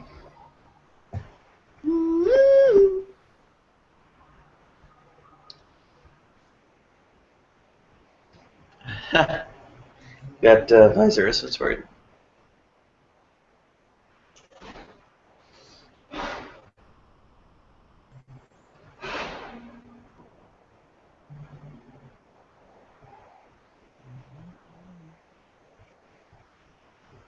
It's amazing how much you actually pick up without actually watching things.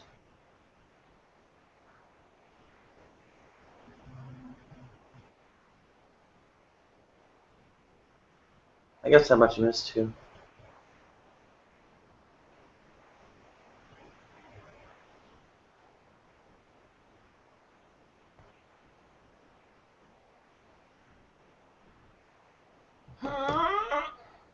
Oh man, I gotta go take some more meds. I'll be back.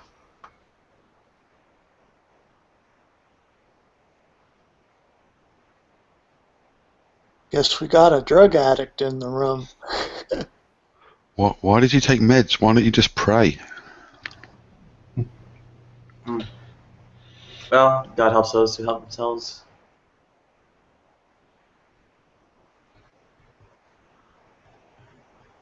Like G-Man and the safe.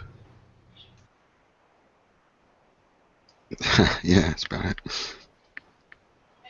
A little bit help from God, a little bit of, felony.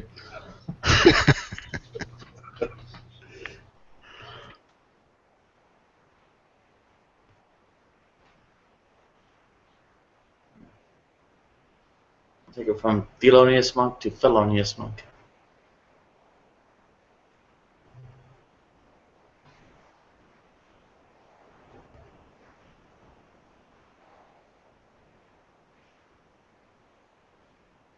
There's a.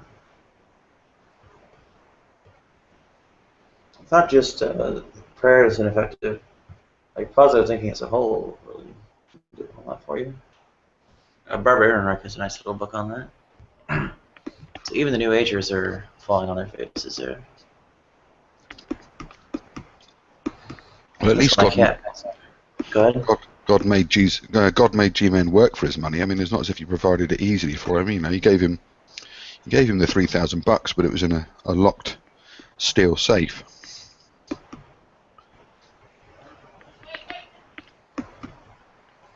Yeah, gotta crack that thing open. Lots of elbow grease. It was a test of faith, that G-Man had faith there'd be something inside it. Mm-hmm.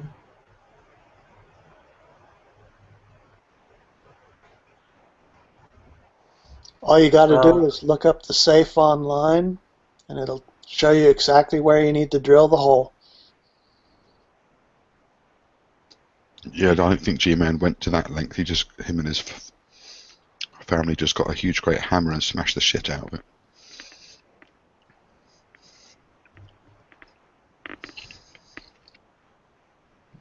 While praying to God to open the safe. And I would not pay for a safe that could be opened with a sledgehammer. Yeah.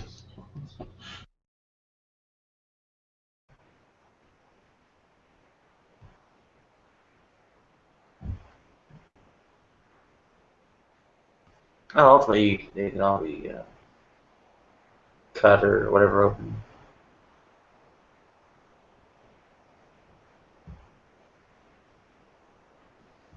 If not a sledgehammer, then you can just like melt them down toward whatever kind of blowtorch.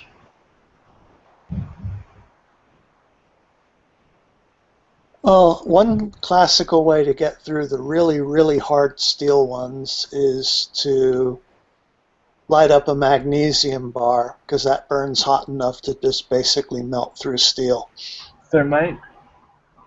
Thermite would do it, but you might destroy everything inside the safe. Or the Twin Towers, whichever you're using it for.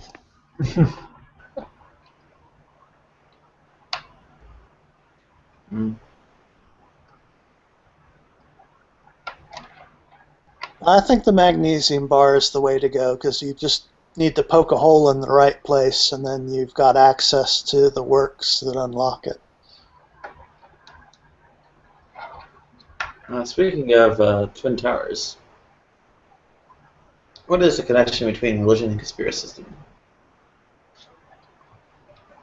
Gullibility.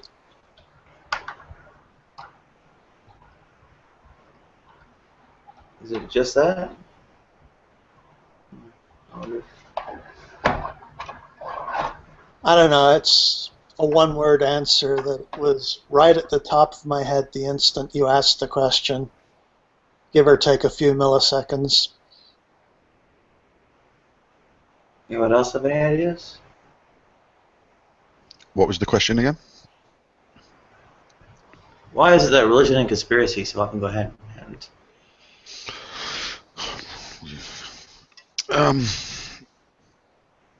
That's a good question. I wanted to answer it the same way, but with the one word, but yeah, probably. I have to think about that.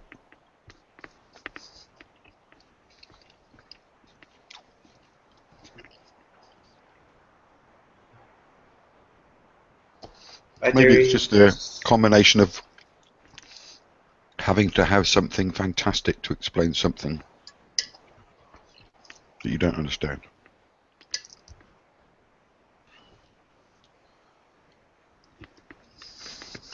I was there the kind of epistemology that would let religion in, lets a lot of other things into the door too, like conspiracies. Yeah.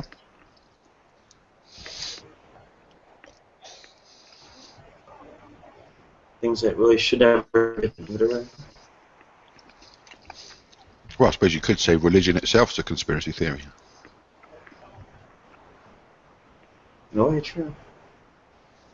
Yeah, there's some great force out there manipulating everything around us.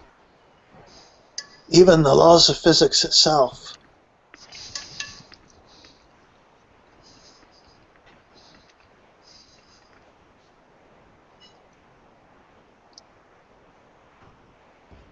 I don't know why this popped into my head now, because it's completely unrelated. But there's this thing called Pebble Watch, which in a single day collected $10 million on Kickstarter. And they only had a $500,000 goal, which they reached in 17 minutes. But apparently it's a second generation watch. It's a smartwatch. Wow.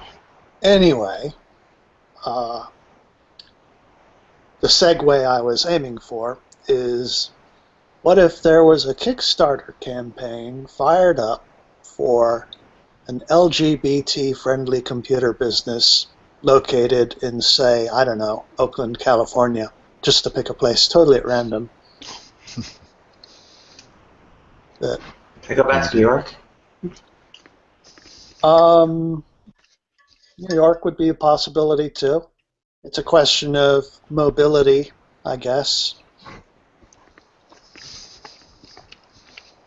You have to get over the hurdles of Kickstarter, but it would be an interesting experiment to see if you can get funding. I mean, there is a Kickstarter campaign, which I suspect will fail rather miserably.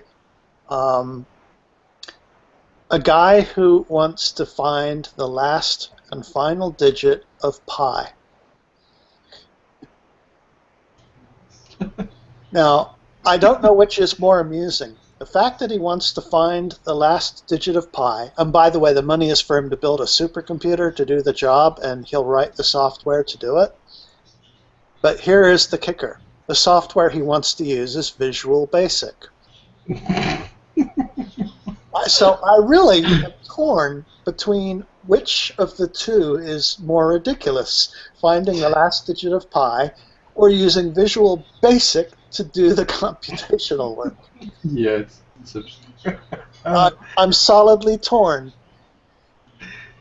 So, like, how many does he have subscribers? Because I know it sounds like a stupid idea, but we know it's a great idea. Some Kickstarter can get a lot of money, like the whole solar roadway. So, how much support did he get? Just to know how much faith in humanity you have to lose. Well, last time I saw the page, he had 9 backers. But, so not a lot, but let me find the link. Yeah. You realize, which supercomputers that Microsoft Windows runs on. Say again? I don't know.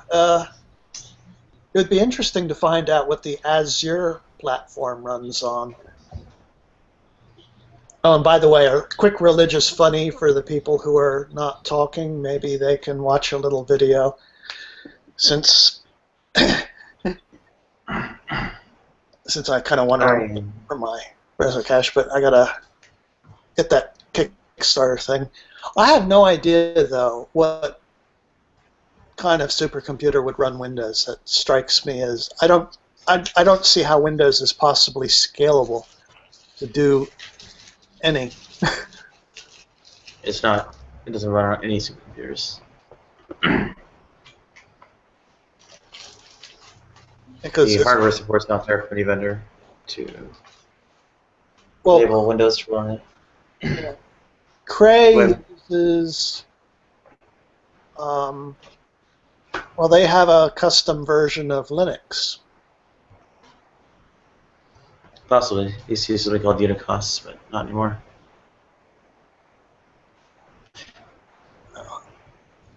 Isn't it kind of dangerous to use Linux on these kind of supercomputers? Because Linux doesn't generally have good antivirus protection.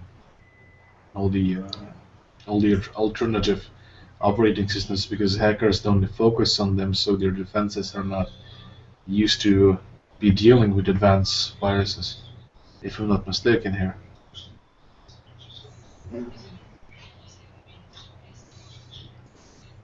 I don't know. I just their permission models make them sort of innately hostile to viruses. Oh, okay. They actually are multi-user and such, and have privilege models and so on. And pretty much rule out the kind of escalations available in Windows.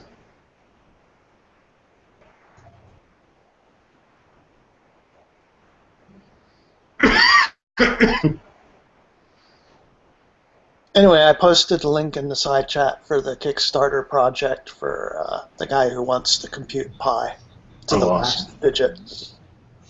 Awesome. By Richard Earl Dutcher III. Okay.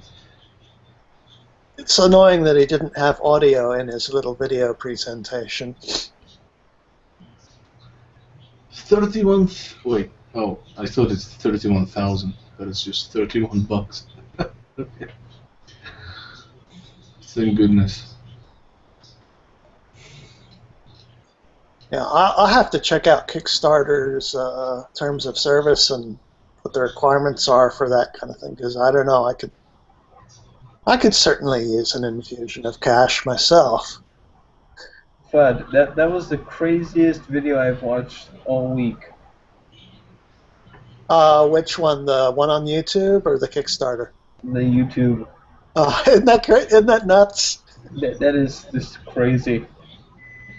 He writes here that I believe pi has an end out there, and once discovered, I believe it will be the programming key to secure cyberspace for hackers.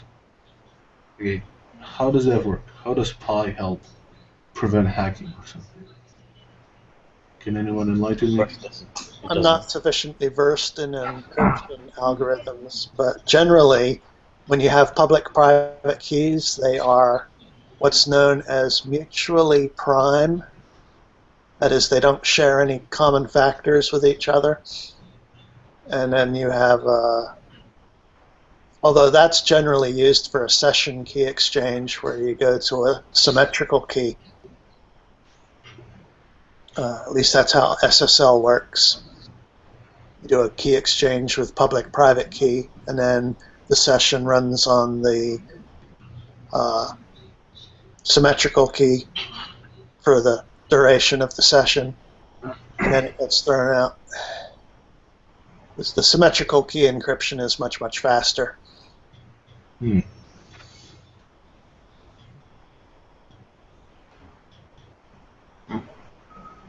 as for the algorithm itself, it's supposed to be, they generally use something called a block cipher. But it's been a while. Bruce Schneer's book, Applied Cryptography, goes into it in pretty good detail. Yeah, I use that for my upper level crypto course. Well, then you probably remember more details than I do. Is anyone familiar with cryptocurrencies? I've heard of Yeah. Sounds familiar. But... Oh, is that Bitcoins are cryptocurrency? Yeah. Okay. Then yeah, I've heard about it. Yeah. Yeah, It was. I heard that it was profitable at some point, but now it's really kind of. Well, I have a video for you guys. Hold on, let me dig it up. I actually know a guy who's a kind of a specialist in computers, industrial kind of computers and control systems, and he was talking to me about this, and yeah, pretty much it's risky and you need tons of money right now. It depends on what you're doing. If you're just investing, you can just buy and sell through an exchange. If you want to actually do mining, then you're getting serious. Right, of course. You can exchange anything. You don't need to do bitcoins. It's whatever you can predict better. Yeah, but the mining, it's either done. I mean, you can do it on your computer with the GPU, or yeah, but it's not going to be really profitable. But they sell cheap ASICs now that are specifically dedicated to Bitcoin mining, and some people set up like rack servers of these things. And of course, you've also got the people who are joining groups or whatever they're called to work together, to cooperatively mine Bitcoins. Which is a kind of a neat actually thing, right? That we can share computer power around the world, but it's just not really profitable as far as I know. Well, I know someone who does it for more or less a hobby. So I don't know. I mean, that is no actual expectation of making gobs of money with Bitcoin. Although she's made some money. Did she actually make profit, or did she just like got money? Because there's the electric bill, right? Well, there's two things. There's the Bitcoin mining, but in order to convert Bitcoins into dollars, you have to go through an exchange and sell your Bitcoins for whatever the prevailing value of a Bitcoin is at that exchange. Mm-hmm. Right. So you were just talking about the fact you can purchase Bitcoins through an exchange. Right. So when you said that she made money, you mean that she just sold her Bitcoins? Yeah. Hi, John. Hello, Jen. Oh, Joe. I'm sorry. But Yo, Joe. There's a website dedicated to Bitcoin, so you can find out really how it works pretty easily.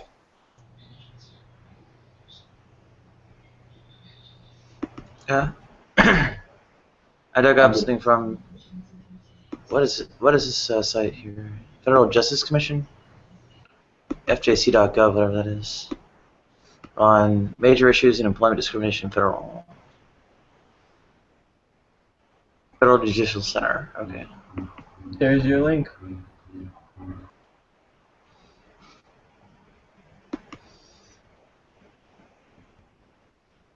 So, disciplinary impact treatment, sex discrimination.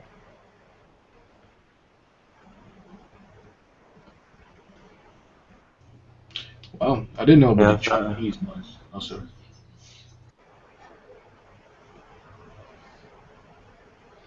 Yeah, this looks like a big survey of cases of different kinds of discrimination. So, and they don't include LGBT.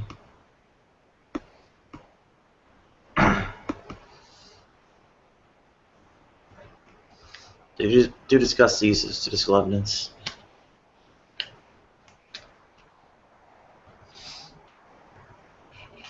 Well, the L and G, and even the B, are fairly common. So I think they're not exactly. I mean, they may get discriminated against, but there are people who normally look and sound enough in the norm that they probably don't get a lot of discrimination. But once you hit the T, I think that's where you're going to see the serious discrimination. Exactly. Well, I put you guys up a link of a secret Chinese Bitcoin mine.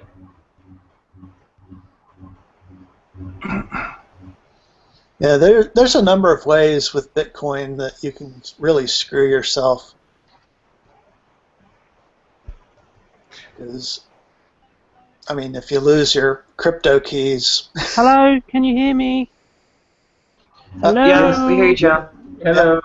Woo! Is that what we're talking about? Religious bigots? We were. Yeah. Well, we That's can what revive it. that's what the thing said, right? Yeah. Or rather, that one. There we go. You got nice hair. So have you. Look at your picture, that baby with the hair. I like that. See, you got good hair too. Want to trade? Nah, I'm alright. I'm alright. Thanks for the offer. Joke. Seriously, what's going on here? Oh, yeah. So I got too many windows and whatever going on, and I'm sorting out stuff for a radio show I'm doing tomorrow, and just You're doing a radio life show is tomorrow? a bit there at the moment as well, because 2 days ago I had someone who I was rather fond of tell me that she wasn't like ready for a relationship, so I just feel a bit shit at the moment. But I'll live. Yeah. Sorry, that's got nothing to do with anything. Carry on. Don't mind me, people. Carry on. I've been having eviction problems. What problems? Eviction.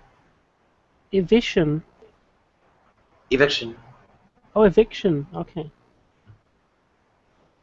Did they give you a date? No, I haven't gotten a court summons for the actual non-jury trial. Well, why religion is relevant is, oh, darn it, Joe. Joe left already. Damn. She doing hit and runs to promote doing a radio show? Apparently. Or maybe she just had a network issue and dropped.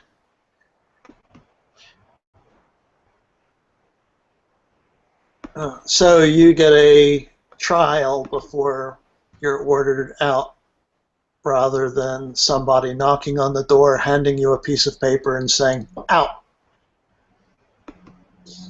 Or knocking on the door, pointing a gun at me, saying, get out now. I didn't know there was a whole trial involved. I thought it was just you don't pay, you don't stay. What Yeah, city basically. are you? What state are you in, Nadia? California. Okay. I'm not overly familiar with California. I do know that some, and again, I was in the mortgage industry, and I also did real estate for a while too. But it's my understanding, federally speaking, that the laws federally and the laws with each individual state, to some degree, protect the rentor more than the person who owns the property.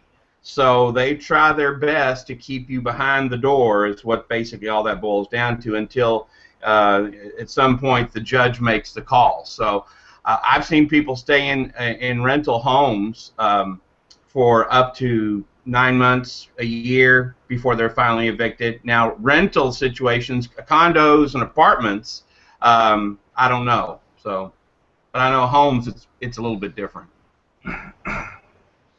New York had a lot better protections for tenants. California, not so good.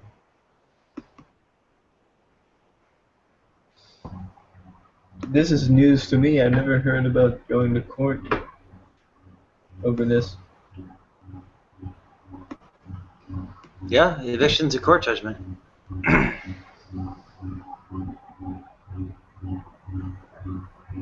So even if it's non-public housing? Yes. Interesting.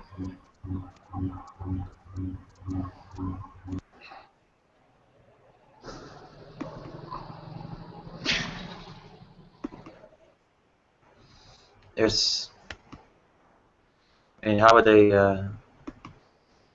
have like any way to force you to get out? Monopoly on trust, right? So it has to be some kind of legal procedure for it all.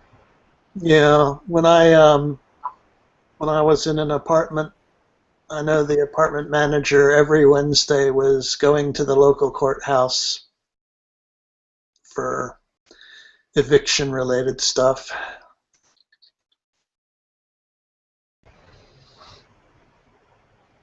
And I imagine there's far less protection in Pennsylvania than in California or New York. Sure enough. All I know is that something needs to happen pretty quickly. Nothing's gonna happen apart from me getting thrown out in the street. We're trying to prevent that. I thought we were all hoping that that would not happen. People hope and those will be crushed. Which is very predictable.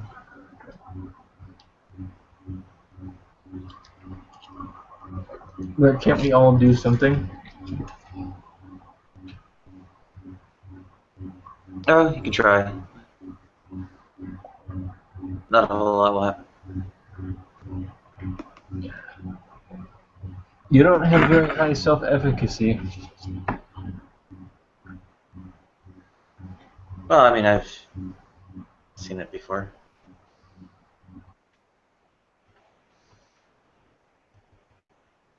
The only friends are fair weather friends, and the intersection between the willing and the able is always null.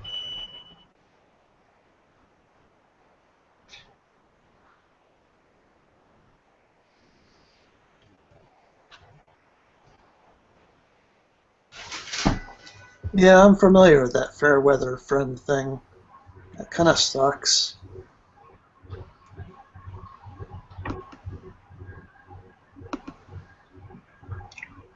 Has anyone read Palm Jam's huge line of text about debating to order pizza? Oh, he's Tom still Jones? going. Palm Jam is still going. Palm Jam, okay.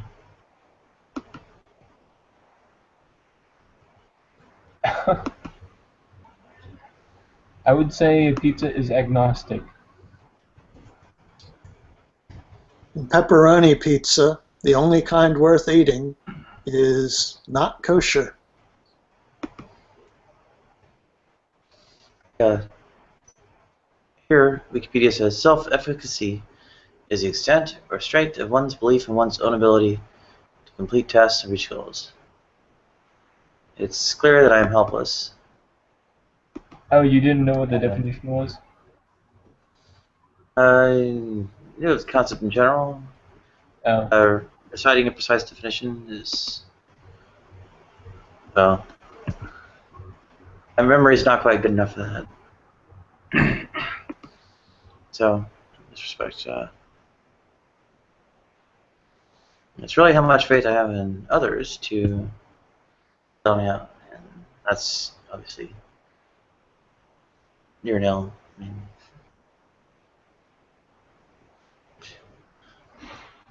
you really have to spread that as far as wide as possible. Things like social programs to make it tolerable, and also get sort of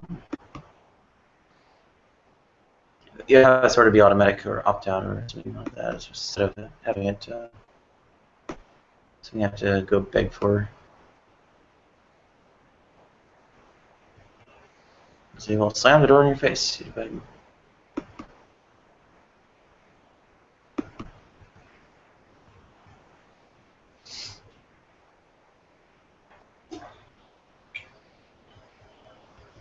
I mean, for instance, you can look at charities in the U.S. Where does all that charity money go? Why isn't it getting people off the street? I think charity money goes into administrative costs. Well, not all charities are going to help poor.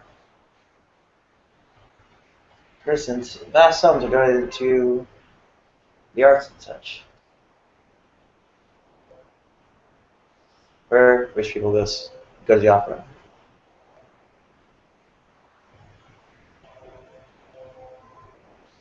Yeah, and I forget what it was at Central Park, but some kind of Central Park related affair is another big charity.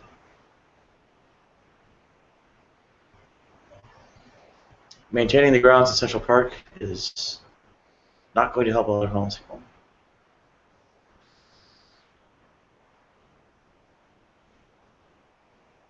I think Central Park is probably iced over right now.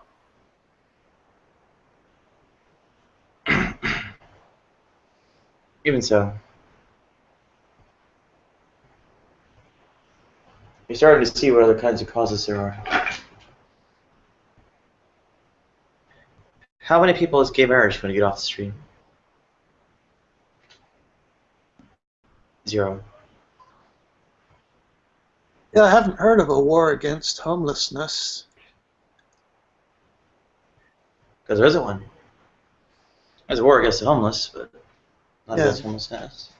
Yeah, but they're fighting that a little differently.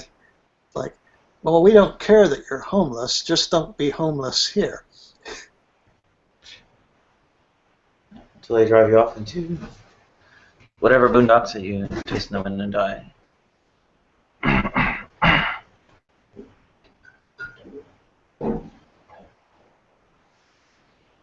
Net neutrality.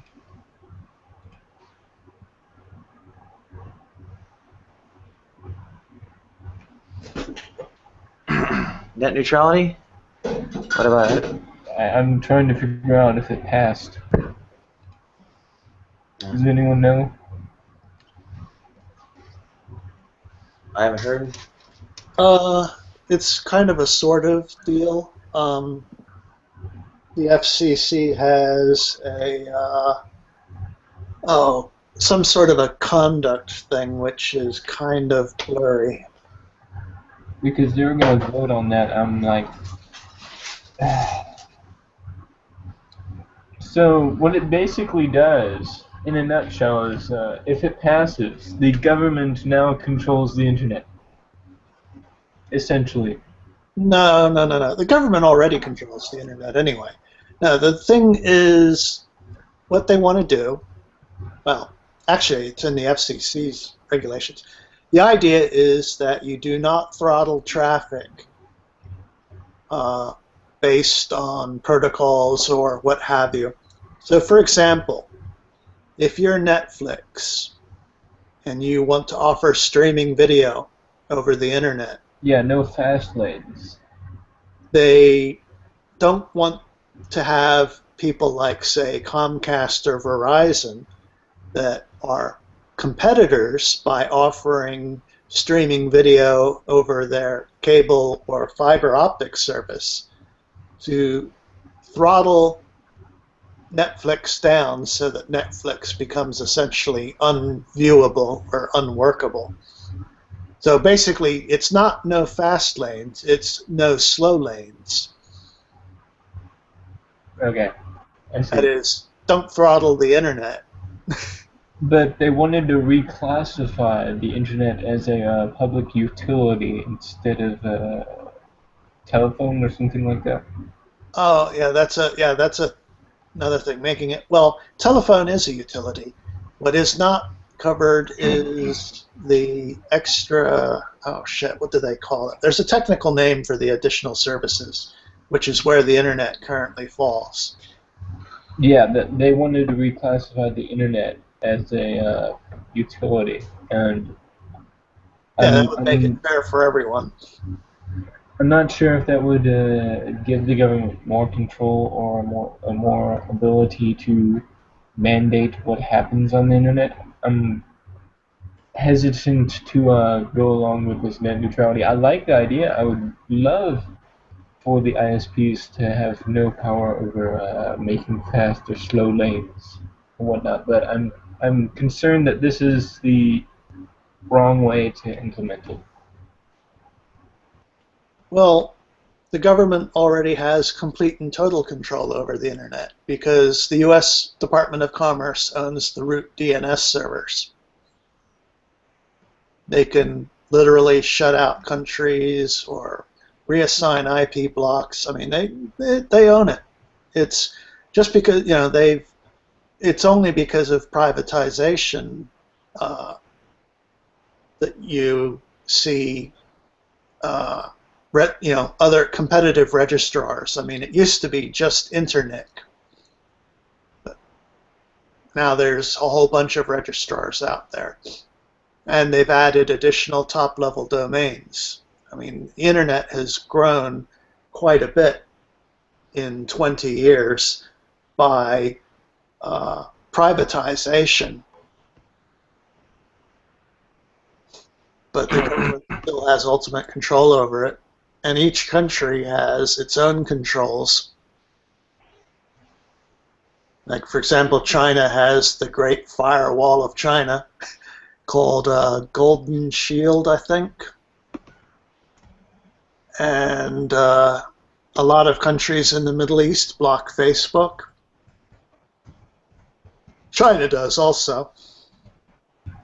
Yeah, but there are ways of getting around those blocks. But yeah, there are ways. Yeah, you go through VPNs, but you know, there are ways to find the ways around and block those.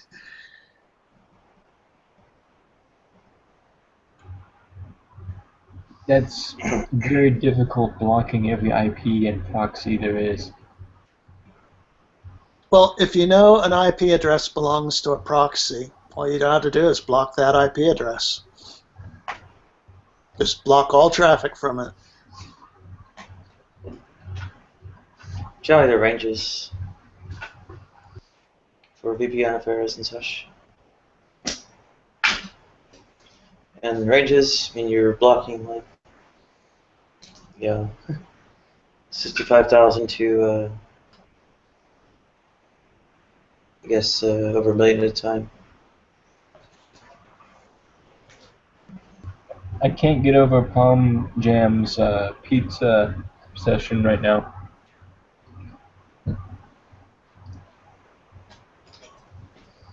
At this rate, he could be writing an essay.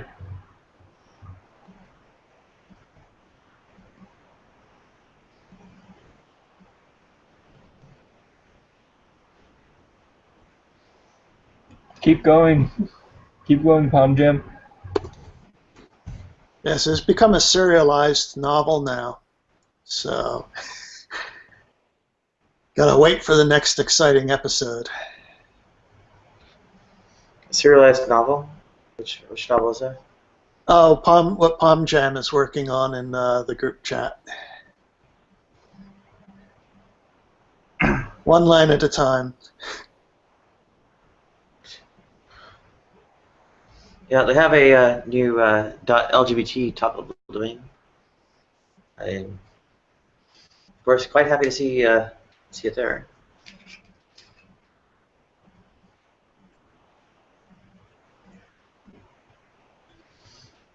More .lgbt stuff, the better. Yay! Hopefully soon. Nadia Vetchavers.lgbt. There you go. There is a special interest group there, so hence, yeah, it's interesting. It's a lot easier to create top-level domains now too, because I mean, it used to be the only top-level domains were .com, .org, .net, .mil, and then the country codes. .edu as well. Oh, EDU, yes, forgot that one. But now there's Info, Biz. I think they were the first of the new ones. But yeah, there's just more and more of them coming out. Wow. Mark has a link for me. I will go there right away.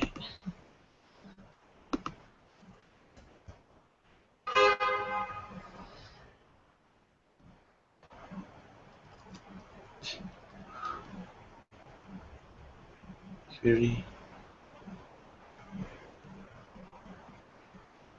Okay. Prostic.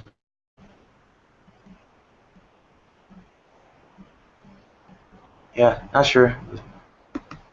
I wonder how UK law deals with a tourist suddenly suffering kidney failure and ending up in hospital. What exactly their policy is on that point. NHS will cover it. This is already kind of a bone of contention in UK politics, and it's slung around the news at various points.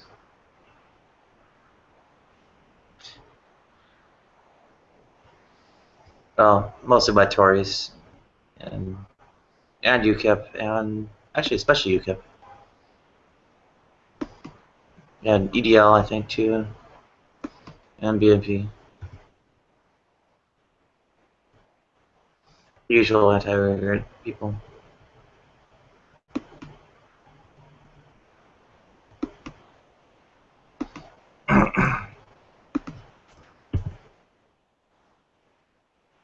Yeah, broken arms tend to be rather simpler because it was just an overnight stay, essentially, with follow-up. Plus, my family was there on work visas, so they were paying into the system.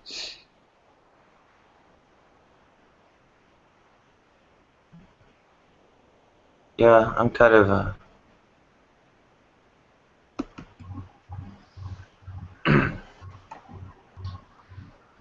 I would probably need to be fixed up a bit before I can start paying it. So, Fud. As you might have noticed earlier. Go ahead. I have more points to make on the SEC ruling on net neutrality. So how will these rules and regulations be implemented? Like, is the internet speed now regulated by the internet? Is the by the government? Does the government now tell us what speed the internet will run at? No, I don't think that's how it works. I think the way it works is you get the bandwidth you paid for. But what if they limit the bandwidth that you pay for? Well, that's what you're not supposed to be allowed to do under net neutrality.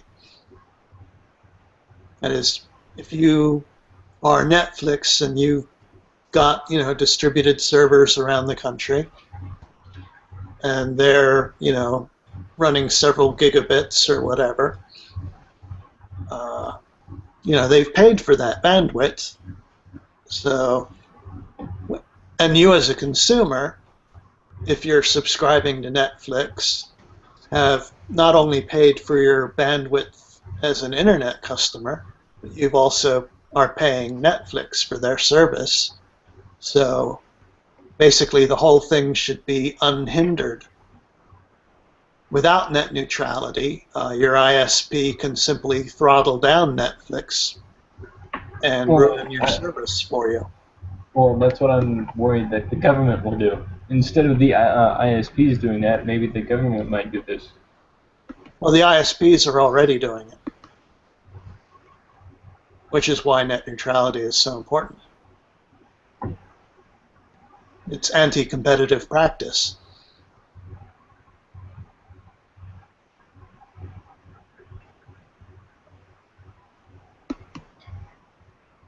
True.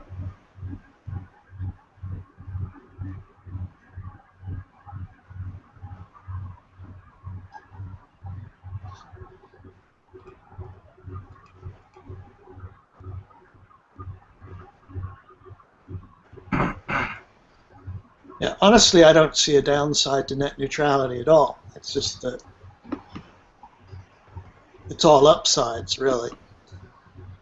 If it's implemented correctly and the government polices and enforces this rule correctly, then everything will go smoothly and as intended. But if they enforce it in a way that would be detrimental to the customer users.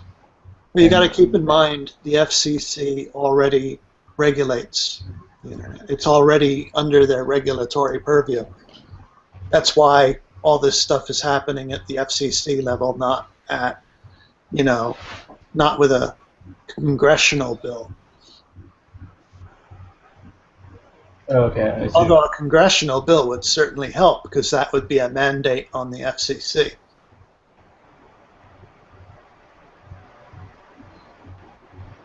Of course, all this only applies to the United States. It doesn't apply to the rest of the world. But the BBC has a service called, because we were talking about the issue of dealing with firewalls. BBC has something called, was it iPlayer or some such? That is, you can watch BBC programming on it, but it's only available in the UK. So if you want to be able to use that from elsewhere, you need to use a VPN that gives you an IP address located in the UK that is not blocked by the BBC.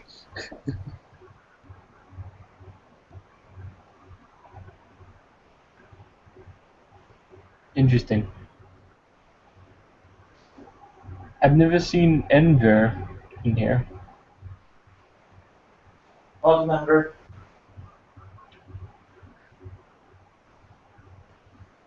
Has anyone seen Enver in this chat before? No. Enver, we were covering LGBT issues. Well, anyway, welcome. I prefer BLT issues. Bacon, lettuce, and tomato. You like the BLT but not the G? Guacamole ain't too good on it. Oh dear. So, was that a euphemism? Probably. Sometimes, on occasion, Nadia tells a joke. Hey, see, I get that stuff out of her every once in a while. I actually made her smile when I had some flatulence in the room. Our jokes work on everybody. Yeah, they should be particularly funny for the British, since, all British humor is fart jokes and toilet humor. Oh dear. I was a joke itself, don't worry. No, it's not. I know. After all, he's from Barcelona. The funny thing about that is that 40 Towers was in, the late 70s. Yeah, they've only got, 12 episodes, I think. I think it was only 8, maybe. No, it was more than 8. Oh, was it? Yeah, it was at least 9. But, yeah, I think their problem at the time was they kept running over their allotted time.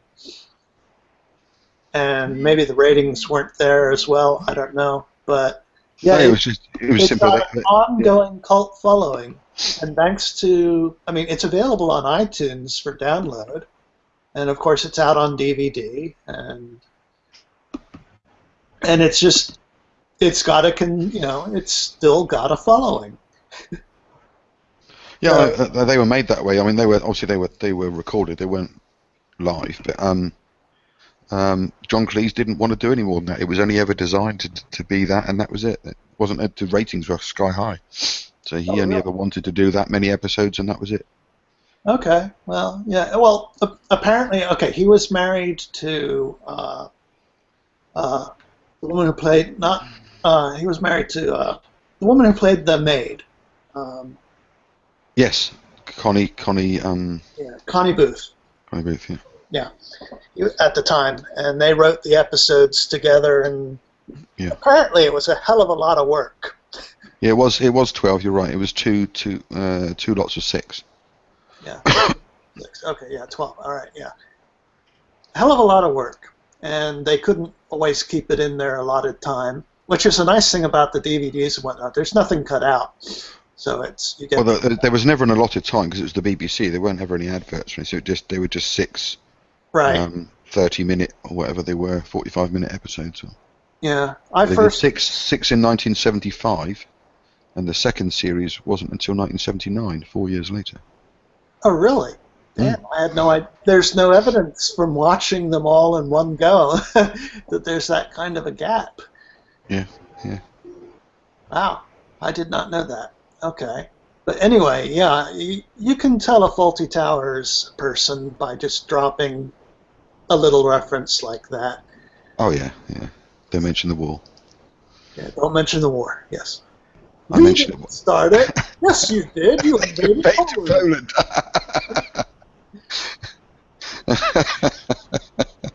Brilliant. However did they win?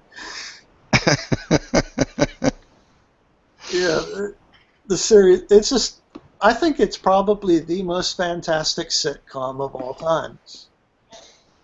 Yeah, I'd agree. One of the best.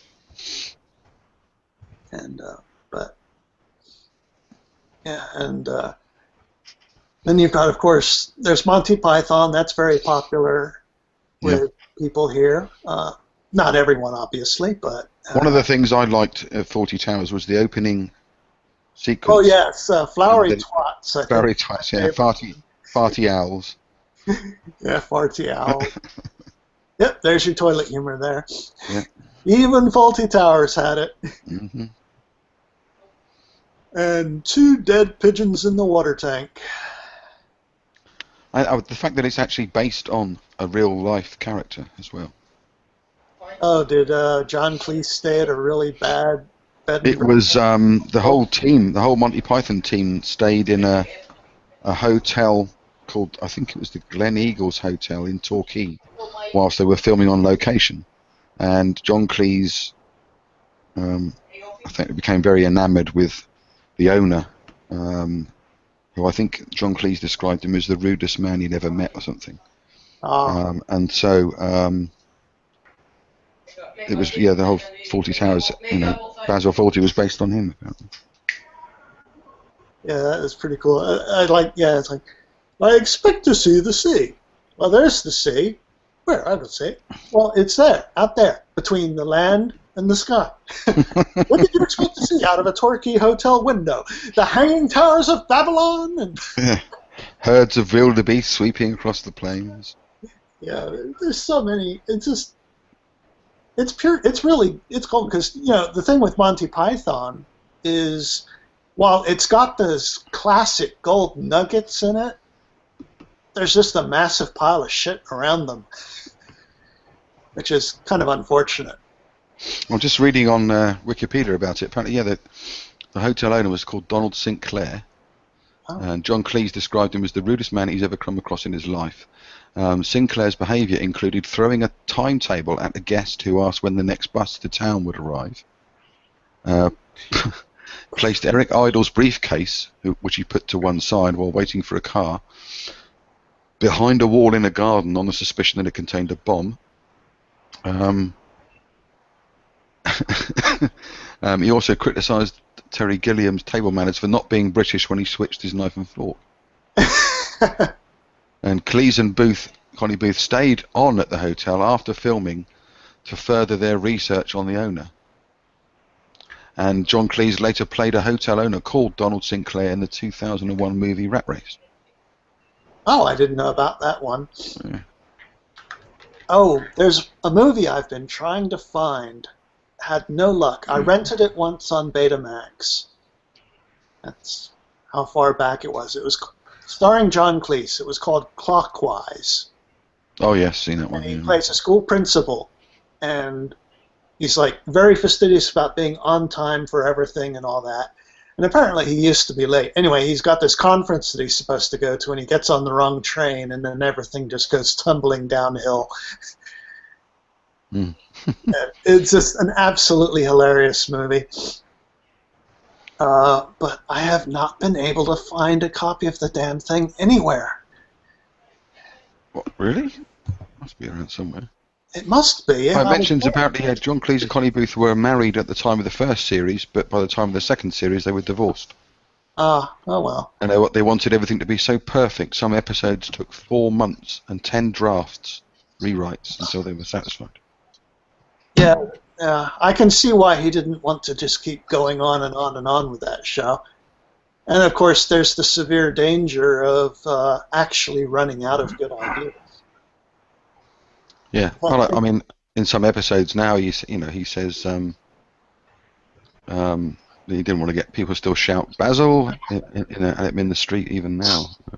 Yeah, apparently the sign changes were Faulty Towers with the letter S was wonky, Faulty Tower with the L askew, Forty Tower with the W askew. Then it was Forty Tower, Warty Towels, Faulty Tower, Watery Fowls, Flay Otters, it was Fatty Owls, Flowery Twats, and Farty Towels.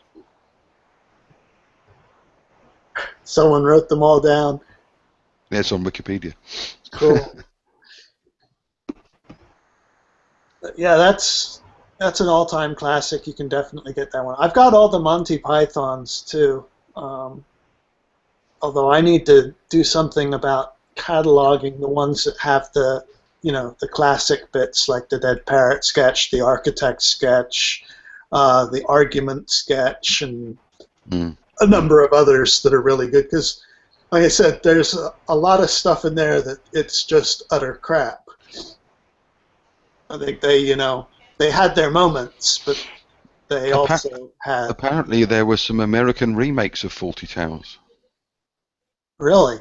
4 attempted remakes were started for the American market. One was called Chateau Snavely, starring Harvey Korman and Betty White.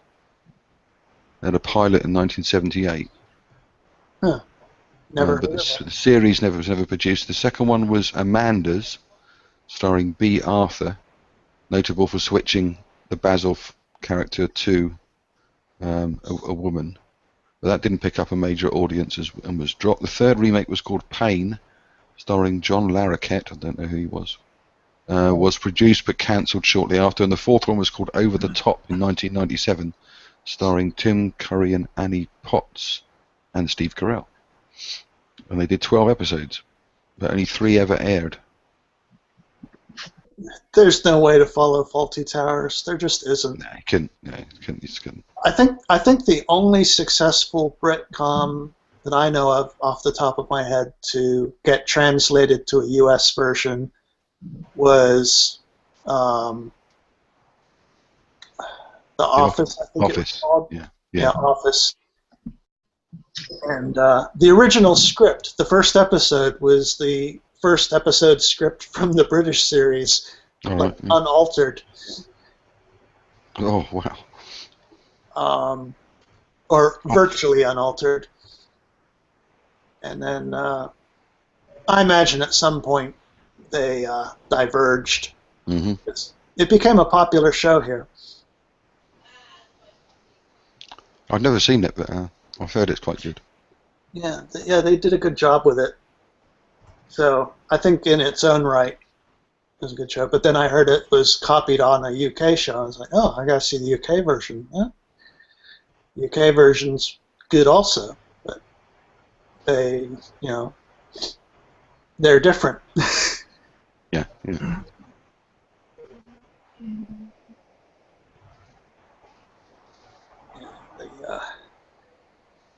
Yeah, before BBC America, a lot of the Britcoms were aired on PBS. Another favorite of mine was Are You Being Served? Oh yeah, very good. I really liked that one. It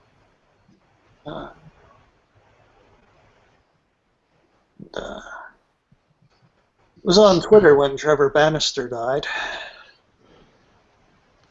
Yeah, it wasn't so long ago, was it? I don't know him from anything else. No, I can't remember it. He was in a couple of minor films, I think. Well, originally the show was apparently supposed to be about. He was Mr. Lucas. Right. Yeah, Mr. Lucas. That's right. Yeah. Yeah, the junior Mr. Lucas. Young Mr. Lucas. Young Mr. Lucas. Yes.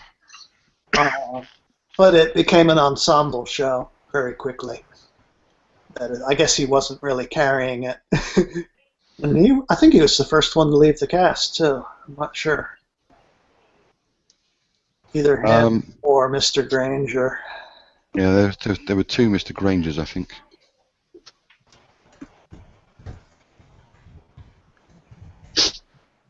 I know they had some cycling going on there. And then, anyway, the show is so popular in the United States that Are You Being Served Again was done for the U.S. audience. Yes, it was, yeah. I think there were 2 or 3 series of... There was one called After Grace or something, or After Grace Brothers, maybe, I'm not sure, where they were all doing something else. Can't remember. I know John Inman had a show of his own. At any rate, Are You Being Served Again was doing very well, but unfortunately key cast members started dropping dead. Mm.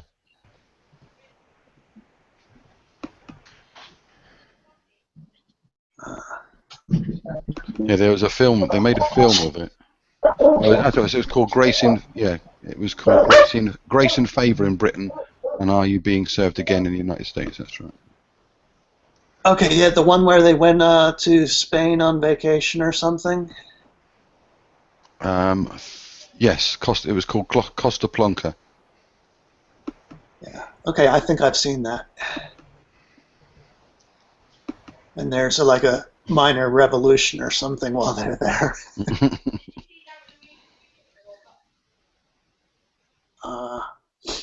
Yeah, I didn't realise there were so many characters. Obviously, there was Mrs. Slocum, Mr. Humphreys, whose first name was Wilberforce. I didn't know that. Yeah. Wilberforce Humphreys, yes, played by John Inman. Yeah, Captain Peacock. One of my favorite scenes of him. He was selling bow ties. And this guy says, "Teach me how to tie it." He's like, "I got one of these elastic ones." But we can learn together. And there was Miss Shirley Brahms, Mr. Granger, Mr. Rumbold, Mr. Lucas, young Mr. Grace, old Mr. Grace. Yes, the brothers. Oh yeah, there was a good scene there with old Mr. Grace. It's like, "You have some wonderful antiques here." It says, "Antiques? They were brand new when I bought them."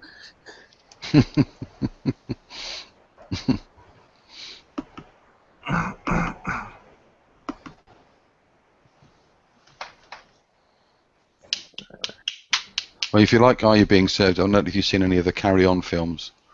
I have, that's a great only series. when I was a child, and I have almost no recollection of them. I like watching them now because I didn't really get the same as Are You Being Served when I was a kid. I didn't really get a lot of what was. Well, there was a lot of double entendre in that. Yeah. Dad's Army was the same in the UK. And of course, the animated displays that they had 2 different janitor type guys for that too. But oh yeah. the animated displays that never worked properly. They were always hilarious.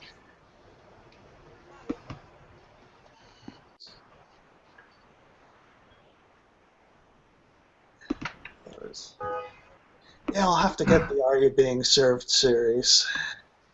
Yeah, they're all out on DVD. I think there's 10 series.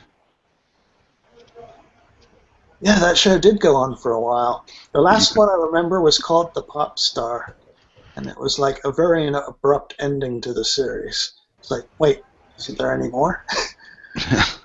You can get the. I'm just looking at the wiki thing. You can get series 1 to 5, 6 to 10, and 2, or you can get the whole complete series with extra discs and profile specials. All one set, all the series together.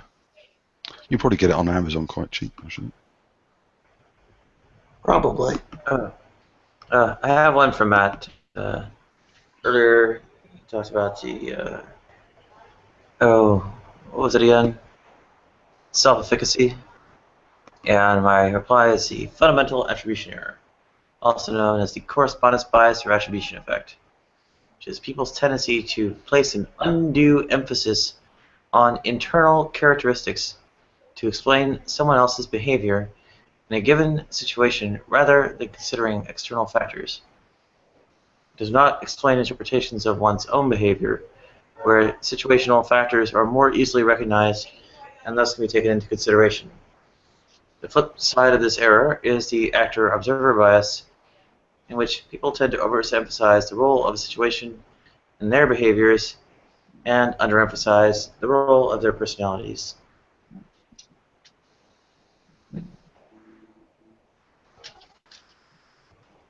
There you go, Fud. I'll put it in. I'll put it in the sidebar for you. You can get it on Amazon.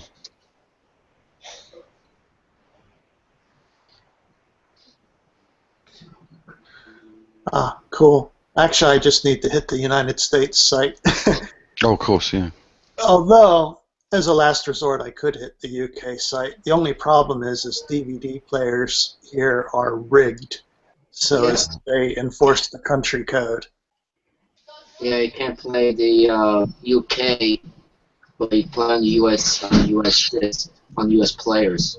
Well, you can get a region-free player. They're more expensive. The other thing is certain players allow you to change the region code, but only a fixed number of times. There's a real easy fix to that, though. All you got to do is use either DVD shrink or DVD decryptor, and copy it to your hard drive, then reburn it on another disk. I do it all the time with anime and stuff. I mean, and you own the disk, so it's not. I mean, if you're worried about that, there's nothing, fishy about copying your own stuff. And with those two programs, you can remove the region. Yeah, well, the region encoding is just a simple flag on the disk. It's the player that enforces it. Yeah, that's why. I mean, I like the player that I have, but it doesn't do region free. Yeah. So I just reburn the disks and then bam, good to go. Yeah, the first generation Sony DVD players, although they had a software bug in them, you could literally open them up and remove a jumper, and that would turn off the region encode. That would turn off region. It would make them region free. That is, it was a literal actual jumper block. Wow, physical. And in the second generation, that jumper block was replaced with a wire that you could cut. Well, years ago, I had it was just a crappy little one from HEB, that's a grocery store out here. Just a crappy little DVD player that I picked up, and that played everything.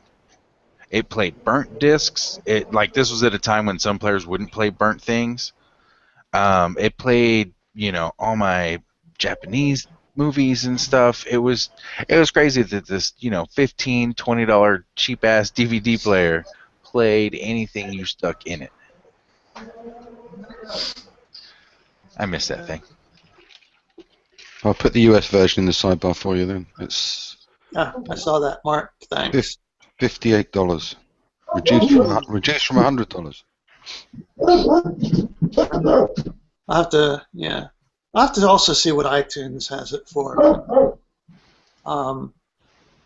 I've got DVDs that I've been using a program called Handbrake to move over to my hard drive so that I essentially have a video jukebox.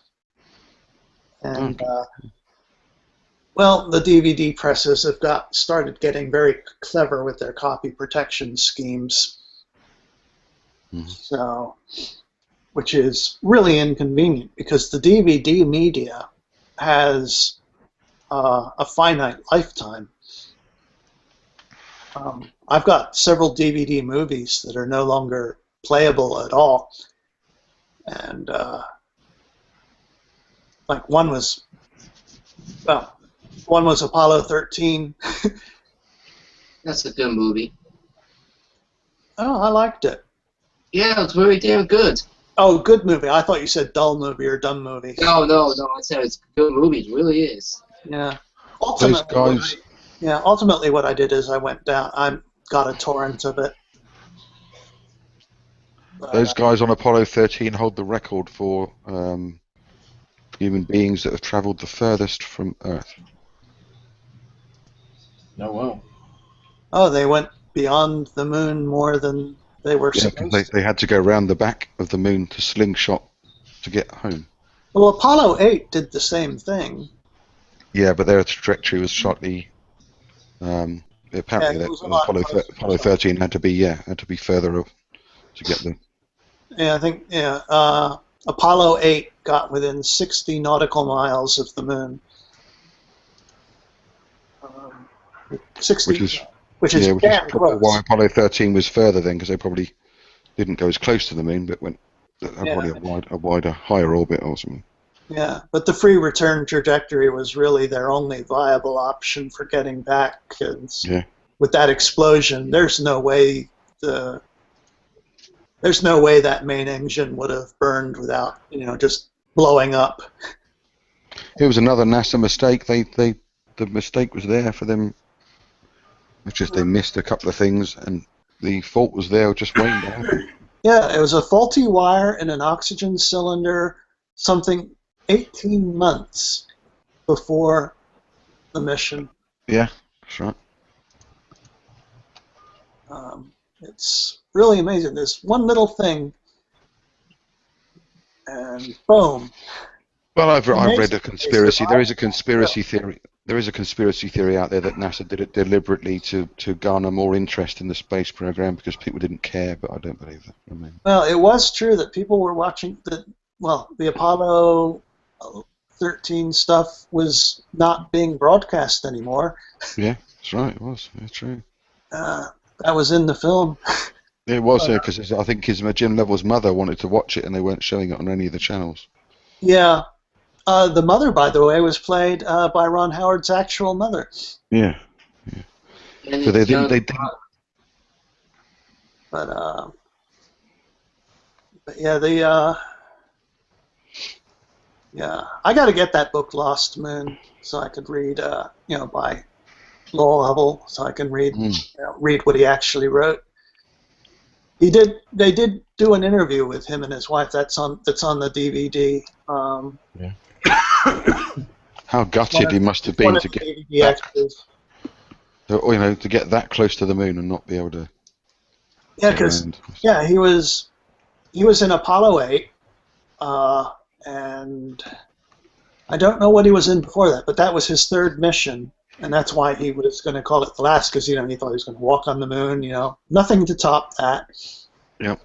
And it was actually the last time he went to space. He was in the Gemini program originally, wasn't he? Yeah, yes, he was.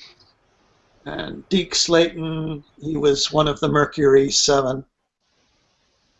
Yeah, I think he did. I have to look. I think he did through Gemini 7 and then Apollo 8, Apollo 13. Apollo 11 was the one that first landed on the moon. Yeah, I think he did Gemini 12 as well with Buzz Aldrin. Okay, yeah. Apollo 8, as you say, and then Apollo 13 was the. And Apollo 8 is the one where he snapped the picture of the Earth rising. It's called, the Blue Marble. Yeah. Very iconic photograph.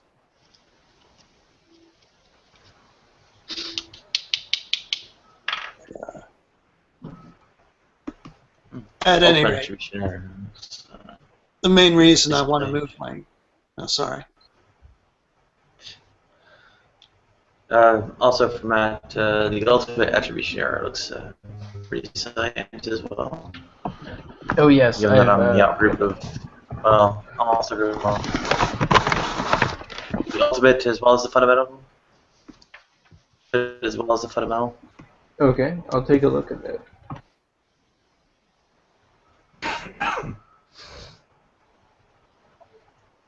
Anyway, the main reason for moving DVD over to magnetic media is just the fact that I can just infinitely copy it as the media starts to fail and not have to worry about it. But, you know, this DRM business is just insane. I know, tell me about it. Video games are doing it now with a lot more now with the online only with the SimCity 4, or no, SimCity, the newest one. And Yeah. Xbox One was going to be online only as well, all the time. And then all the fans raged, and all of a sudden it went away. Before it was released, of course. Good, because online only sucks. Yeah, the Xbox One was going to be an online-only system. Mm-hmm. You lose connection for 24 hours, you can't play any games until you reconnect. Bunch of Go crap. ahead and talk, William. I heard about it. Yeah, it was on the news, and they were saying that it's gonna be online only. That's bad. No one wants to play online only console. No one. Yeah, but they fixed that because they went, Yeah, oh they crap, we have patch to... actually. Before they released the Xbox One, they were like, oh crap, we have to fix this before the customers don't buy our console. I think that had something to do with their sales after it was launched, because still I think they're behind PlayStation 4 in total sales. Where do you get the time or money for any of this stuff? I mean, granted, I may have a lot of time right now, but you know, I'm flat ass broke. And like as adults and stuff. You'd be amazed.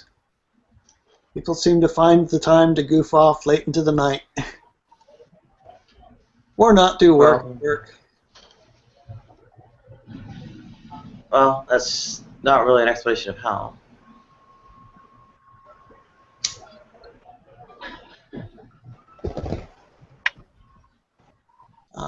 Don't really have a better answer to that. A better answer to what? How do you find the time to play all those games? Well, I have no idea. Doctor said, play a game, have fun, and enjoy life.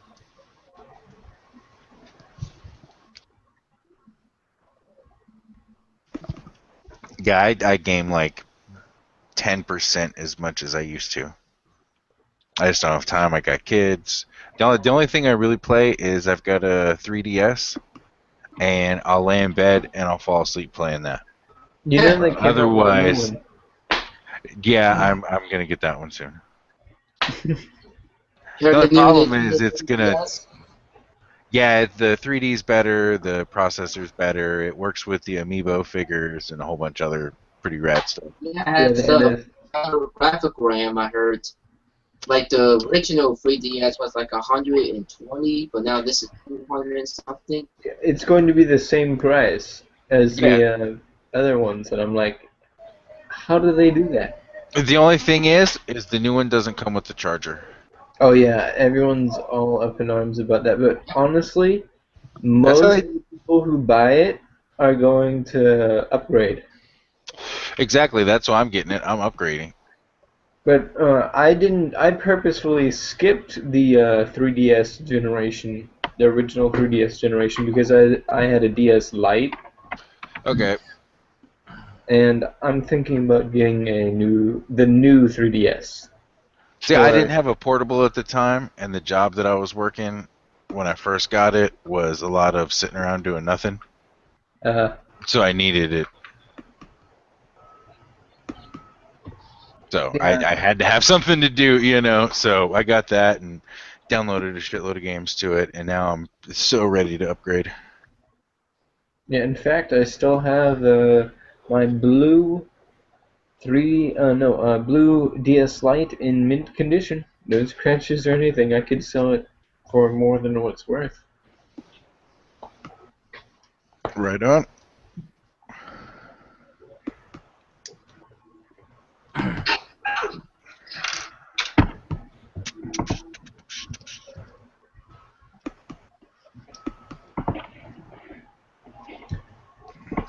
So, yeah, I mean, I've never been big into it. One time I ever had a chance to play video games was early 2008, like the very beginning of the year. I think it was like I originally had an issue around November 2007, and like right around the new year, I had MRS issues, and then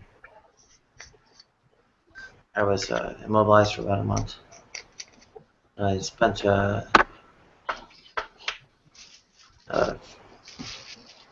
basically picked up a Xbox 360 just for that occasion, and I had to be immobilized for it, or at least was supposed to, be very minimal about how much I went back and forth and such, and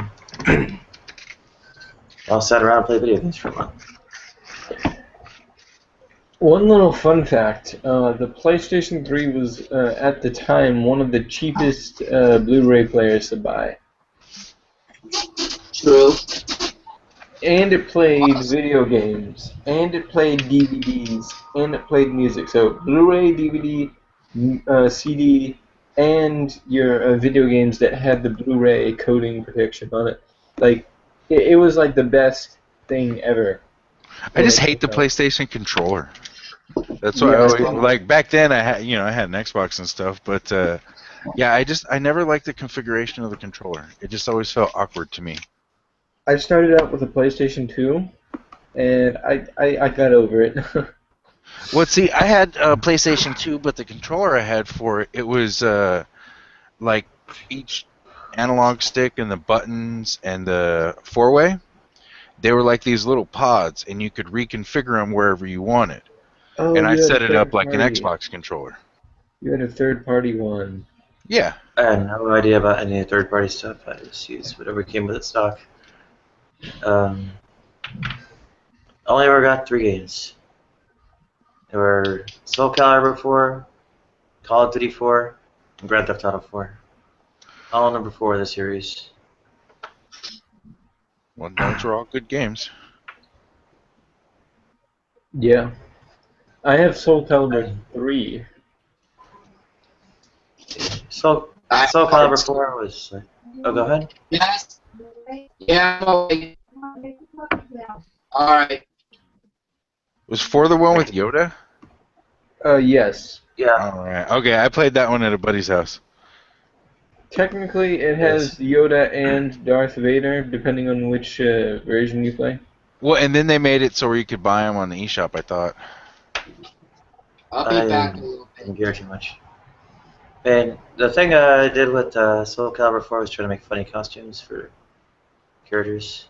And They ruined it in Soul Calibur 5. I loved how the customization of your character changed the combat attributes, like armor, defense, and all of these little things you had to be aware of.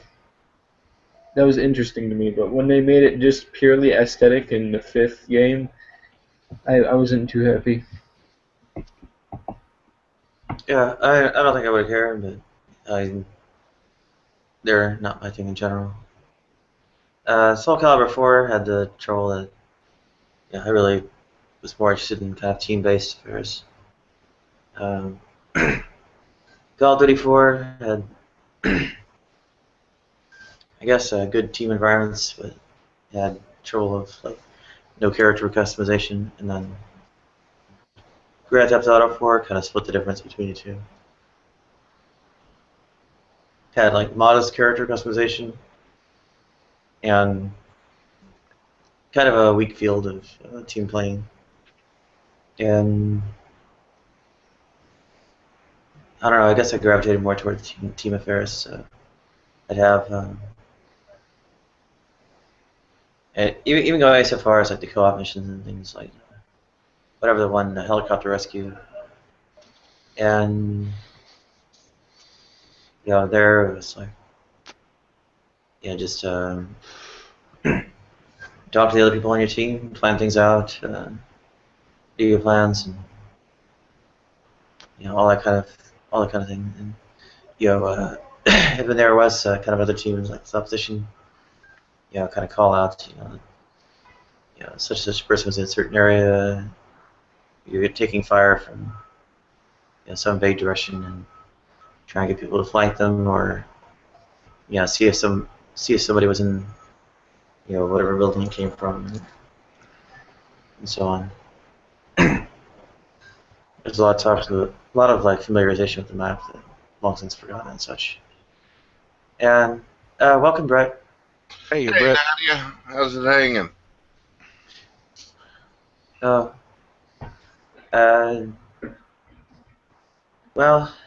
it's rough, but I was going on about early 2008 when I had MRSA infection, like around the 2007-2008 New Year, and was immobilized for about a month. Sorry to hear about it. In my own apartment, and well, the trick was because I was immobilized and such. I sat around and played video games for a month. Video games are good for you. Hey, Hillbilly, what's up to Digi and everybody else as well. Hey there. Well, hi, diddly ho there, Brother Brett. How you doing on this fine and lovely day that the Lord has made? Let us rejoice and be glad in it. Yeah. Now there's some pretty snow out there dropping again. Thought we'd gotten rid of it, but it came back. As pretty as ever. Well, mine's melting, and I like that fact because my old body is just broke, and I don't like trying to walk my old broke body and try and take my wife's old broke body and walk across that stuff. Sounds like Matt's tearing apart his stuff. Matt, who you wrestling with, buddy? Use the tank on him.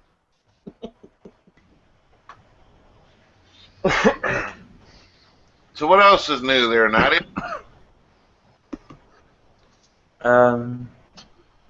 We had I don't know, heated things earlier on about LGBT affairs and such. Didn't get into the particular Michael Savage and Phil Schlafly and so on and so forth going on. Michael Savage. Well, I like Michael Savage. What did he do lately? He said that trans people are destroying the country and that sex reassignment surgery should be outlawed. And welcome chocolate. Well, I'm one of these people. I think if you want to go out and mutilate your body, and pay for it yourself, that's fine. But like recently, there was some guy in prison that got the mutilation surgery on the government dime. That I do not agree with. I dare say it's nothing like mutilation. It is reconstruction. I don't think it's reconstruction. It would be deconstruction because you're mutilating what God has given you. It forms as normal as can be, genital organ from what parts there and such. And that is generally called reconstruction. Michael Savage, isn't that the guy with the wonder years? I don't know. They're a radio talk show host, though. Oh. I don't know if I'm familiar with any of his stuff, then. I have to take a look.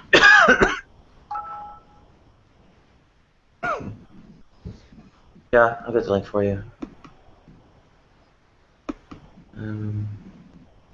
It's somewhere here. There's his wiki. Let's take a look. Right, we will have to turn it up. Wiki. What do you feel? How do you feel, guys, about those individuals who want to amputate? I think they have some trouble because, of course, it's demonstrably disabling.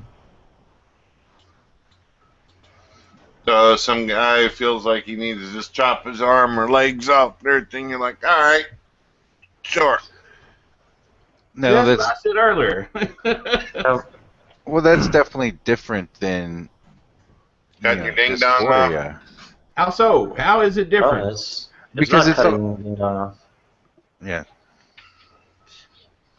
Yeah, what he said. The ding dong is turned inside out and made into a vaginal canal. No. That's what the surgery is. They don't just cut it off That's and throw what they it away. call it. Yeah, I'm looking at Google Images. This guy is definitely not the kid off the Wonder Years. Yeah. Okay, let's see. Scott Lively. Okay, let's try. Yeah, we don't see much of Mr. Savage anymore. Last time I seen him was in Austin Powers. You know, not the mole, the mole.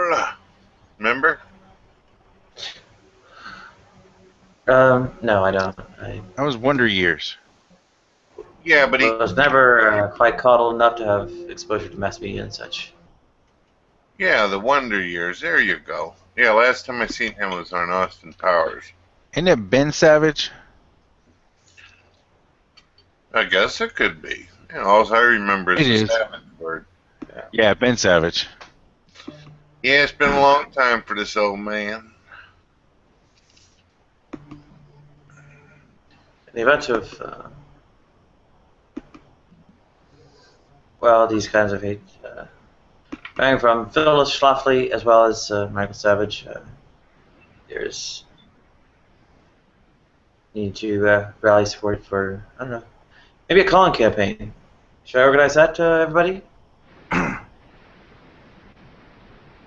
A what? Call in, write in, and so on. Call in, write in, and so on from Google Plus. Right on. All right. You have to add like Twitter in there somehow. Yeah, I will. I can pretty easily.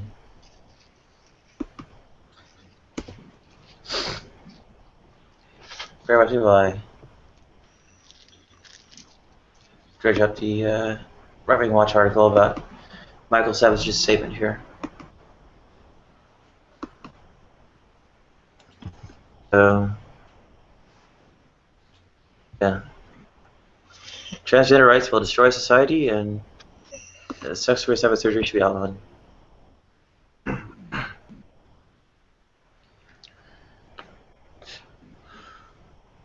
Which is just ridiculous. Gonna destroy society, huh? Let's take a look. That's what it says. It's just ridiculous. I don't understand how these people can equate the destruction of society to equal rights for every person. Yeah. To be fair, it feels like society was destroyed a long time ago. I don't know what that one extra poop thing's gonna make it any better or any less nowadays. Let's see what we got. I guess it just depends on where you live and how you see things. Well, I went ahead and moved away from cities and got myself out in the woods, so I'm finally to a point where I'm content on it. Like just, Well, given the urban-rural, political, cultural, social divide, I dare not set foot in any rural area. Yeah, I know, because some website tells you we're all a bunch of rednecks down here. We're mean. Well, Christian Hillbilly is a hillbilly. We can ask him about Hillbilly's general opinions on these matters. I suspect he will actually back me up.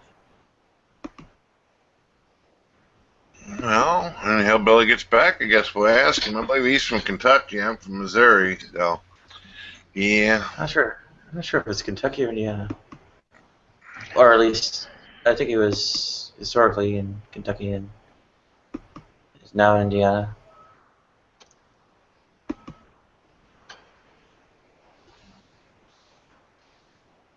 Well, Indiana I just mean, passed a bill enabling people to discriminate at will against LGBT people on religious grounds.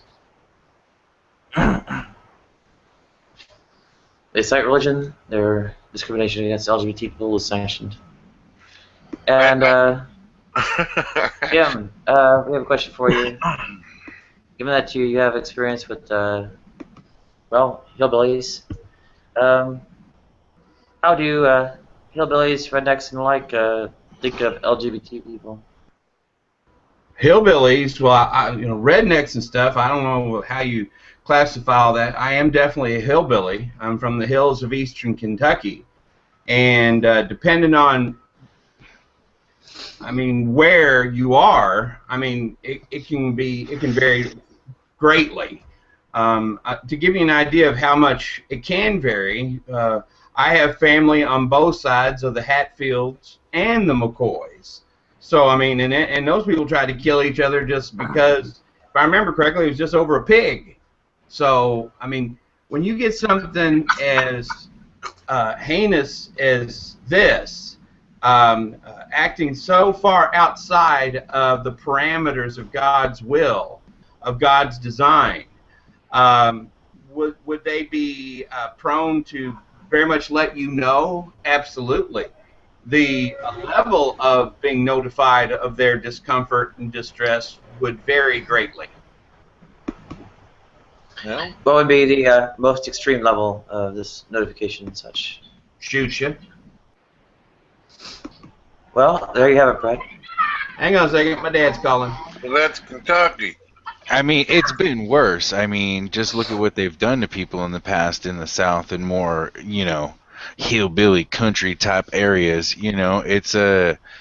It's not just that. It's, drag you behind the truck and then tie it to a fence kind of shit. It's not just shoot you. When they go all out with it, it seems to go to extremes. Well, Digi, they've got pretty bad stuff going on in the cities as well, but I hear you. Everybody's got their own nastiness. I do have to admit, after reading this article by Mr. Savage, his reasoning is kind of, I don't know, it just doesn't seem very good.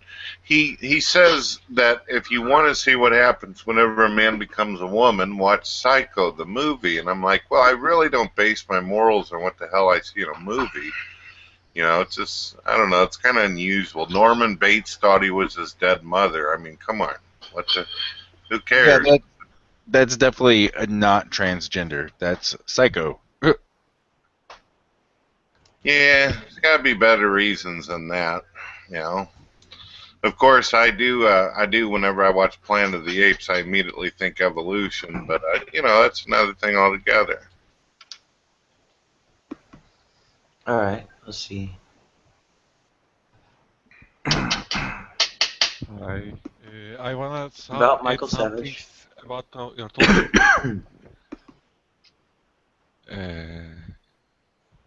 Are you listening to me? Michael Savage, legal defense fund. Let's see, trying to find contact information on the site. You ought to get Is that the my voice is coming for you? Can you hear me? Nadia, you ought to get the soundbite of Psycho now. Anytime you open up a room and say, "Hello, I'm Nadia," play it. That's a rather sore spot for me. I will pass on that. What, you don't like the movie Psycho? I'm sorry. Yeah, it's a kind of a spooky one for sure. Yeah, don't need comparisons to Silence of the Lambs or Psycho or. Oh, sorry about that. But yeah, in eastern Kentucky, from where I'm from, when I first went down there, golly, it's about 40 some odd years ago when I went to work temporary on one of the job sites on a coal, what they call a temple, where they pull the coal out of the ground and it stacks up, and then you put it either in trucks or put it on trains to where it can be delivered to where it's going. I had long hair, if you can imagine that, this skinhead looking dude now, but I had long hair down about the middle of my back, and I had to keep that long hair tucked up underneath my hat because they didn't like people with long hair, men with long hair. And then they had a strike going on, and I said, well, shoot, I need the money. I'm going to go ahead and work. And my uncle told me not to go up there because my friends who were striking, even though they were my friends, would shoot me if I crossed the strike line and became what they call a scab. So, yeah, they're very intent about letting you know of their displeasure. Hillbillies are. Well, Hillbilly, do you at least get a warning shot? I don't know. I didn't take the chance to get shot at. Now, there was other times I got shot at, but I was deserved every one of those. Alright, well. Michael Savage's call-in show.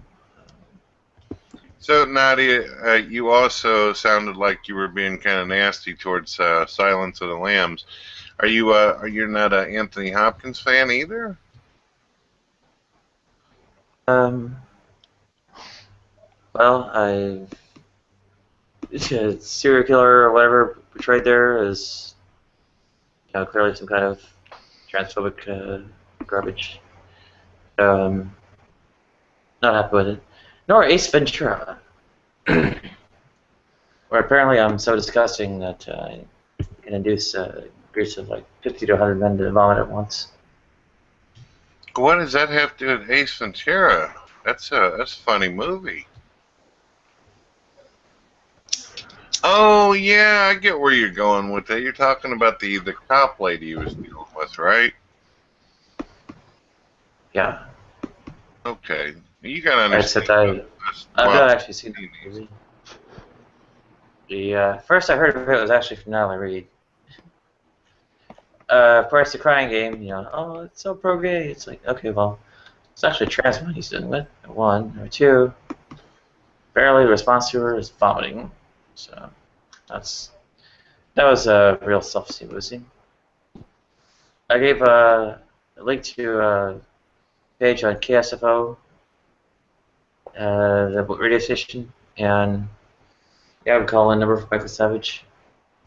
So you believe that Ace Ventura, the pet detective, was an attack on transgenders?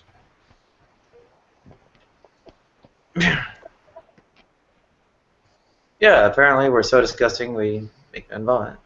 En masse. According to Ace Ventura. You do realize that, my goodness, I can't believe you actually think that Pet Detective was pushing something like that. Well, it'd be the same thing if it was about kissing a black person, or, take that and make it anything other than a trans person, and you can see how it could be considered offensive. Well, why would that be considered offensive for? One of my favorite movies is The Bodyguard with Kevin Costner and Whitney Houston. Doesn't offend me any. But there would be some people who could take the fact that, oh, he kissed a black woman, and everybody who was with that person, once it's revealed that they're black, is like, oh my God, that's disgusting. It's the same thing. Now, well, I'm sorry, Brother Brett, but the very first one that somebody kissing a black woman on TV, you know where that was, don't you? It was in sci-fi. Yeah, it was Captain Star Kirk. Trek. It was Captain Kirk kissing Lieutenant Uhura. Now that was groundbreaking right there. Yeah, I know, but the reaction by the rest of the people on the crew on the show wasn't immediately to vomit because it was so disgusting as a No, joke. sure wasn't. Well, see, Because she that's was a not pretty black that's lady. progressive. That's progressive. That's Progressive That's people. not. Hey, you know what? Is she a monkey or is she a woman? No. Oh, whoever what that lady's name was, she's a woman.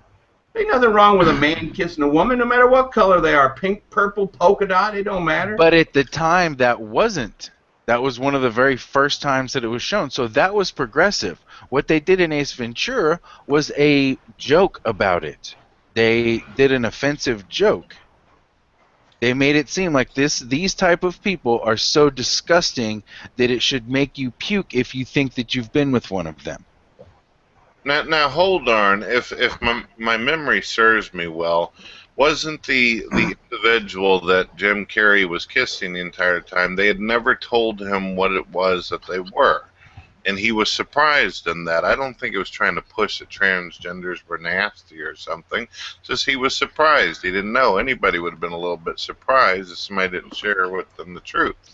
But then in every person in the room that she was with, because apparently I guess she was a whore, was with everyone, and everyone who was with her had that reaction of puking.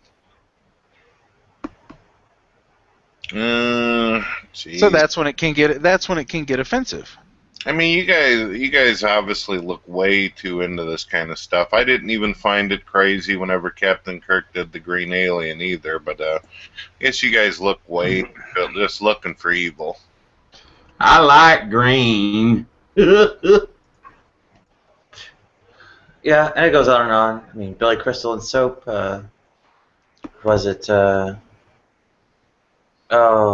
what was his friggin' name? Whoever it was in the world according to Garp. Crocodile Dundee. I mean, as go into this shit. I mean, they keep putting it out. Yeah, all these trans tropes. Silence of the Lambs, Psycho, Sleepaway Camp, etc. Yeah, just kind of like extra twist on the.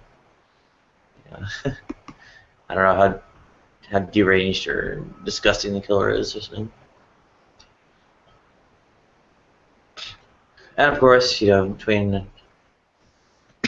they always hire cisgender heterosexual men to portray us, and with ultra manly faces. So, never mind what we bother to do.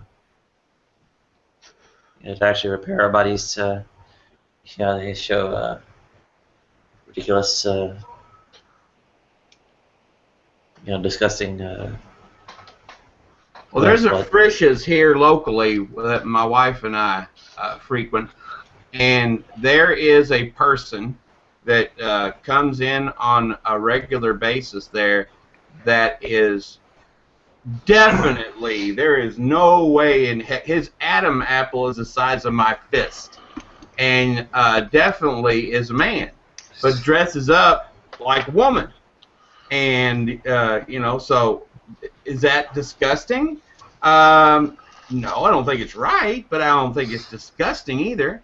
I mean, if that dude wants to do that, and if he happens to be transgendered, quote unquote, as you call it, he's got more than just an issue with his clothing. His wardrobe issue is the least of his issues. So Nadia and you reduce it. You have something for that. It's called facial feminization surgery. Yeah. And of course, you reduce us with employment discrimination to such poverty we can't actually pay for it. And of course, it's the cost of a car. Cash out of pocket. This for being born with a disfigured body.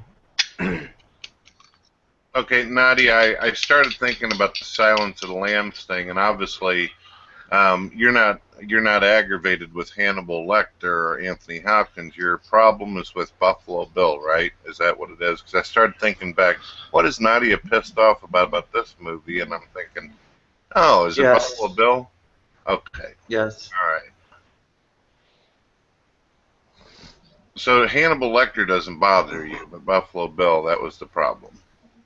Yeah. I would think that the guy who's cannibalizing and eating people would probably be kind of weird, but okay. Yeah, of course they're portrayed as, I don't know, something vaguely trans. And yeah, it goes on. You know, we've got in grossly accurate portrayal and John Lithgow, world according to Garp. Right, and yeah, even more brutally, Billy Crystal in Soap. You remember Soap? Yeah, I think I seen a little bit of that a while back. Billy Crystal was, he's a guy that I think is fairly funny sometimes. I preferred him in City Slickers, to be honest with you. Yeah, it would have been like 78 to 81 or something like that. So what about Bosom Buddies with Tom Hanks? Did that strike a chord? That was, yeah, that one friggin' made me cringe. I hated it so bad. Why did you hate the Bosom Buddies for?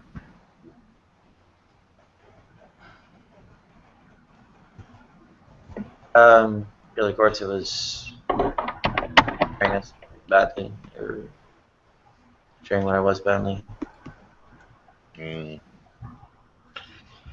So, Well, Nadia, I tell you what, I can't ever take you to the movies. You seem to get heavily offended very quickly. Goodness gracious. Maybe I avoid mass media. Maybe I don't have to. I mean, this is not that broad a sample of mass media. I mean, just when people like me appear, we are laughing stocks and worse. Yeah, serial killers, Sleepaway Camp, Silence of the Lambs, Psycho. Let me see something.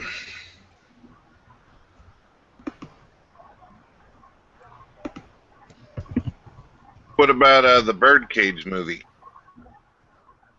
That was terrible too. I didn't actually see it, but enough of the feminine presentation affairs got thrown into it to make it bad.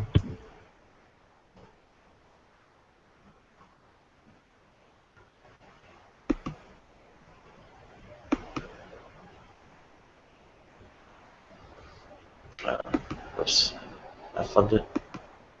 I'll do it this way. I mean, portrayals of us going around are, terrible in general. I mean, our, grand debut on, I don't know, mass media stages. Laverne Cox is a prisoner, in there for fraud. That's not so good.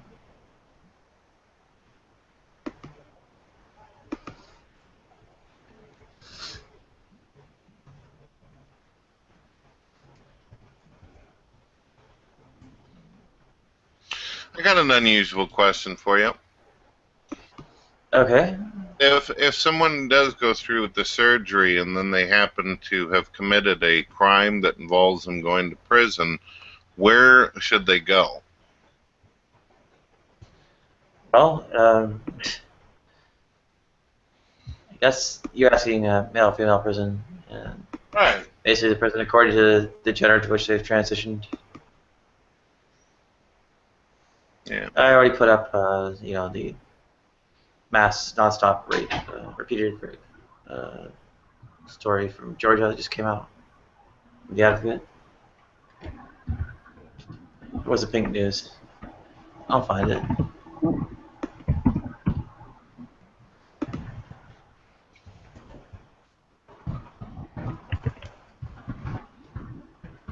The Advocate, yeah.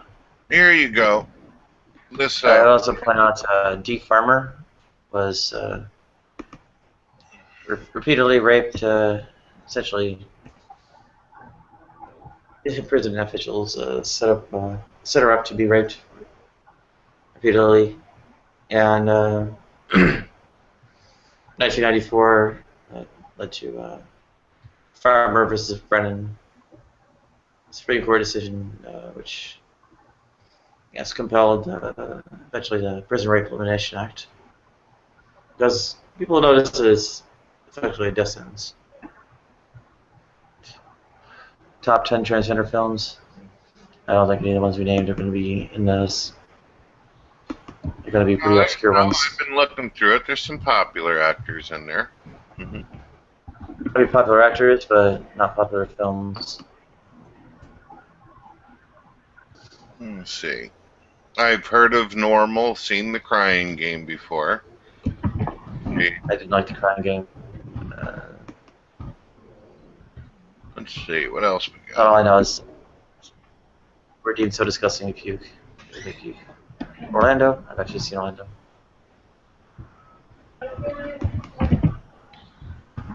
Well, I'm not too big of a puker. I'm not one of those type of individuals. Breakfast Home today.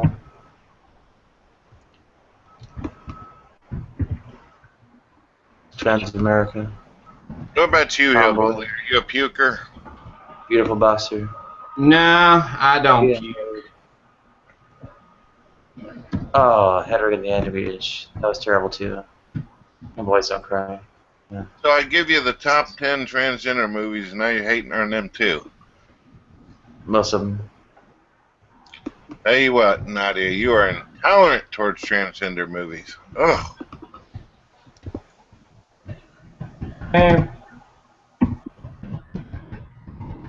I'm just kidding with you. Let's see what else we got. I might check out that movie called Normal, see what that's all about. It's an actor I enjoy watching.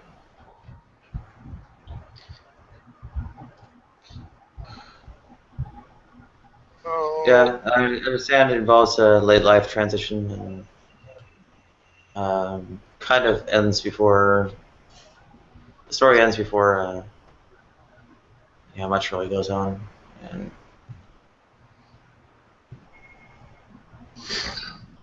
of course appearance isn't dramatically transformed or anything.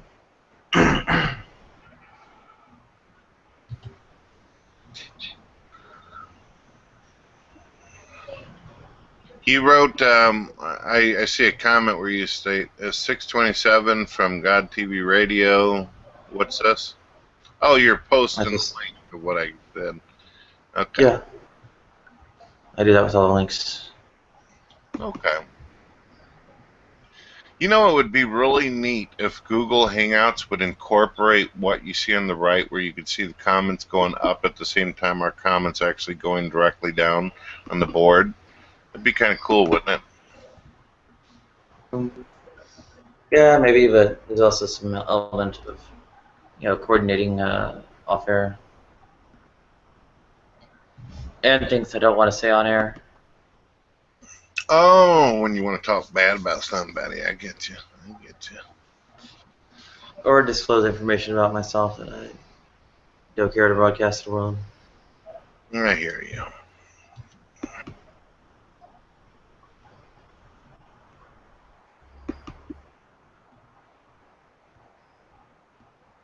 How'd you feel about the movie Milk? You ever see that one? Sean Penn? I have not seen it. What about you, Hillbilly? No, sir. I would not watch a movie like that. You wouldn't watch a movie like that? Nope. In same site, Sundance.tv, in your top 10 transgender films, and the Boys Don't Cry, the last of 10, number 1. There's a link to Pop 10 Pop Culture Gender Benders, which, I don't need to be called a gender bender. Gender bender. Yeah, that's not an accurate term. It's a gender mutilator. Do you notice? I don't need to be called that either. Do you notice, guys? Do you notice that movies nowadays are just not that interesting? I don't know what it is, but usually if I'm going to watch a movie, I try to go back at least early 2000s, 90s, even late 80s. Movies nowadays are just Oh. terrible storylines. How the fuck would I know? Because I haven't seen them. You think so? When what a few times I have money going around. I'm playing like 120-hour weeks, and when I don't, I'm like out on the fucking street, fucking homeless and shit. And it looks like basically just like apart from that brief period, well, a brief 10 years. I apologize. My entire life is basically like total deprivation, extreme poverty, and so on. I'm sorry. From hearing all the stuff that you knew about these movies, I was under the conclusion that you were someone who watches movies quite a bit. Okay. No. Depictions of trans people in movies is something to write articles about. I've read those articles. And, it's the list of the movies involved. I remember offhand. And World According to Garp is in... Well, actually, the ones I rounded off, none of which appear on that list, except for, I think, The Crying Game, are not on that list because I'm dated. But, even so, half my adult life homeless already, and there's a lot more coming. And the longer I the longer it drags out, the longer I have homelessness coming. So.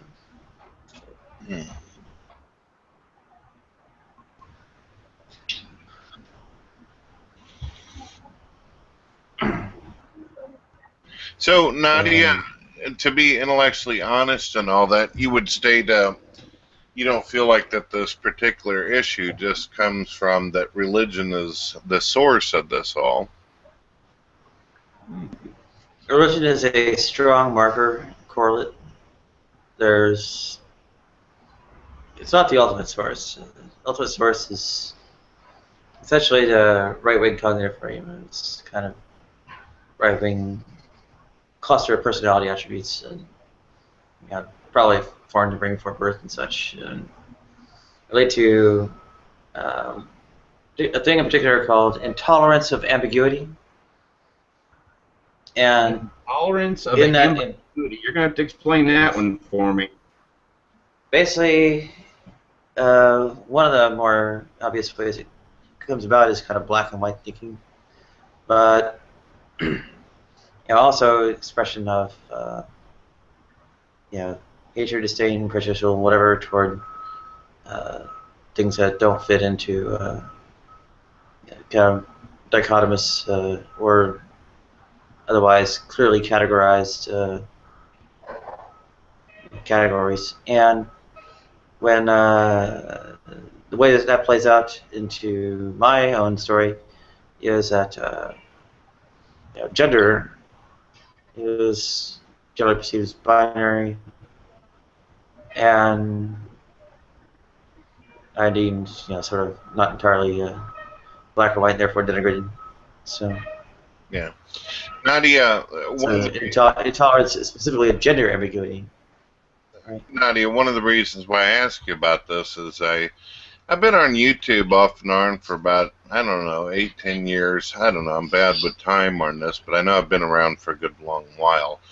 And one thing I never noticed in any of these times where Christians or Muslims actually got on videos and tried to insult or attack or mock homosexuals or transgenders. I've seen them talk about their views, but just a couple days ago, you gave me a link to some non-believers. I'm not going to mention names or even where to find them.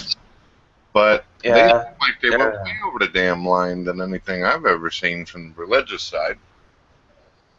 Yeah, and they're doing it again. Even so. Like this very instant they're putting a hand. Or maybe they ended it. I don't know. Yeah, they ended it. Why do you think this is?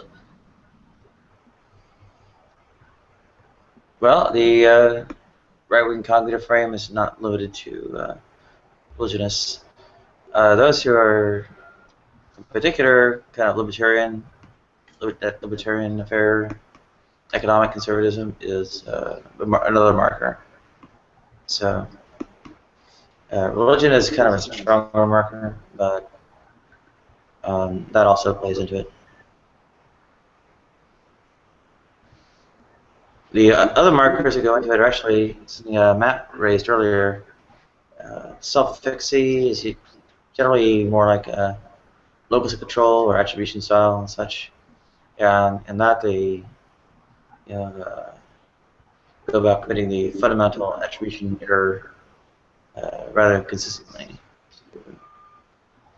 Essentially attribute everything to dispositional factors instead of situational.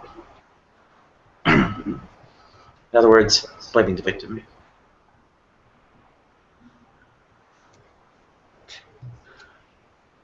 That's a lot of how it comes into it. There, as far as like gender ambiguity, well, they don't seem to have like as direct an antipathy.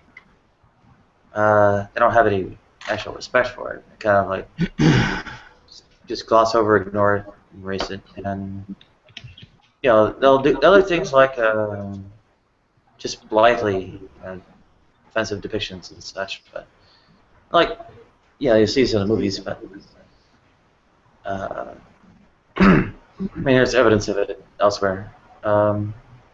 So when bearded lady and such, so they'll. I have to be honest with you, Nadia. I've been tempted to sit there and leave some comments saying this is very disrespectful and inappropriate behavior, but I'm afraid that it'll just promote their video and get them more views. I'm not exactly sure how to deal with dum-dums like this. Yeah, it would promote their views, so you don't, just let them twist in the wind or whatever. Yeah, that's one thing I've learned about YouTube. A lot of these individuals who make nasty videos like this, they usually don't care about what's right or wrong or what's morally good. They're looking for people to say, hey, that's not nice, so it'll show up on Facebook and Twitter and everything else so they can get views. Very disgusting. More comments you put on it? Yeah, boost their analytics too, so. Now, don't get me wrong, folks. I feel like it's important for people to have opinions and stuff, whether it's not popular or not. But I don't think it's right to mock or try to humiliate people.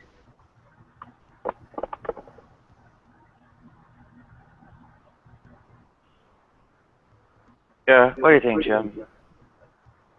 Should I be depicted as the bearded lady?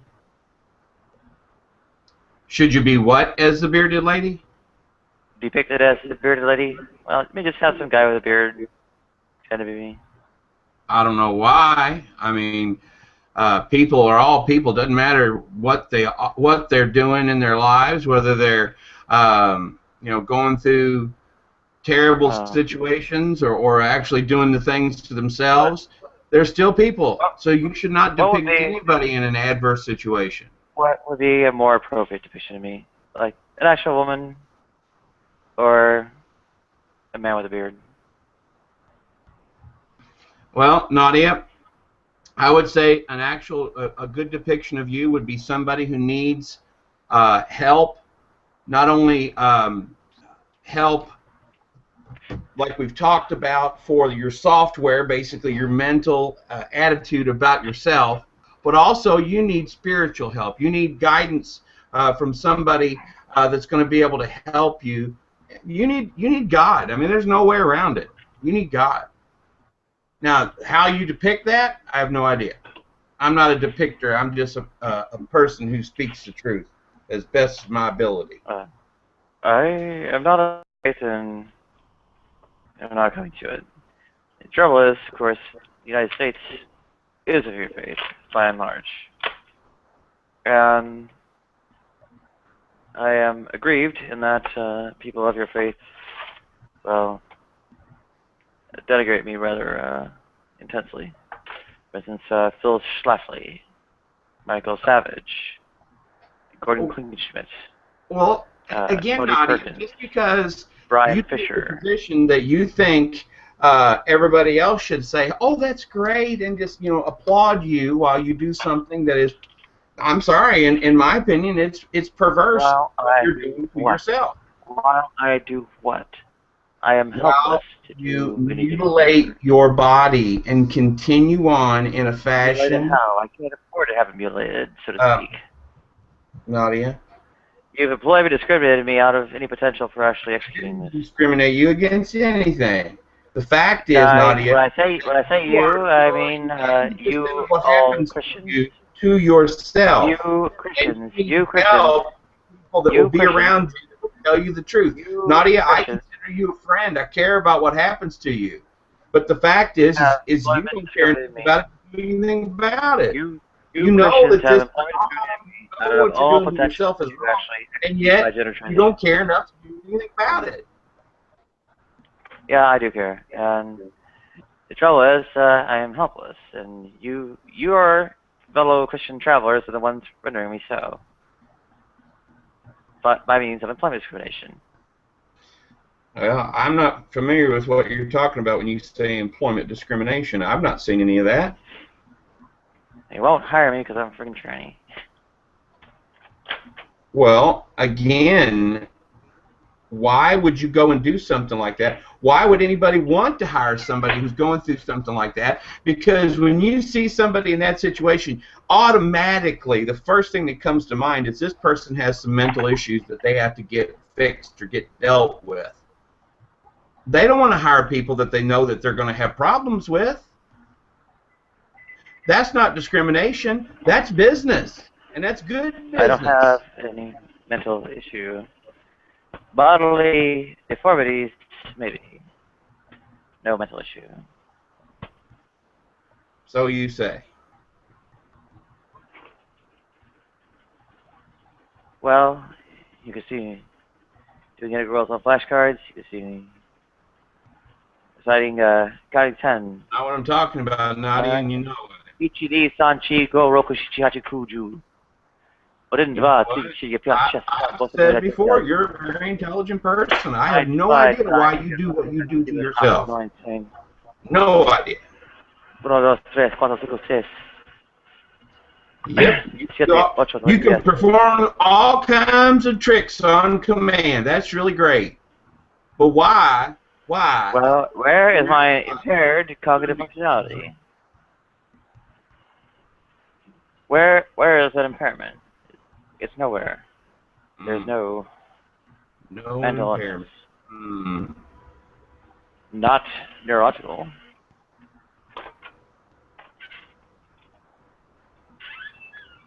It's on the basis of my body.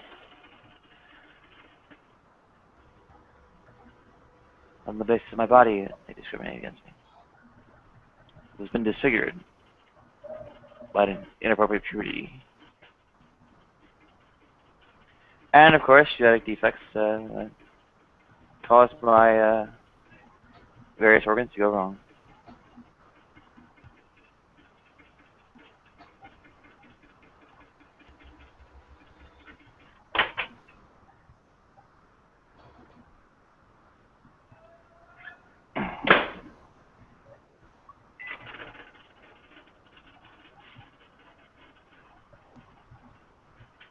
So my body can never be healed because you've employment discriminated me out of all potential to pay for operations that would heal it, repair it. Well, Nadia, I believe your body can be healed, but I think your definition of healed and my definition of healed are two completely different things. Well, yours is a lie. Oh, mine's a lie. How were you born, Nadia? You were born as a male. You were born as a male heterosexual. And then something happened, something extremely traumatic happened, and now, from that moment on, everything changed. The way you look at yourself. These are all mental issues. These are all psychological issues that have to be dealt with. It's not the hardware, it's the software. Do you even know the distinction? If you don't know what you're talking about, you make the analogy with computers. I'm a bit confused because when I listen to Hillbilly, what I hear is him telling you that God loves you for who you are, and that Christians love you for who you are, and you feel like you hate yourself in some kind of way for the way you are. I mean, who's wrong or right in this situation? I'm confused. That's a grossly incorrect characterization. But you have said that when you look in the mirror that you hate yourself, that you don't like what you see. That's an incorrect characterization. Well, please correct me, fix me on this, please. Yes, of course, I do have incorrect aspects of my body. I have been disfigured by undergoing incorrect puberty. I have been disfigured by birth with, genetic defects. Like a Y chromosome where there should have been an X.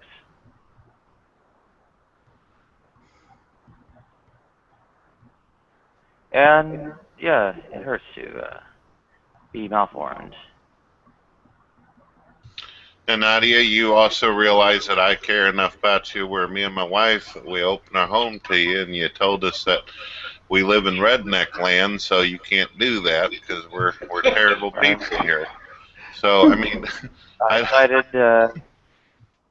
first and foremost, Medicaid expansion is a crucial issue.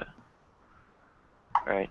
Single, childless people do not get Medicaid without the expansion.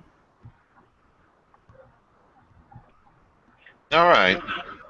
But you have put out that we're rednecks. You showed me some statistics, and you said some website said that we're all bastards down here, so... Hey, are you in Eastern Kentucky too, Brother Brett? I'm from Missouri, man. I just try to do as I do, you know? I hear you, man. I hear you. Ain't nothing but a thing.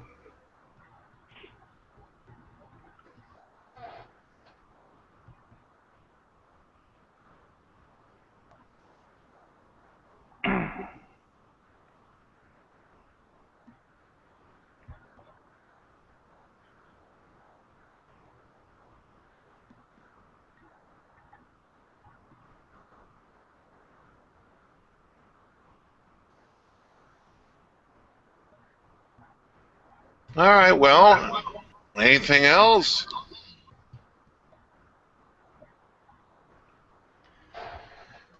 Well, I got to go do some running, so I'll be back in a while.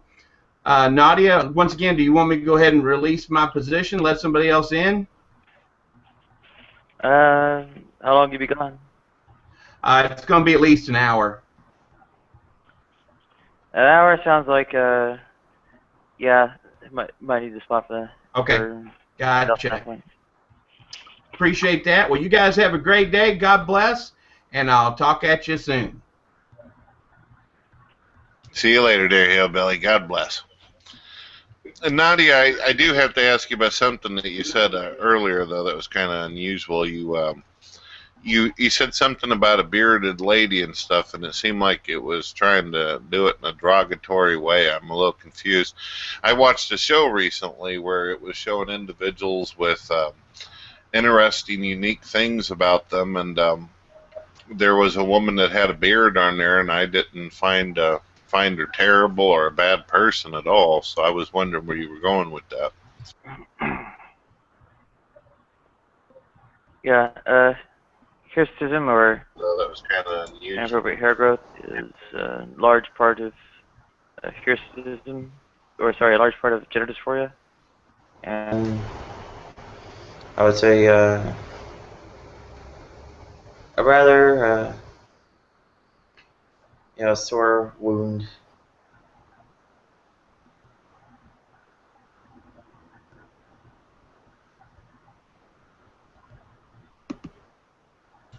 You know, Nadia, I woke up this morning and had not had my first cup of coffee, and I actually went into this room filled with Christians, and they said, you know, them atheists, they made more videos about you making fun of your face and making fun of how you talk and everything like that. And I was like, well, I know who I am. I know what I mean to myself. It is what it is, you know. So I think that we can't always look at what other people think about us or what they say and allow ourselves to get all bothered by it. It is what it is. People are jackasses, period. Hey, Vaughn. Hi, Vaughn. Hello.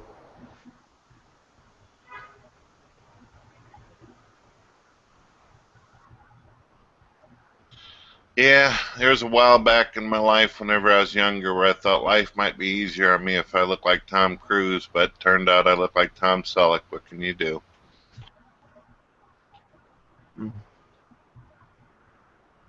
Yeah, at least you don't look like Barney Fife like I do. He's Brian Fife. Barney Fife. Barney Fife. Mayberry RFD? I'm not familiar with him. Who is that individual? You got a picture? He's the guy that played the deputy in Mayberry RFD. He was opposite of the, oh gosh, what's the actor's name? You're joking, Brett. You don't know what Barney Fife is? No, he doesn't. I'd have to see an image. I'll get you a picture. Hang on a second. You gotta be kidding. Well, you have to understand, when I'm hanging out with my buddy Von Helton, I don't try to imagine, gee, I wonder what movie star or musician he looks like. I just talk to him. He's my pal, you know? You don't remember the Andy Griffith Show? Andy Griffith, yeah. Are you talking about his deputy. assistant? The Yeah. assistant? You don't look nothing like him. What are you talking about, Von? Greatest actor who ever lived.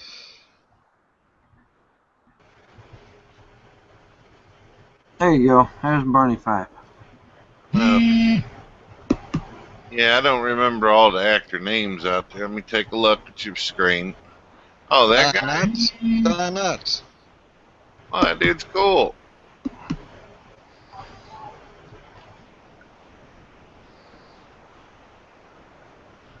So people tell you look like him? No. I was being facetious. Okay. You don't remember the Ghost of Mr. Chicken movie? Ghost of Mr. Chicken movie. No.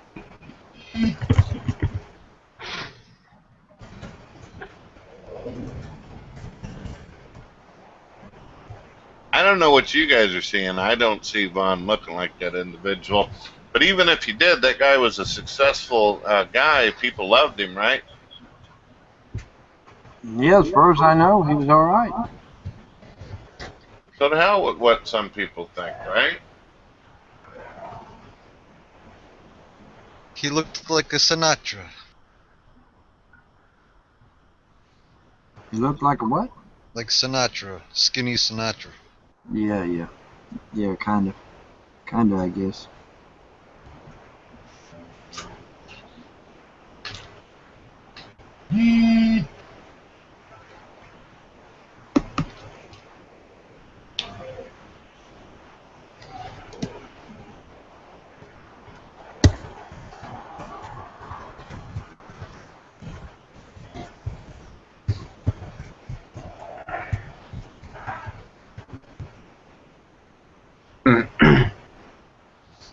So,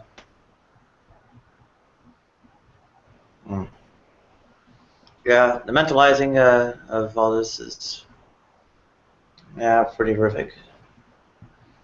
But ultimately, sort of like a idealism versus materialism kind of argument.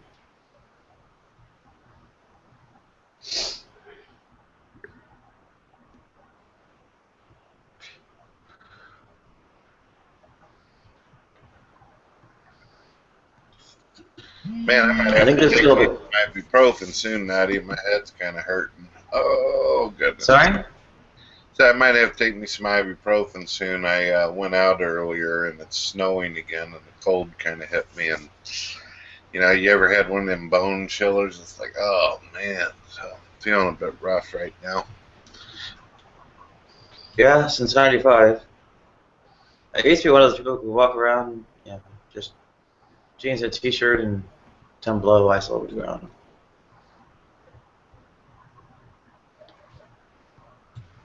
Yeah, Campbell's chicken noodle. Is that what that was?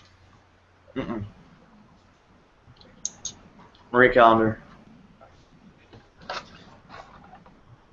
Oh, that looks delicious.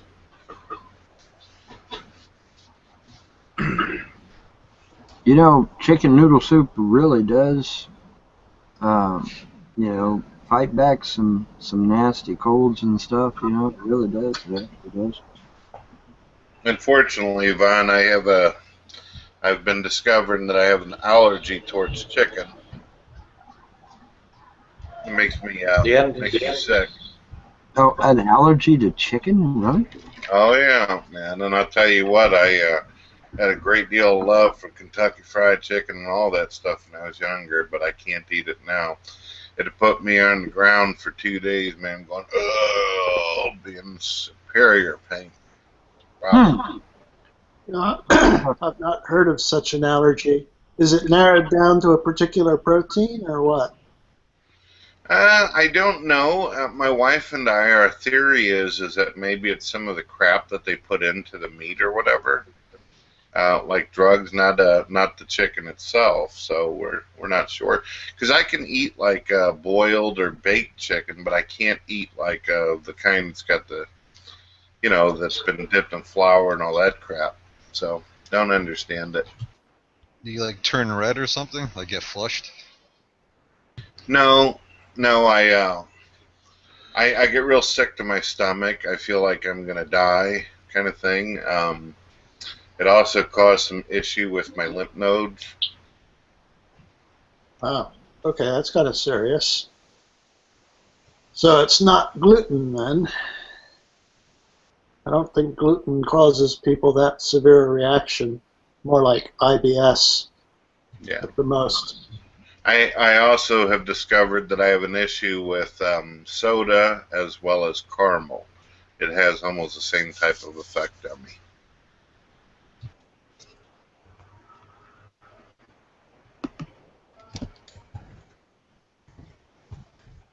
What about corn? Yeah, what about corn, man? What about that one? You all right? You're beginning to describe, like, the common denominator I've seen seems to be fructose. Yep. They all three had fructose, or at least seems like it anyway. Yeah. Me and my wife, we're kind of learning as we go along on this, but it's been happening for about 8-10 years. I had to stop drinking Coca-Cola.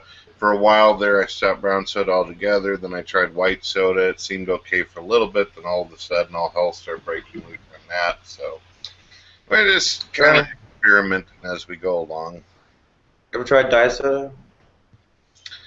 To be honest with you, I have tried diet soda. I don't like the way it tastes.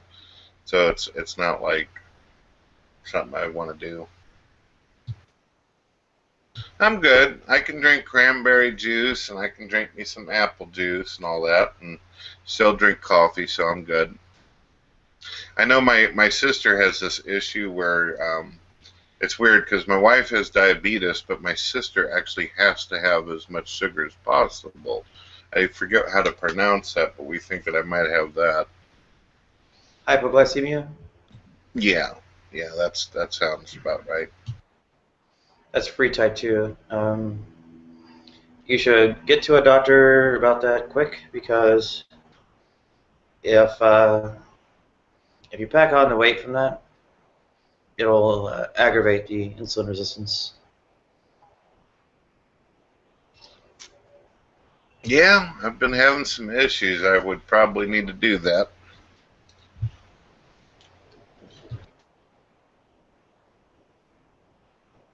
Yeah, I had a while back. Unfortunately, I get a little bit of anxiety going to doctors because I had one of those problems with my lymph nodes where my lymph nodes swell up whenever I had the issue, and I didn't feel like the doctors actually looked me over right because they assumed it was some kind of cyst. So what do you know that they do about that kind of crap? They go and they start chopping on you. And unfortunately, they didn't numb me up very good, so they end up cutting right into my armpit really hard, and they kind of screwed up my lymph node on that in the process. It wasn't a cyst.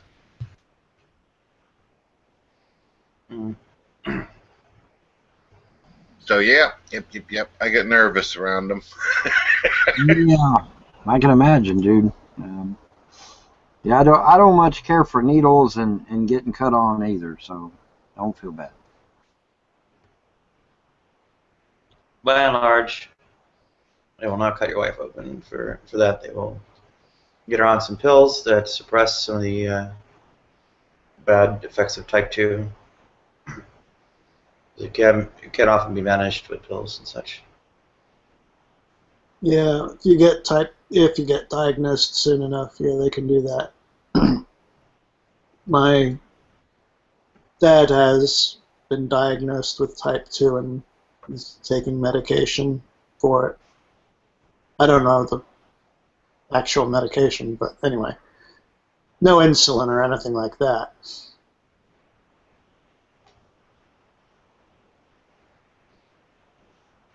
Well, the prodrome, the phase of disease before it becomes the syndrome, involves insulin overproduction. That's why you start building up a tolerance to it, because like a drug, you're taking progressively more of, and that's the way you can build up resistance, right? So I don't know. There's a way that can avoid having spikes of insulin production. There may not be a pill that handles the prodrome phase of disease, but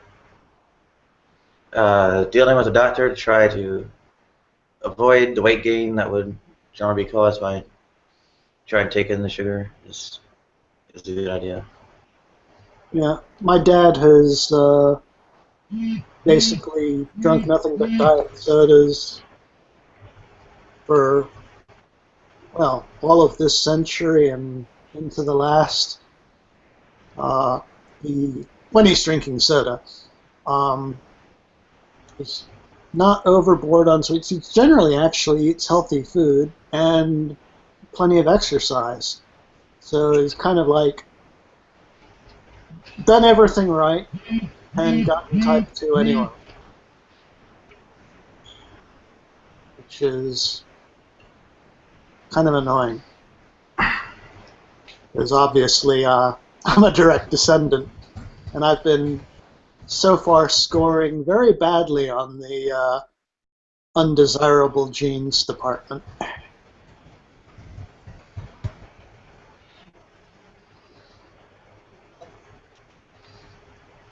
Yeah, well, healthy diet and exercise is generally not the issue. It's well, you'll be driven a bit toward, quote unquote overeating because your blood glucose is getting low in the prodrome phase. So I don't know what they do to deal with that. If anything, they probably just say, "Oh, develop willpower, blame the victim." But anyway, yeah, the quote unquote healthy diet is less a matter than flat out numbers. Count, control, reduce the number of calories, restrict the number of calories more properly. Now, would you say that? Because I, to be honest, I haven't really got a whole bunch. My sister has. Whoa! Yeah. We are getting. I don't know who the noise is from. Is it Joe? Yeah. Thanks. Yeah, Joe. You got I got it. Yeah, Joe, you need to fix your mic here, dear. Your mic is humming real bad, real loud. You need to fix your mic. Maybe try unplugging and plugging it back in. That was a ground loop. That was absolutely a ground loop. Yeah, you sound like you did, didn't it? Yeah, it was rough. Yeah, it was rough, man.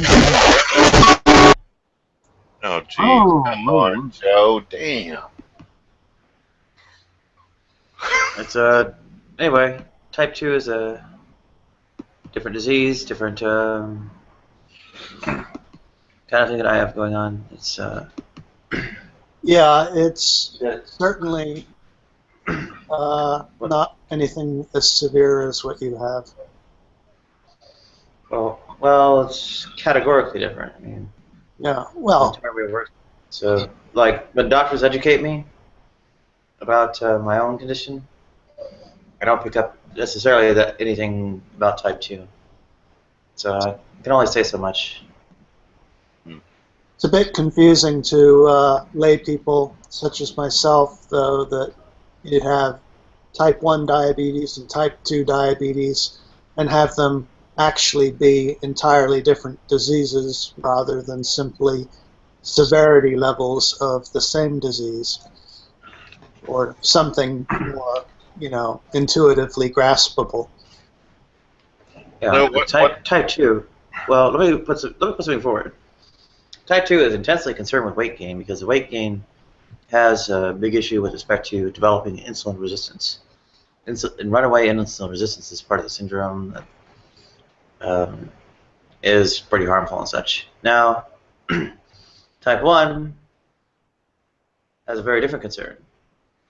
Right? The concern there is having pretty much exactitude in terms of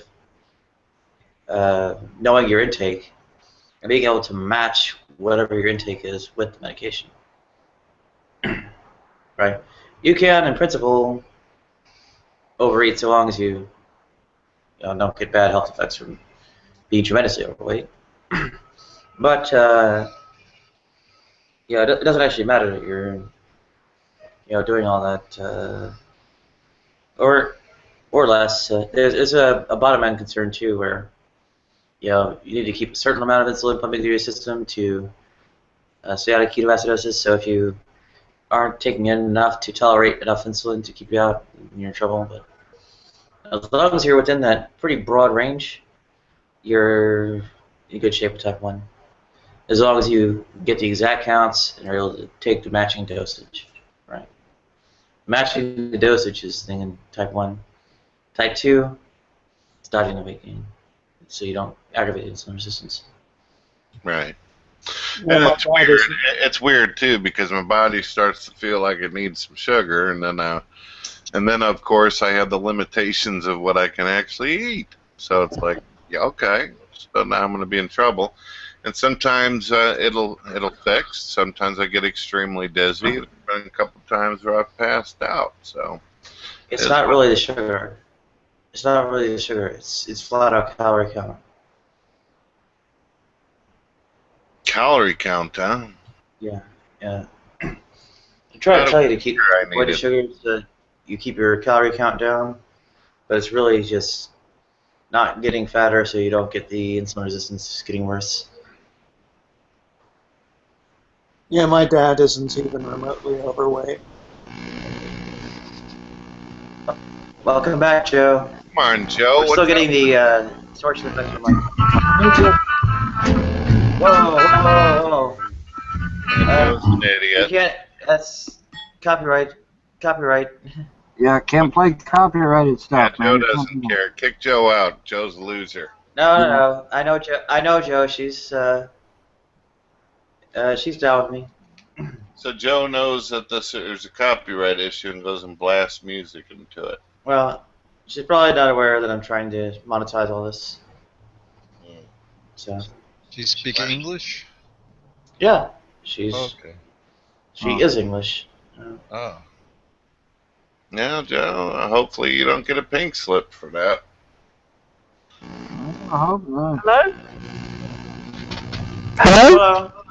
Oh. Was hast du gesagt? Spreche kein Englisch. Oh, No, I'm joking. I do speak English. Sorry, I'm winding you up. You want to turn down your mic gain there a bit. Huh? Your mic gain is up really loud. I am loud. He screams on top of her lungs when told to I'm be loud. also very ill. Is that a bit better? Yes, that's much better. Thank you. That's much better. Good. Yeah, that's Sorry, clean. Physically I'm ill? kind of ill as well. I love that. I love that duck pope. That's so cool. Who's that? Who's got the duck pope? Oh, That's that's so cool. Flip Was it 444. or is it a goose? The bagpipe? Huh? You say bagpipe? That's Duck just a pope. duck. Your picture. Duck pope. Oh yeah, I'm the bird pope. Recently elected. What bird is it? It's a blue jay. Okay, a J pope then. Still, I Yeah. love that picture. Recently elected. Yep. Haven't spoke ex catheter yet, but I have a few proclamations. But A bird that kills Catheter? other birds. Yep. Oh wow, we nearly got to see Nadia spit her food onto her camera. A catheter is something inserted into, well, another tubular structure in the body, often the urethra. You mean ex Catheter, cathedra. yeah. I change these things regularly in my job. I know what a catheter is. well, when I speak, Oh, I meant for a flip 44. it is held for all bird Catholics. Yeah, birds Ex don't have cathedra. catheters though. In fact, birds Ex don't even cathedra, have keyholes. catheter, what's the Birds have cloacas. I'm the pope. I define words. The difference Means is, ex one, cathedra. you really don't want somebody to be like playing jump rope with when it's installed. I make the rules. I am the pope. You meant ex cathedra, Flip. Is that what I meant? Okay. Mm-hmm. Well, I'm changing it anyway. I'm the pope. What I say goes. Yeah. Yeah. Well, Nadia, I was going to let you guys know tonight I plan on opening up something if I'm not feeling too horrible. If you guys want to make it, that's cool. Just figured I'd let you know. So I don't have to send out a bunch of love letters. Probably be around 7 Central. Sounds like a plan. I don't know. I don't know what I'm gonna be doing, but that sounds like a plan. If I'm there, I'm there. If I ain't, I ain't. How's that? I wanted to give you guys the go-ahead so you can get in there before everybody else does. You know how that things get filled up. My sleep schedule is pretty wobbly, so I might be sticking to my own just because, well, if I fall asleep in yours, you'll boot me and whatever. I want to be able to hop in when I actually am awake. I understand.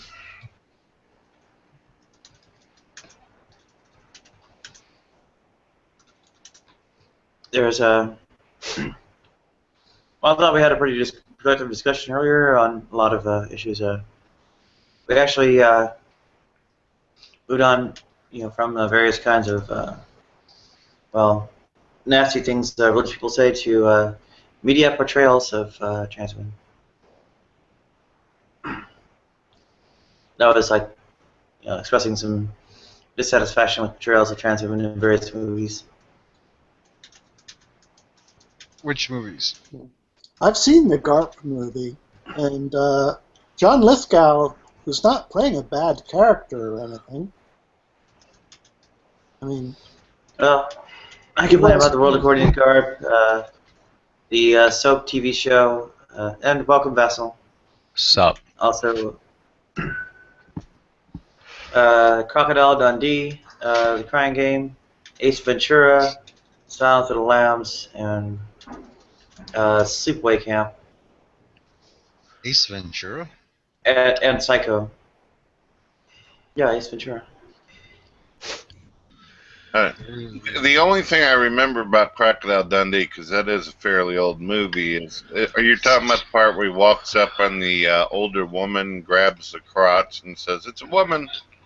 Is that the issue?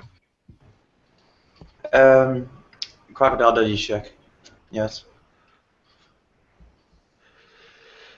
He's Australian. That's how they greet people down there. Oh, I've got to go there sometime. You guys do realize Crocodile Dundee, when you watch the movie, he was representing a character that even Americans thought was unusual. I mean, no, just saying. Silence of the Buffalo Bill? Vassal.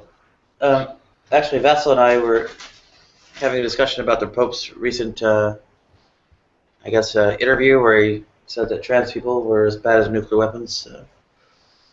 reported in Okay, Australia and UK. hold but on. I read but, I read the article that you gave me, and it pointed to the an NCR article which cites even what is it called?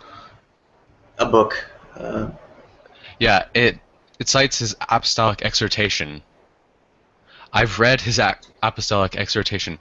He doesn't say that transgender people are as bad as nuclear weapons.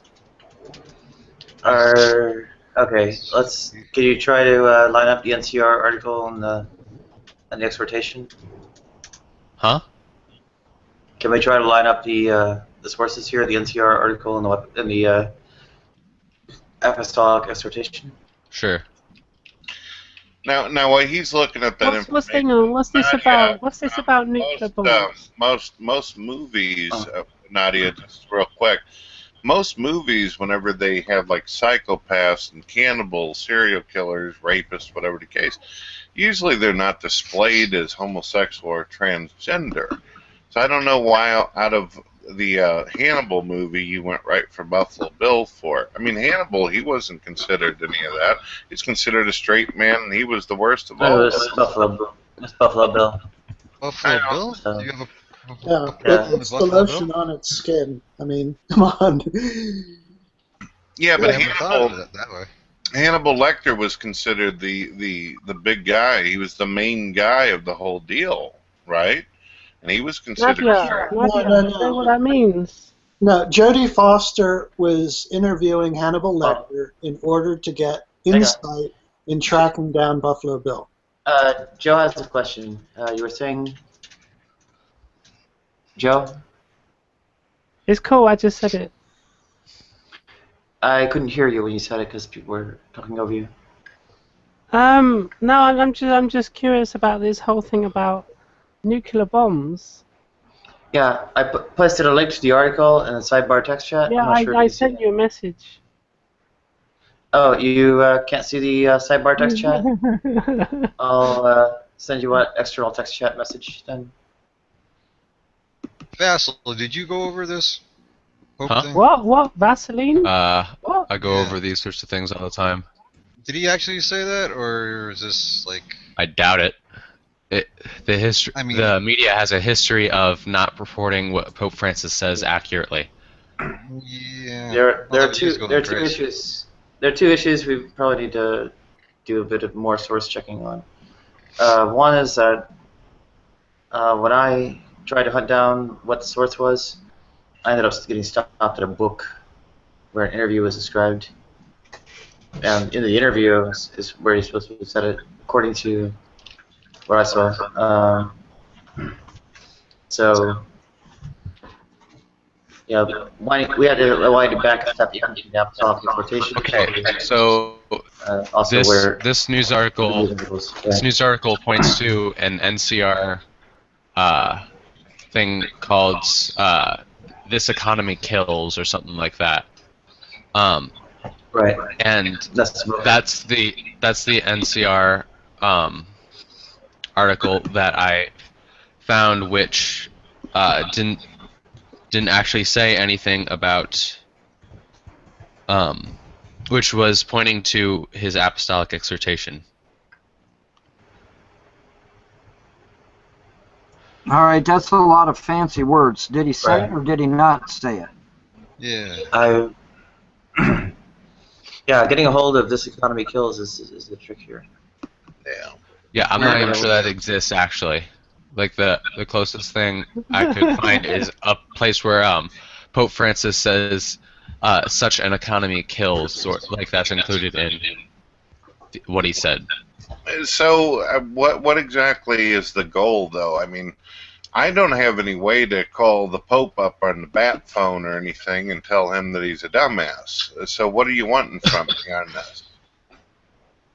I mean, even if he said it, I mean, what am I supposed to do? Getting a hold of him is about as easy as getting a hold of Richard Dawkins and telling him, hey, we're not monkeys. Right. What am I supposed to do? Email address?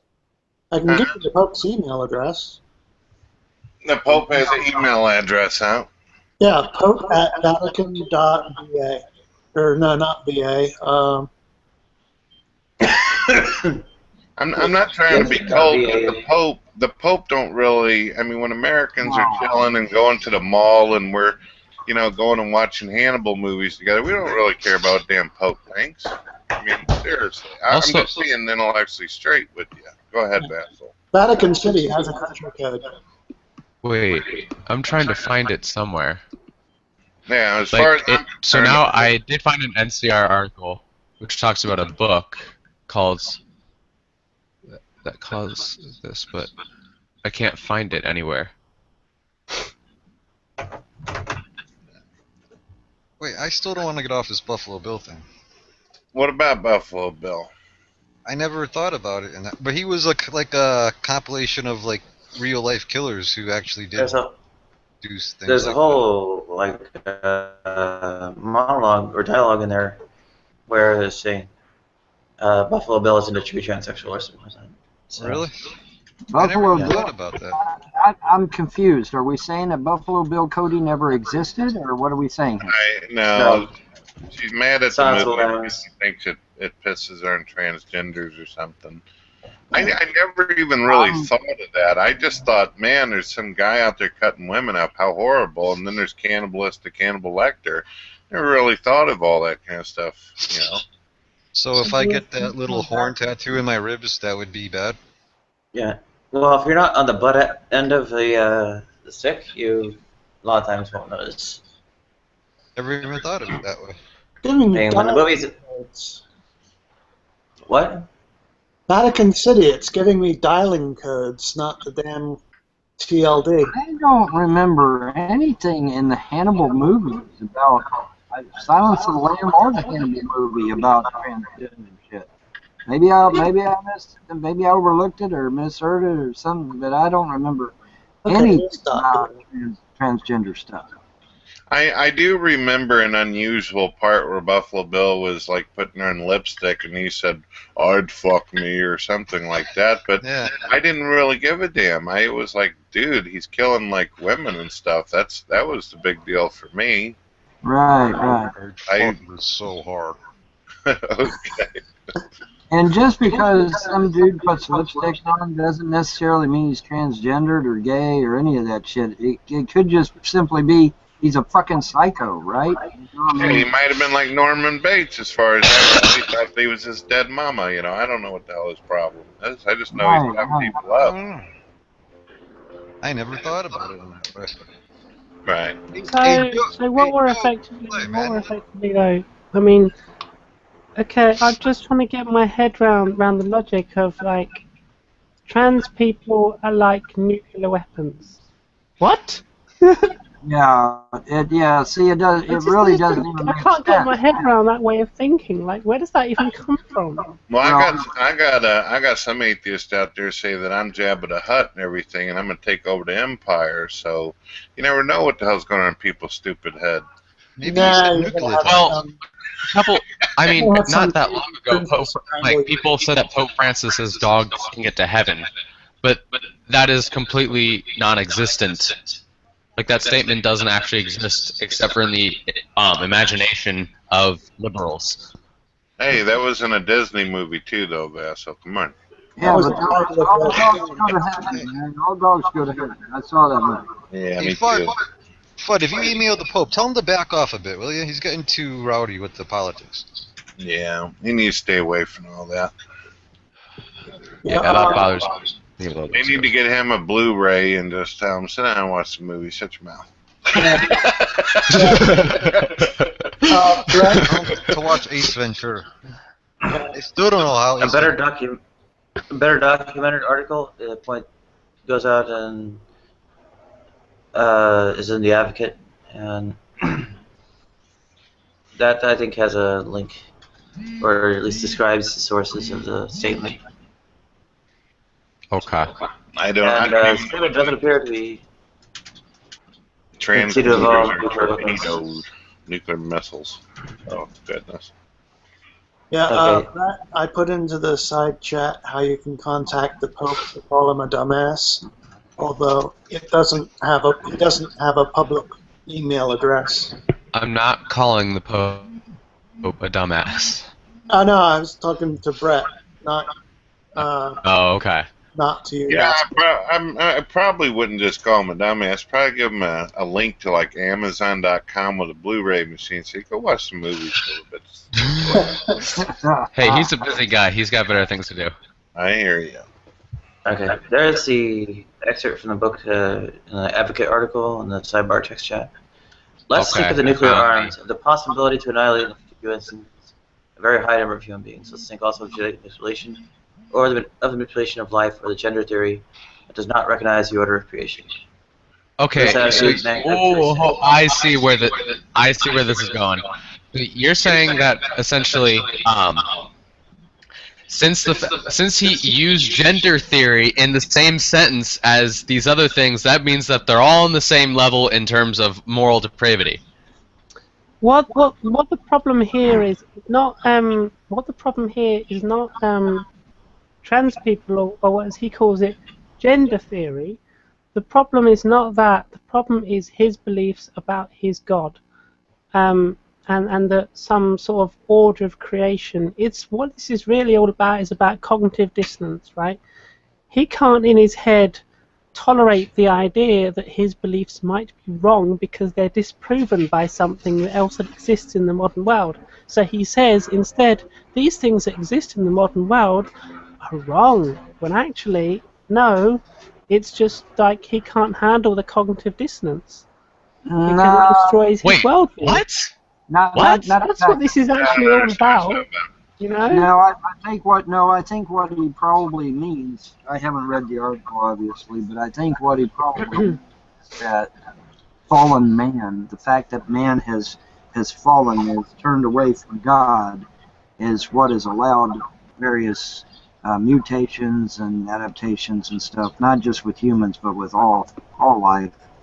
And that's probably what he's trying to get at, I'd say. I haven't read it yet, but that's what I'd say he's probably getting at. Well, he is trying to unite the world under a new world religion. Well, there's just one thing you need to ask the Pope if you ever meet him. Say, if you had two choices, you get to shake the hand of a transgender or have a nuclear missile dropped on you. Which one you want to go for? See what he says. He would go with number one. Anyone? Come on, anyone? He did meet with a transgender person and his fiance. In the article. He would go with number one. I don't know if he shook his hand though. For him.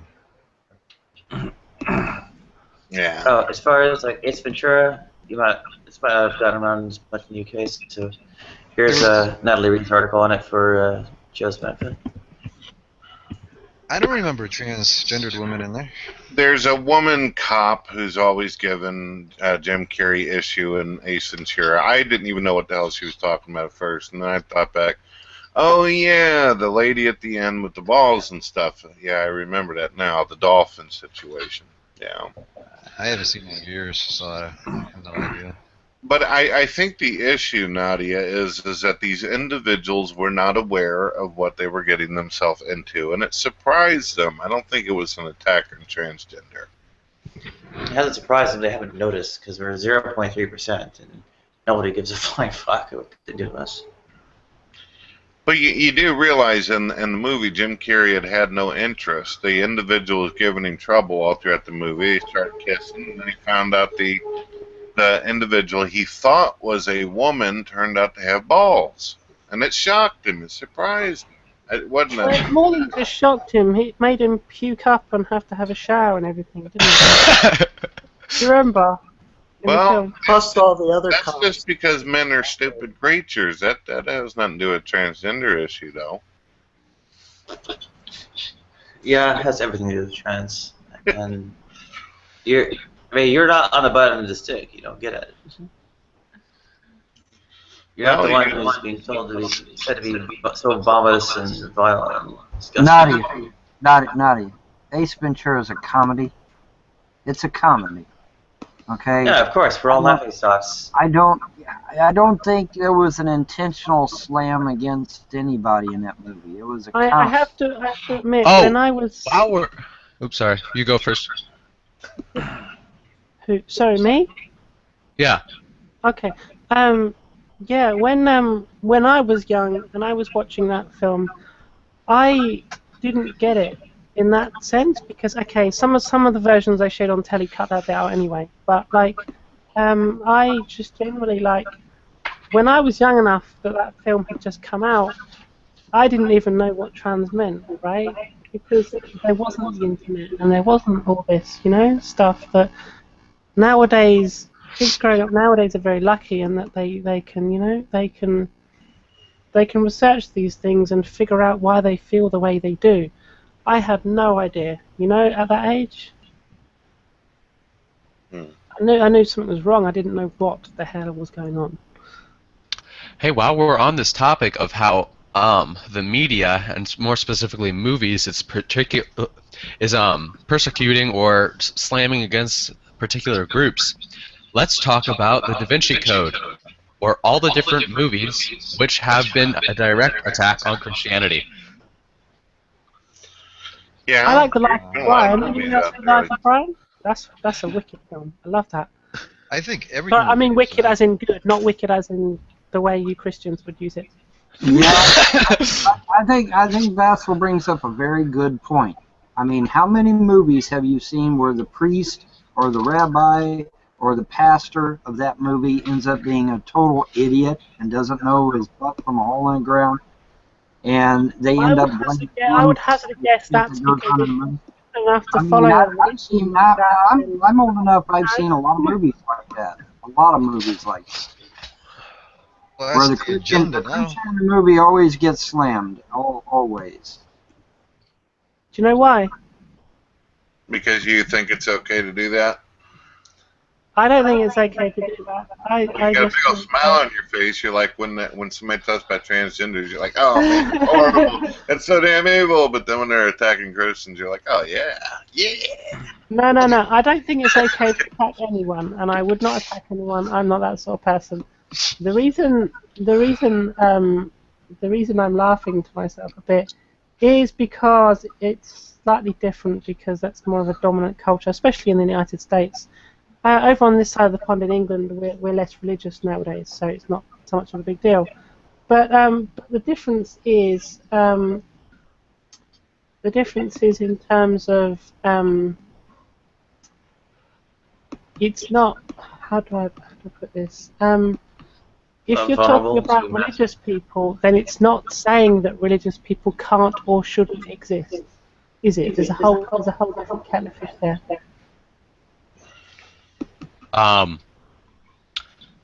What?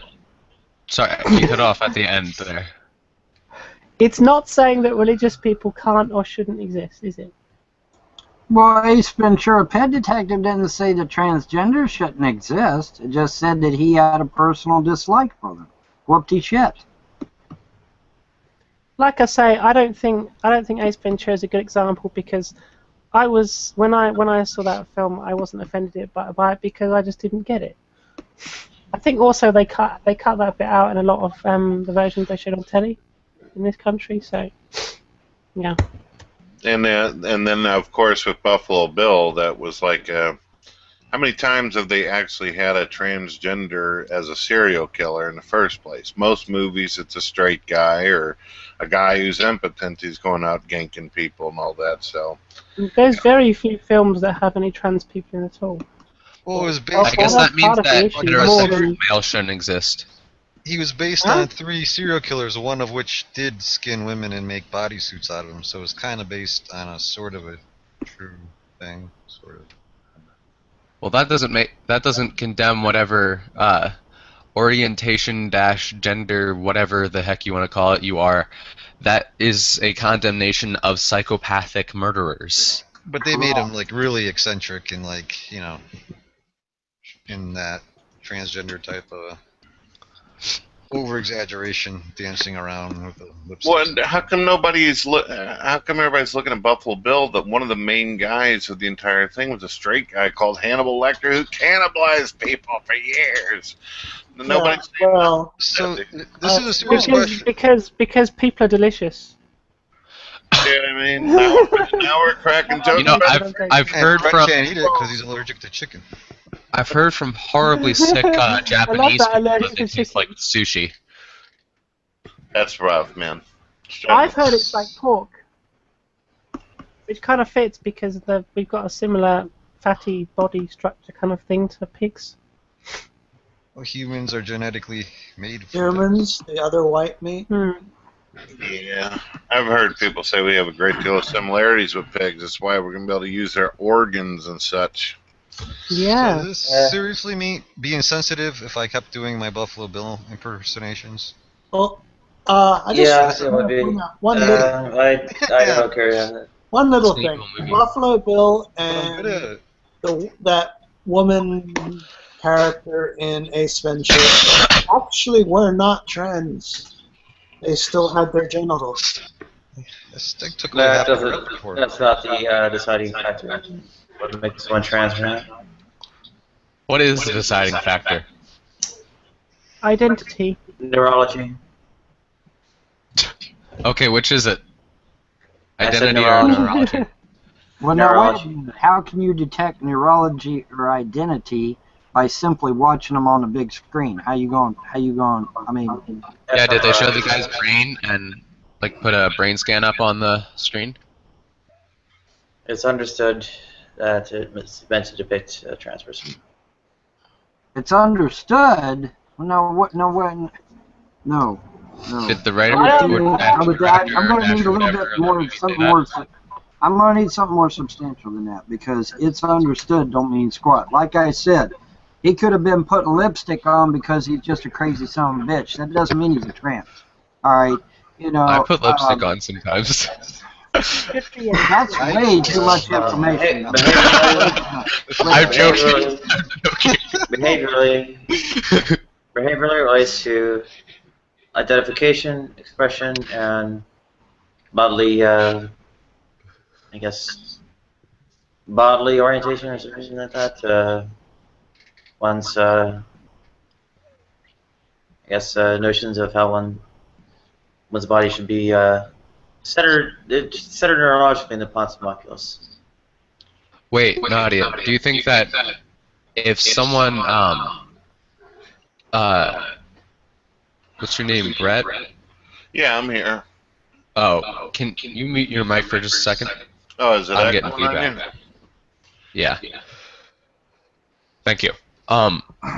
So, Nadia, are you saying that if someone had a transgender mind or brain, whatever that means, but chose not to go through surgery, you're saying that they would still be the other gender?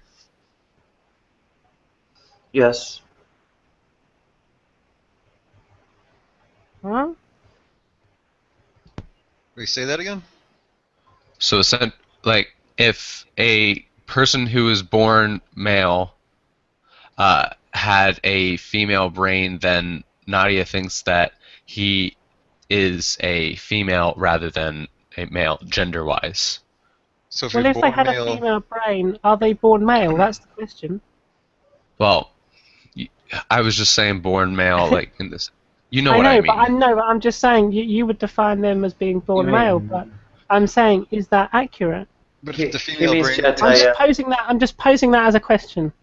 Well, it's You can't assign gender to the person. You can't assign gender to the person overall because you're essentially have what the authoritative characteristic is point of contention. So you would need to say male genitalia and female brain, similar. so you wouldn't assign it to the genitalia, you assign it to the brain, right? Yeah, but how the hell are you Yes. going to know how somebody's brain is? I mean, there's no way to know. You know, Which is that's the problem. why- Which is part of the problem is you don't know until they Yes. get older, generally speaking. Well, There are therefore- actually other ways to go. The brain scans are out there and are actually being seriously proposed to diagnose younger children so that puberty can be prevented in those who would be, so that puberty can be, so that puberty can be prevented in those who are afflicted by an improperly grown body. The risk, of course, that would be if they were to. Sorry. I was just going to say, not everybody has a mobi-glass on their arm where they can just pop up the mobi-glass and say, okay, this person's transgender, this person's straight, this person's gay, this person's les, this person's whatever. Okay, we don't have mobi-glasses on our arms. There's no way in hell I can look at somebody, in some instances, not all, but in some, I can't just look at somebody and say, okay, well, they're transgender. Okay? That's why we go by the genitalia, because we can't possibly know what's going on inside somebody's head. That's why we go by the genitalia. You understand? It's not a slight against you. It's not a slight against you or anybody else. It's just the fact that we have a physical thing to go by. You can literally carry out the same brain scanning techniques prior to birth. Again, though, the average Joe does not have a mobi-glass on his arm that he can punch up, you know, and find out what somebody's head's doing. We don't have that yet. So what? You're going to introduce brain scans before birth, then the problem is that you'll end up with some sort of eugenics. That's the problem. That's also true. That's what worries me. It can be done soon after as well. And, well, whenever is a good time to step in and prevent puberty, or otherwise, you know, do the social transitioning and such, is a reasonable time for all that. Newborns are probably pretty plausible for the scanning to determine it all.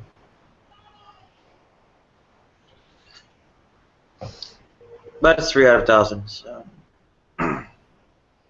And the right wing says, hell no. George. And we have the brain structures to scan for might not exist until puberty. They are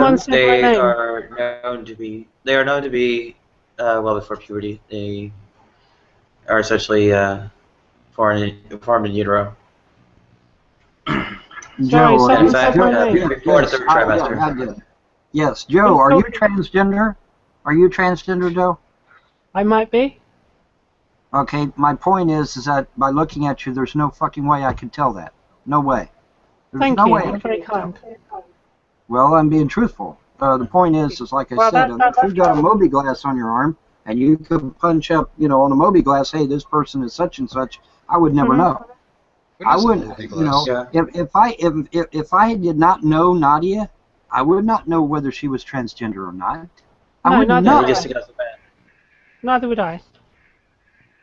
Okay, that's my point. That's why we go by the genitalia, because it's something that we know and we can see and we can identify. Okay? It's not a slight. We're not slighting anyone by going by the genitalia. You understand? That's not a slight against anyone. It's just the fact that we have physical. It's a physical thing that we can identify people with and know where. I mean, you know. Okay. You get what I'm saying? It's not. Let me just stop you there. Let me just stop you there and say, I have female genitalia, right? I guess. I don't know. I assume. Okay, so I have female genitalia, right? So if you're saying you're going to look at genitalia, then what difference does that make? Well, it makes a hell of a lot of difference if you go waltzing into the men's room with female genitalia. Don't you think some of the guys are going to flip out? And likewise with the girls, if you got male genitalia and you go into a female restroom, don't you think the girls are going to, you know, kind of freak out a little bit, you know, if they see the different genitalia? I always look forward. Yeah, I think you're missing the point of what I said, but yeah, it's true. Yeah. You know what I think? I think that you guys ought to start watching some different movies. If the Jim Carrey movies bother you, I'm thinking Gandhi. I watched Gandhi just honestly. I haven't watched a film in years, and I don't tend to watch films, so this is not me, you know. So when they make movies where they goof on straight people and all that, you don't think that's like some hatred towards straight people, do you? Because most movies that are especially in comedy and everything, in the comedy section, Jim Carrey always plays like a goofy guy. That's exactly my point. It was a comedy. Really? Yeah. It's a comedy. He makes fun of everybody. I mean, You know, I mean, what about these people that go out and reclaim pets that are hurt or harmed or whatever? He was making fun of them people. You don't see a bunch of tree huggers going out and ready to burn down buildings because Jim Carrey represented one of them in a joking manner, do you? No, no. Nobody said anything about how he acted like he was a post office man and he was kicking people's boxes and mail around at the very beginning of the movie. Exactly. No. Well, that's accurately portrayed. I never had my mail. It's actually, it's actually a felony to read or intercept other people's mail. It's actually a felony. You can go to federal prison for that. That's rough. True. It's true. So have you guys seen the Gandhi movie? This would be my second time watching it. Good. I actually haven't watched it. No, I actually haven't. Yeah, that dude was something else. I heard he was like banging broads all over the place. Is that true? Huh? I read that somewhere. And No, somewhere it must be true. The movie was amazing. I don't know what... You're going to have to say that again. I don't know if I quite heard you correctly. I heard he was sexually active with women. And no, he had a wife and everything like that, and he actually ended up... they stated in the movie that he was sexually active. He ended up having some children, but he did... what are we holding up a knife for? You're not mad at me, are you, Nadia? But back to what I was saying. He actually ended up giving up sex. So maybe it was an episode of Seinfeld I'm thinking about. Yeah, there's a lot of people out there that goof during Gandhi in movies, and nobody said, "Oh, what's wrong with you, a Gandhi hater or something?" Hey, Joe, what do you play, man? By the way, oh, go ahead, man. Joe, Sorry, this what? one was what I was talking about. I've been tempted a million times too, Nadia. The other part is, of course, we are 12.5 minutes from changeover. At the 5-minute mark, I'll come back in from a different browser and this thing gets up going off air, so we have to change over to a different Hangout to stay on air. Yeah. I've been running Hangouts 24/7 to basically until things go bad enough, then they can't anymore.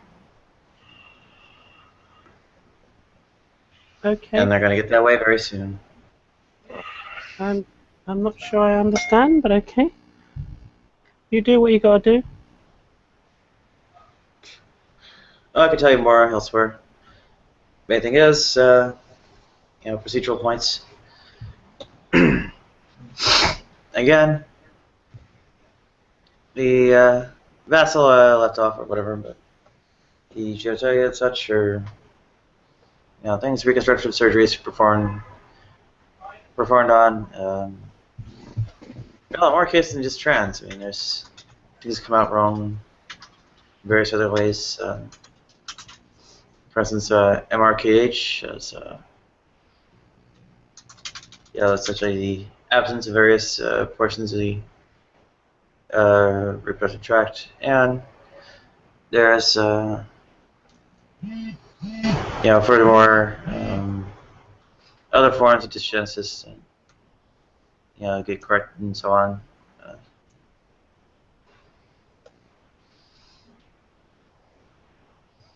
Not necessarily hermaphroditism. Should just throw that in for clarity and such.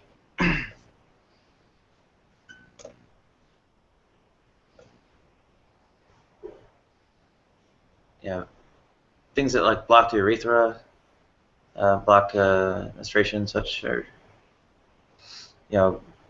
happen a fair amount and end up getting corrected. At least relative to trans itself.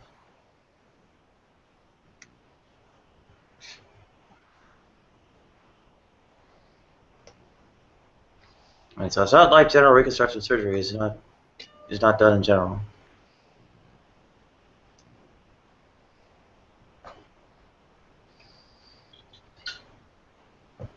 Is there a difference like between sex reassignment and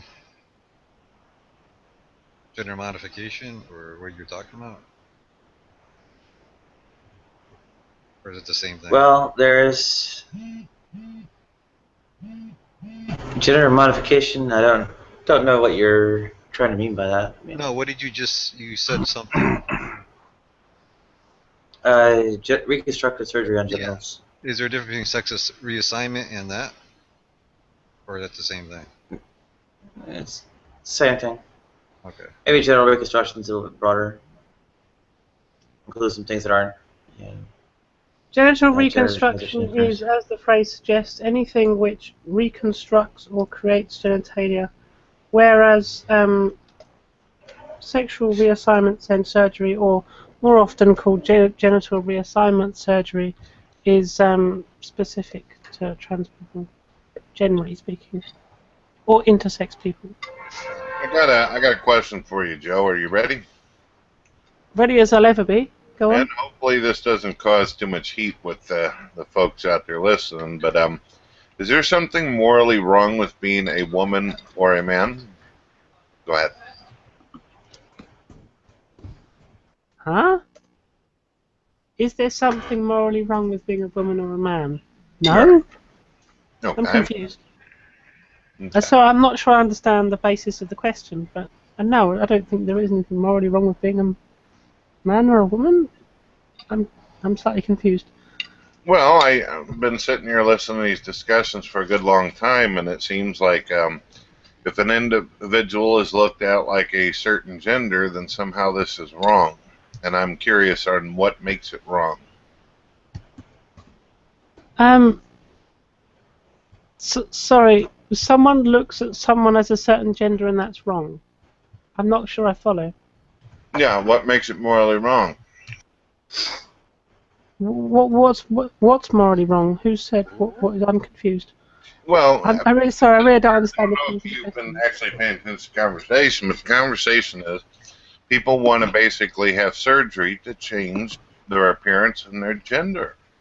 So I'm Right. asking, what is morally wrong? Surgery does not change gender because the gender is innate. Surgery alone does not change gender.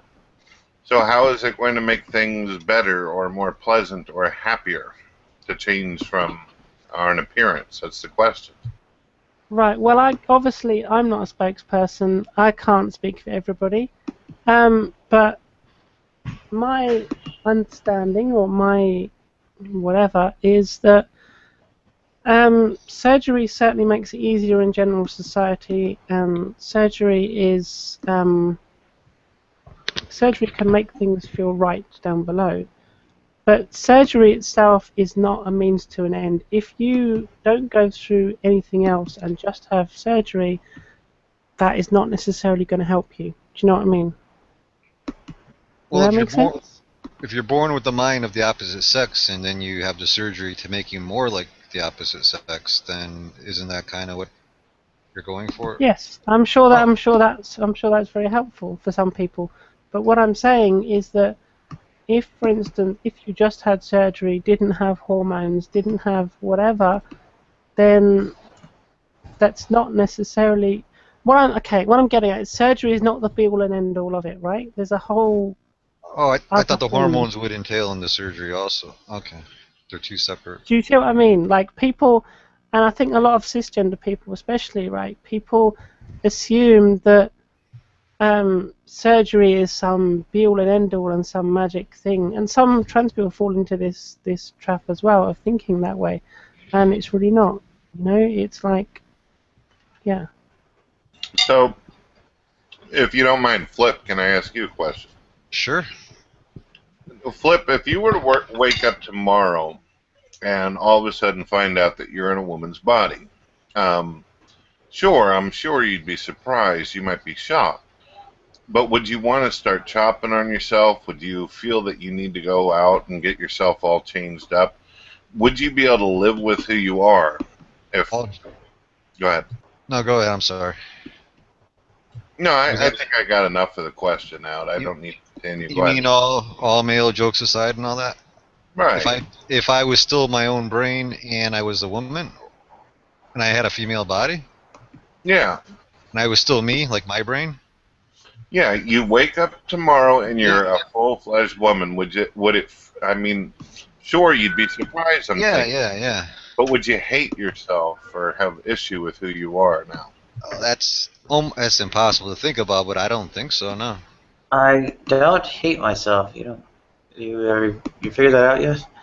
I think you might find that very distressing. I might go find Brad Pitt, try to bang him. But no, I don't know. Nadia, you actually said that you hated yourself when you looked in the mirror. That's what you said to me in our public. No, that's not what I said. That's not what I said. How'd you say it then? I said I can't stand to look at it. It stresses me, bothers me, etc. It's not from self-hatred. It's because it's, really legitimately distressing, discordant, whatever, when what's there is wrong. Yeah, there's no way to answer that for me. I mean, realistically, it's impossible to.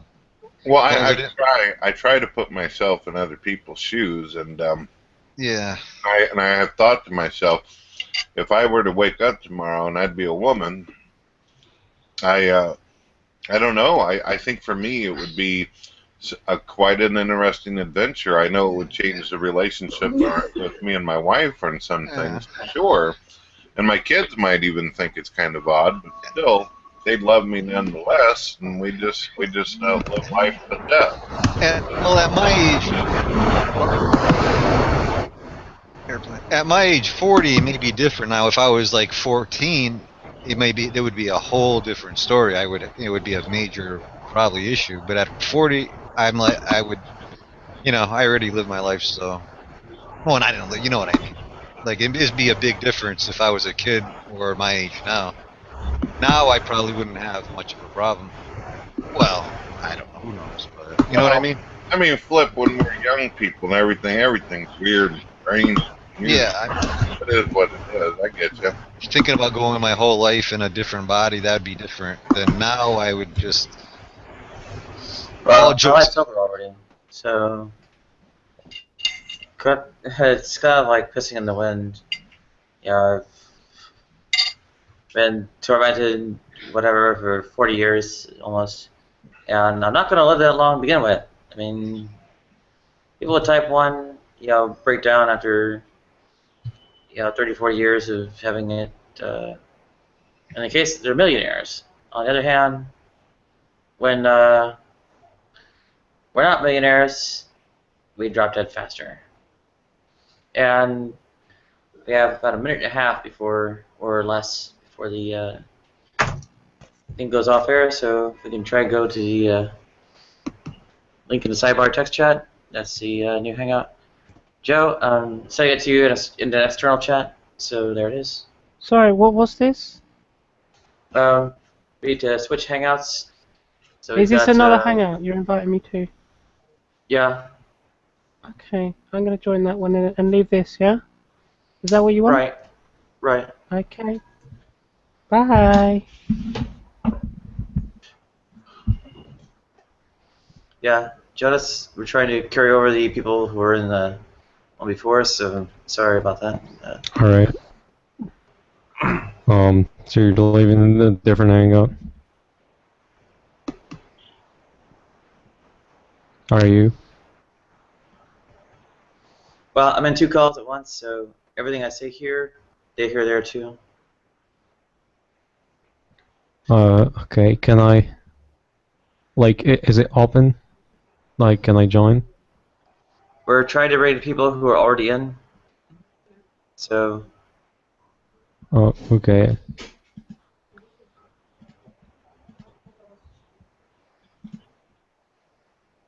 Oh, I think there was like 9 people there.